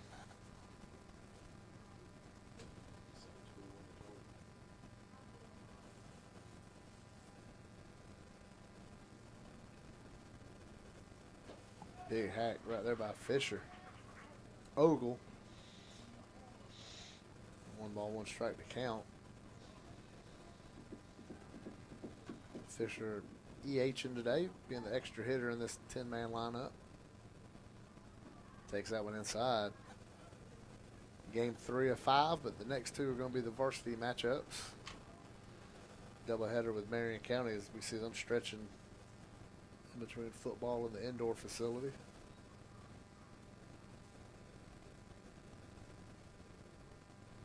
Got the door shut on the cage. I don't know if County went there, pulled foul, kept his hands in, and would have been trouble if he could have kept it fair.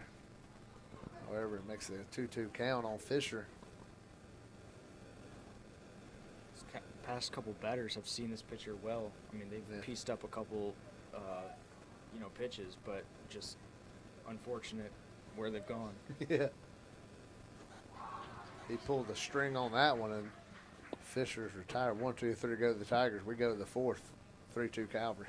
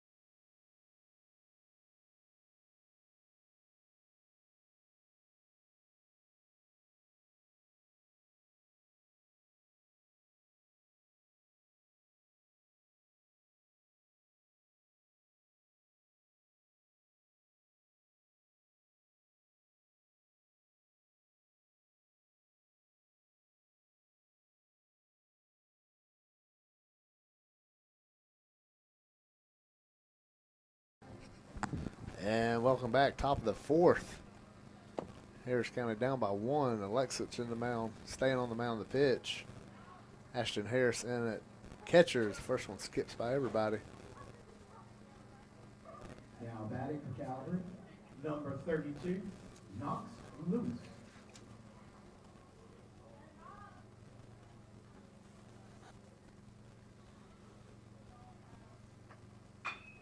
Ground ball to Harrison, comes up, fires across the diamond, and Preston has it bounce out of his glove at first.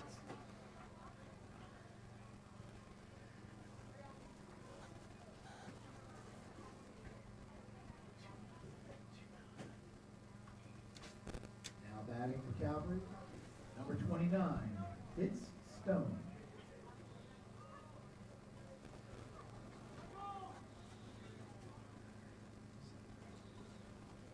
When they lead off walk, now you got to pitch around a leadoff error. Throws it over to first.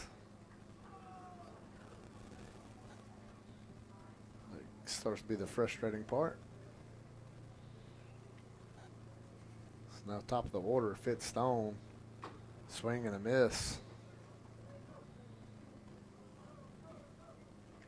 Seems like Harris County pitchers had base runners on them this whole game.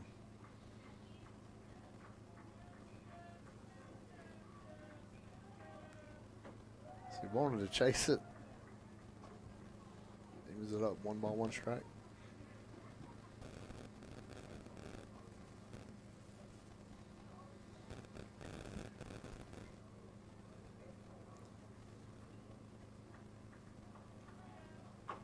Nice. Breaking pitch in there by Matthew Alexich makes it a 1-2 count. That's where you want to see these Harris County pitchers finish these at bats. Just misses up on that one. We've seen them be 0-2, 1-2. Then somehow it seems like you look back up and it's 3-2. Even some of these walks have started as 0-2, 1-2 counts. Here's Alexich with 2-2 count. Off-speed pitch just misses outside. Makes it 3-2. Here with the leadoff man, Fitz Stone. Hilton's on deck.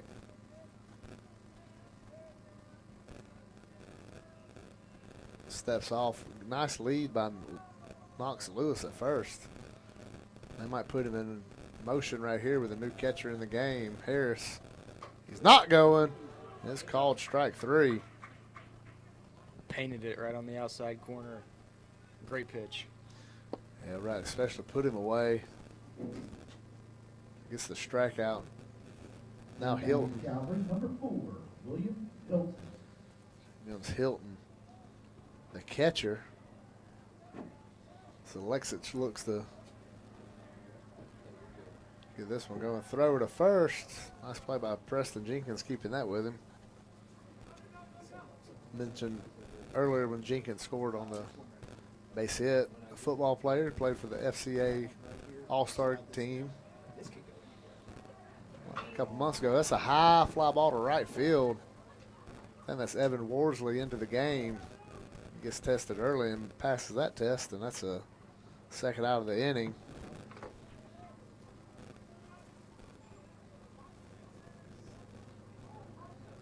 Now batting Calvary, number 17, Liam Anderson.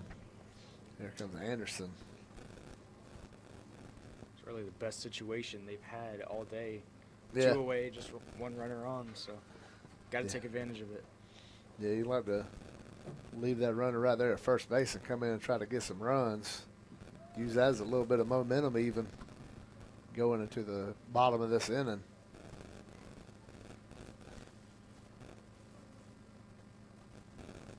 Big swing and a miss. Nice off-speed pitch right there by Alexich. Gets him out 0-1.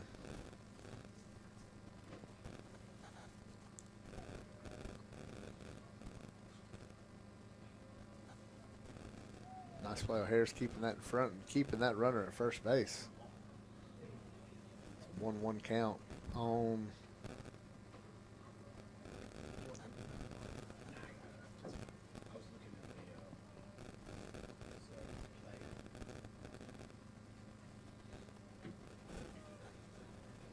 Columbus up 2-0 on north side.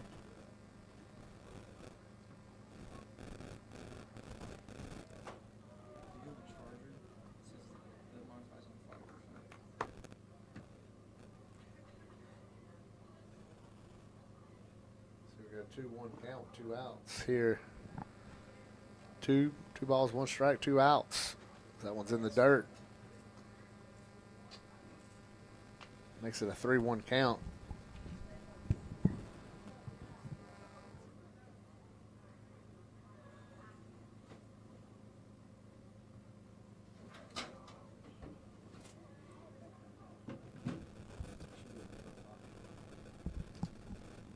Here we go, 3 balls, 1 strike. And there's a walk. I think we jinxed them, Ethan, with saying this situation. Have that runner at first. Now batting Calvary, number 11, Braxton Wilkerson.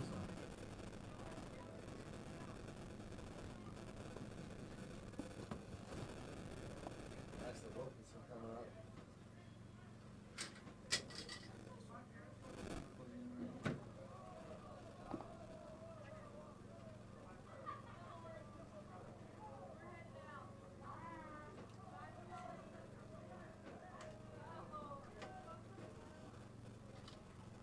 First and second, Alexis. First pitcher, Braxton, foul.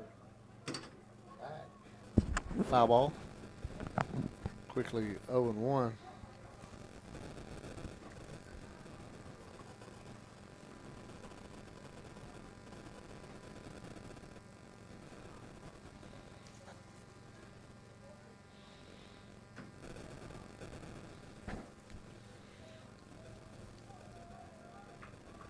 Here in the fourth, 3-2 ball game.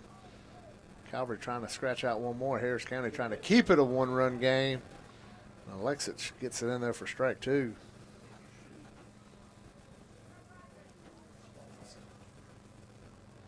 JV game, then all varsity after this. As this stream will end, we'll fire up a new stream. We'll get the lineups and get them games to you. This here's the 0-2 pitch.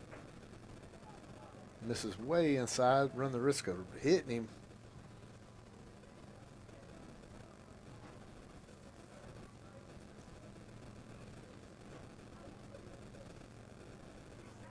If you're an infielder, play anywhere.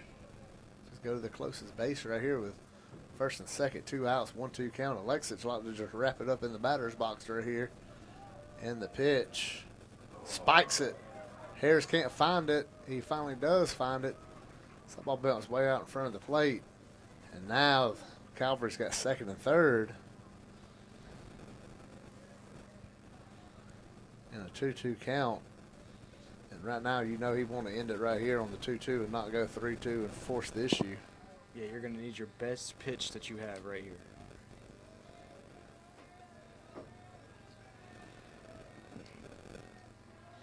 And here's the 2-2. Maybe if that umpire was down the first baseline, you'd feel you'd want to ask for help.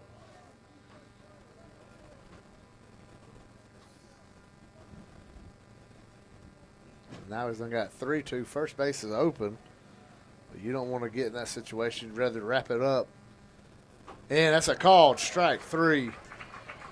Big pitch right there to leave it at 3-2.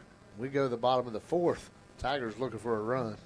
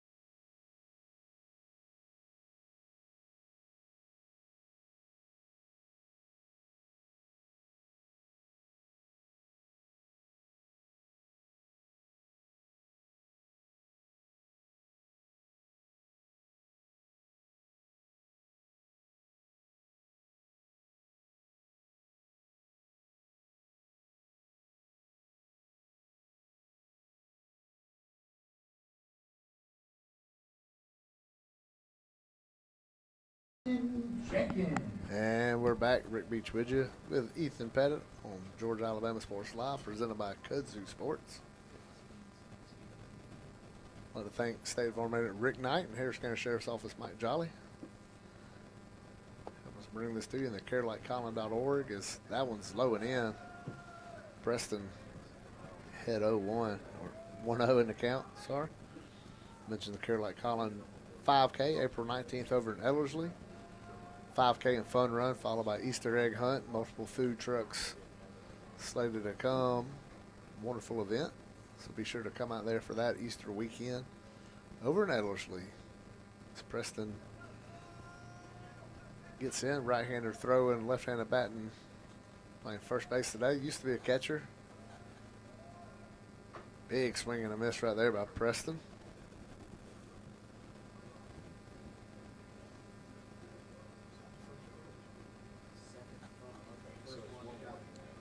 It's a 1-ball, 1-strike count on Jenkins.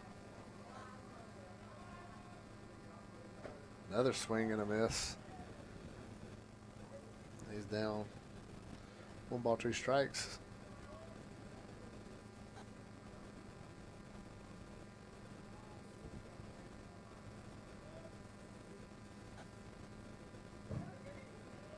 Misses away, evens it up 2-2.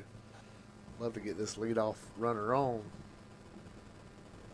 Trying to get something scratched across right here to tie this game up.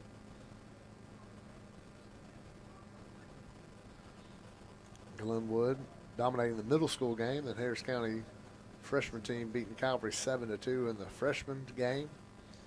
Now the JV game, so far the best game of the day. This is 3-2 here in the fourth. And bounces up, full count.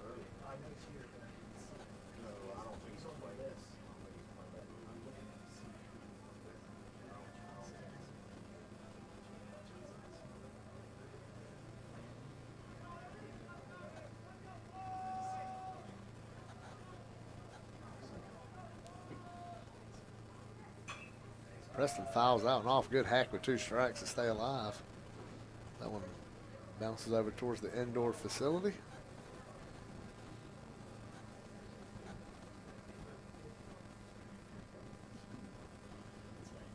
Over there with Marion County's warming up. See their bright red shirts.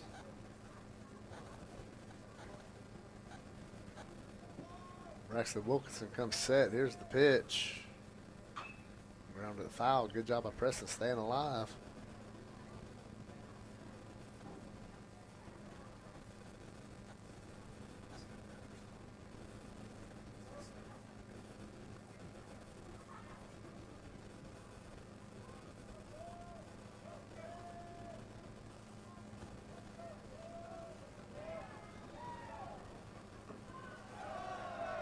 And Preston Jenkins works a walk after being down 1-2. Jenkins the runner at first as Evan Woolsey comes up. And the umpire's asking for baseballs. Yeah, he is. Ashton gives him some pearls. Now batting for your Tigers. Looks like I got 2 new and 1 15, used. Evan Woosley. Woolsey coming up.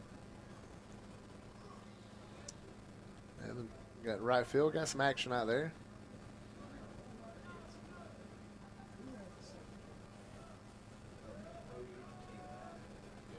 There's the lead by Jenkins at first on Wilkinson. The pitch. Evan went to show bump, pulled back.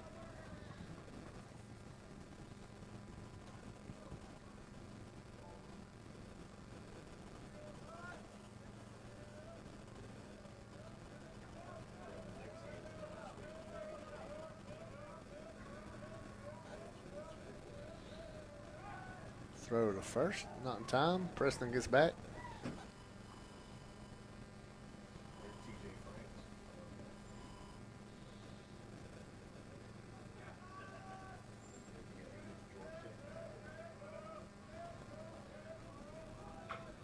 Evan pushes that down the first baseline.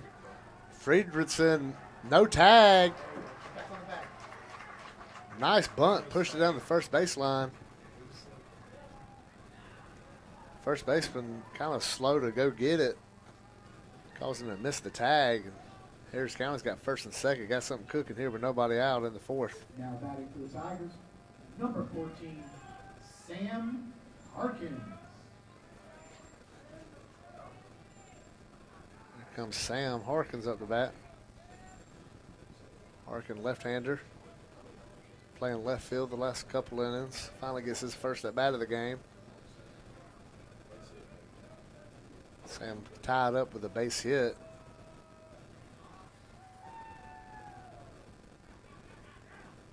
See squares, lays one down third baseline. Beautiful bunt. They're going to let it roll. It's going to stay fair. And Sam Harkin with an amazing bunt right there. That was a great job. That is one of the most perfect bunts you're going to see get laid down. Yeah, and even if they don't let it bounce, once they hesitated, you're not throwing Sam out with his speed. So a left-handed batter already has the advantage coming out of the box. Tigers, number 29, Brody Johnson. And here's Brody, who one-hopped the wall his last time up with a double. Calvary keeping the middle back, just wanting to keep a tied game if they take a ground ball. Let's see what Brody takes. The first pitch, fastball right down the pipe. That might have been the pitch you get this inning. Let's see if he can get another one. But Harris County threatening right now. Bases loaded, nobody out. Jenkins, your runner at third. Woolsey at second, Harkin at first. That one catches the outside corner and quickly 0-2 on Brody. Yeah, you're probably going to see him work the lower part of the zone here, try and get Brody to ground out or even hit to a double play. Yeah, now let's see. Fouled straight back. Nice job to stay in there. Brody nose is big. He's in a hole 0-2 in a big spot right here. Caden Harrison is on deck. Before that hit by Harkin, the only two hits of the game were Brody and Caden Harrison. Now we got umpires wanting to talk about something here.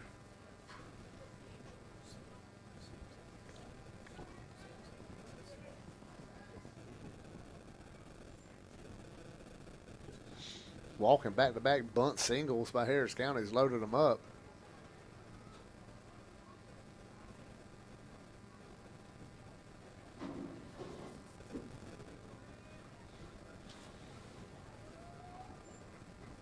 Brody.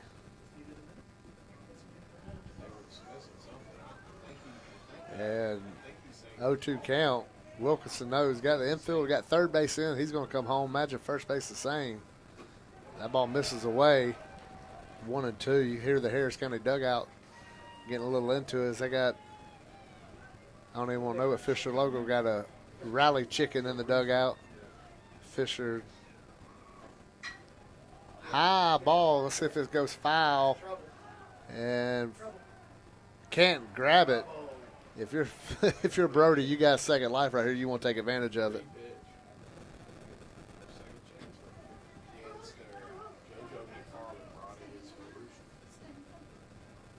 I saw Fisher walking around that pregame. Now I see it in the dugout.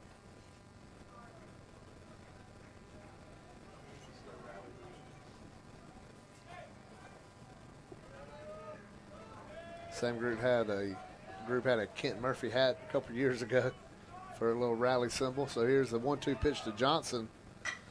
Ripped down the left field line. It's going to get down. Jenkins scores. Here comes Woolsey. Harkins coming to third. He's going to slide in there.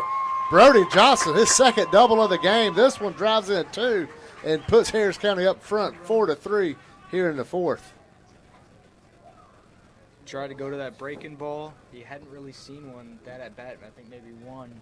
Brody didn't miss it. Now Great batting hit. for the Tigers, Yeah, great job keeping his hands in, keeping it down the line. Harrison.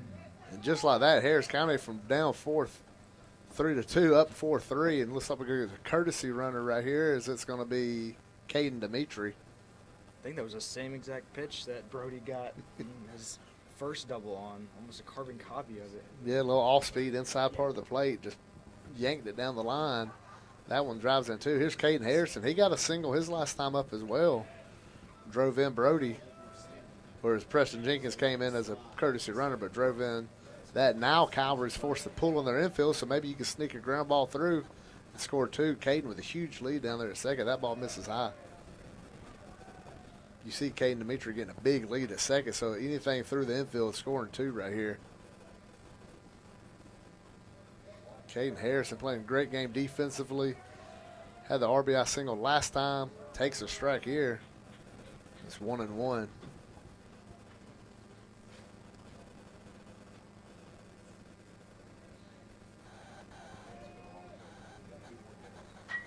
Fouls that one to the softball field.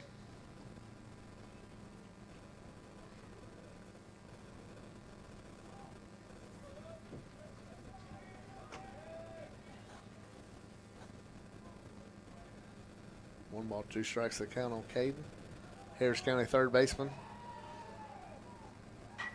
Fouls that one off as well, staying in there. Count remains 1-2. Caden made a great play to end the first and the second inning with runners on base, diving to his left. There's Wilkinson's pitched. Misses away. You know, when you start fouling them off like that, you start thinking you're seeing it more, you're seeing it better. So you start liking the pendulum swings to the hitter's advantage on those. So let's see if Caden can take advantage on a 2-2 count right here with nobody out. And that misses away. He's worked it to a 3-2 count. It was 1-2.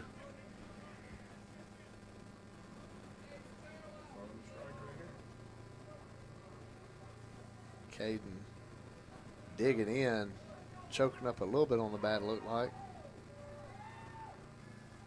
And swing and a miss. Still a good at bat by the sophomore. That's going to bring up, looks like Weddle coming up. It's going to be Tucker. Now batting for the Tigers, number 9, Tucker Weddle.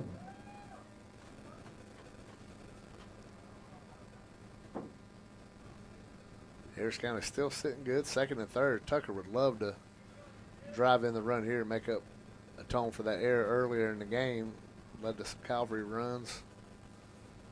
Chance to make up for it here for him. Wilkinson's pitch. Squares, takes a strike on the outside corner.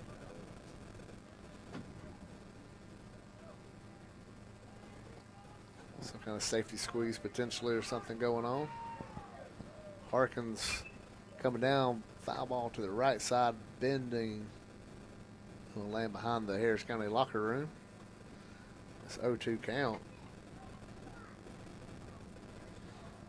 Brody Johnson, the big 2-out double so far this inning, putting the Tigers out front. So that ball's taken outside. Still, you'd love a little more now. Just a 1-run lead. You'd love to scratch out some more. Swing and a miss. And just like that, the back-to-back strikeouts for Wilkinson. So here comes Matthew Alexich. Now batting for the Tigers, number 34, Matthew Alexich. Top of the order on deck with Will Dimitri. But Wilkinson had second and third, nobody out. Now he's done struck out 2. He's going to try to limit Harris County here.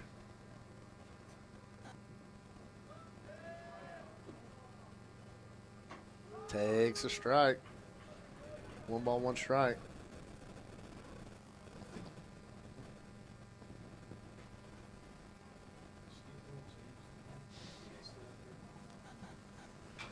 There's a foul ball, makes it a 1-2 count.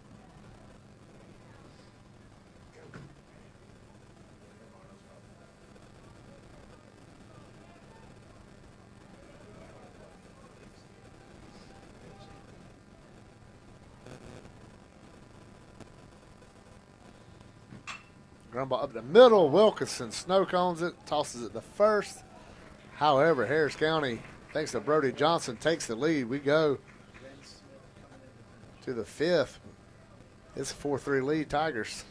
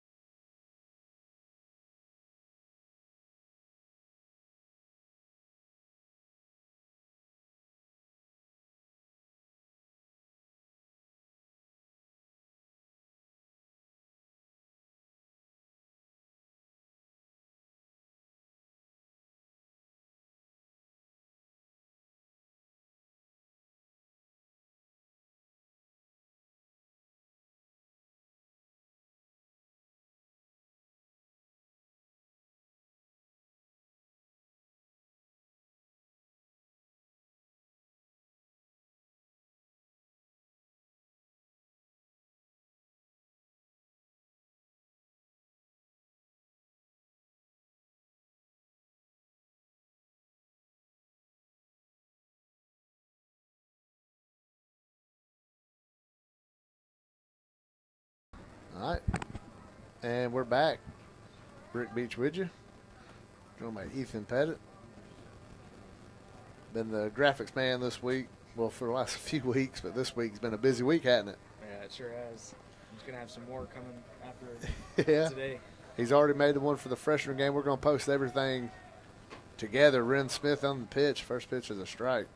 We're going to post all the baseball graphics all together later on. We're not going to try to overtake everybody's Facebook feed with post after post after post. I know there's a called strike. 0-2. I know that's extremely aggravating when somebody's on Facebook and get the same site posting 14 different pictures back to back to back.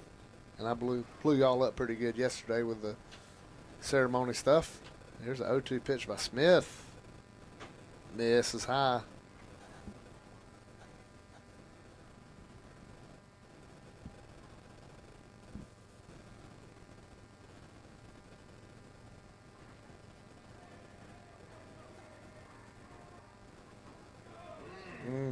Looked like a good pitch right there. However, it makes it a 2-2 count.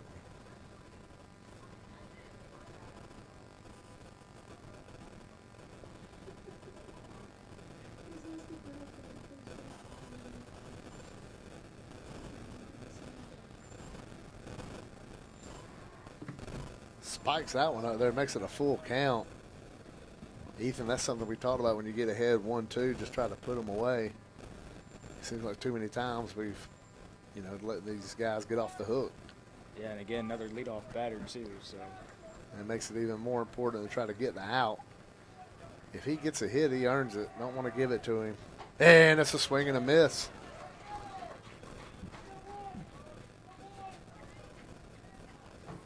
Big pitch right there to Ren Smith. I believe that's the first leadoff batter. Now batting for Calvary, number 34, Jace Smith. That's the first leadoff batter Harris County's retired this game. And ground ball to second.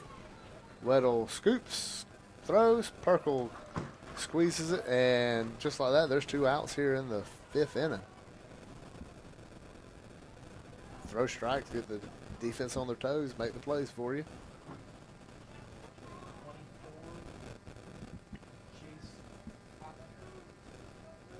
Now batting for Calvary, number 24, Chase Hapner.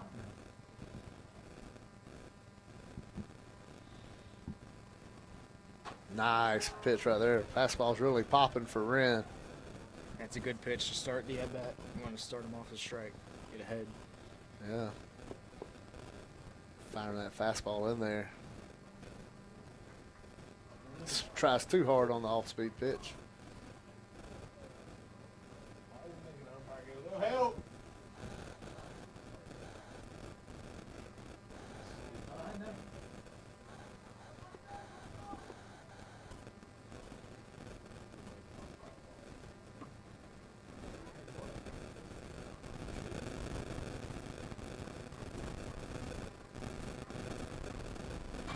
That's fouled off.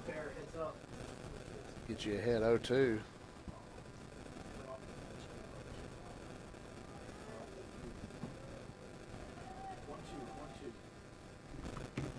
Ren Smith kind of has that Andrew Milestaff look to him. The way he carries his uniform and throwing hard. Strike 3. Got the energy. And 1-2-3 go the Knights. It was a great inning. That's what Harris County's needing pitching-wise. Ren coming in, just shutting it down, and nails the 4-3 win down for the Tigers. As County comes in, Brody Johnson getting 2 doubles, scoring a run, driving in 2. Harris County wins 4-3. We're going to shut this stream down. We're going to turn around and try to fire up the other stream for the varsity game, and we'll be right back on Georgia Alabama Sports Live on the Varsity stream.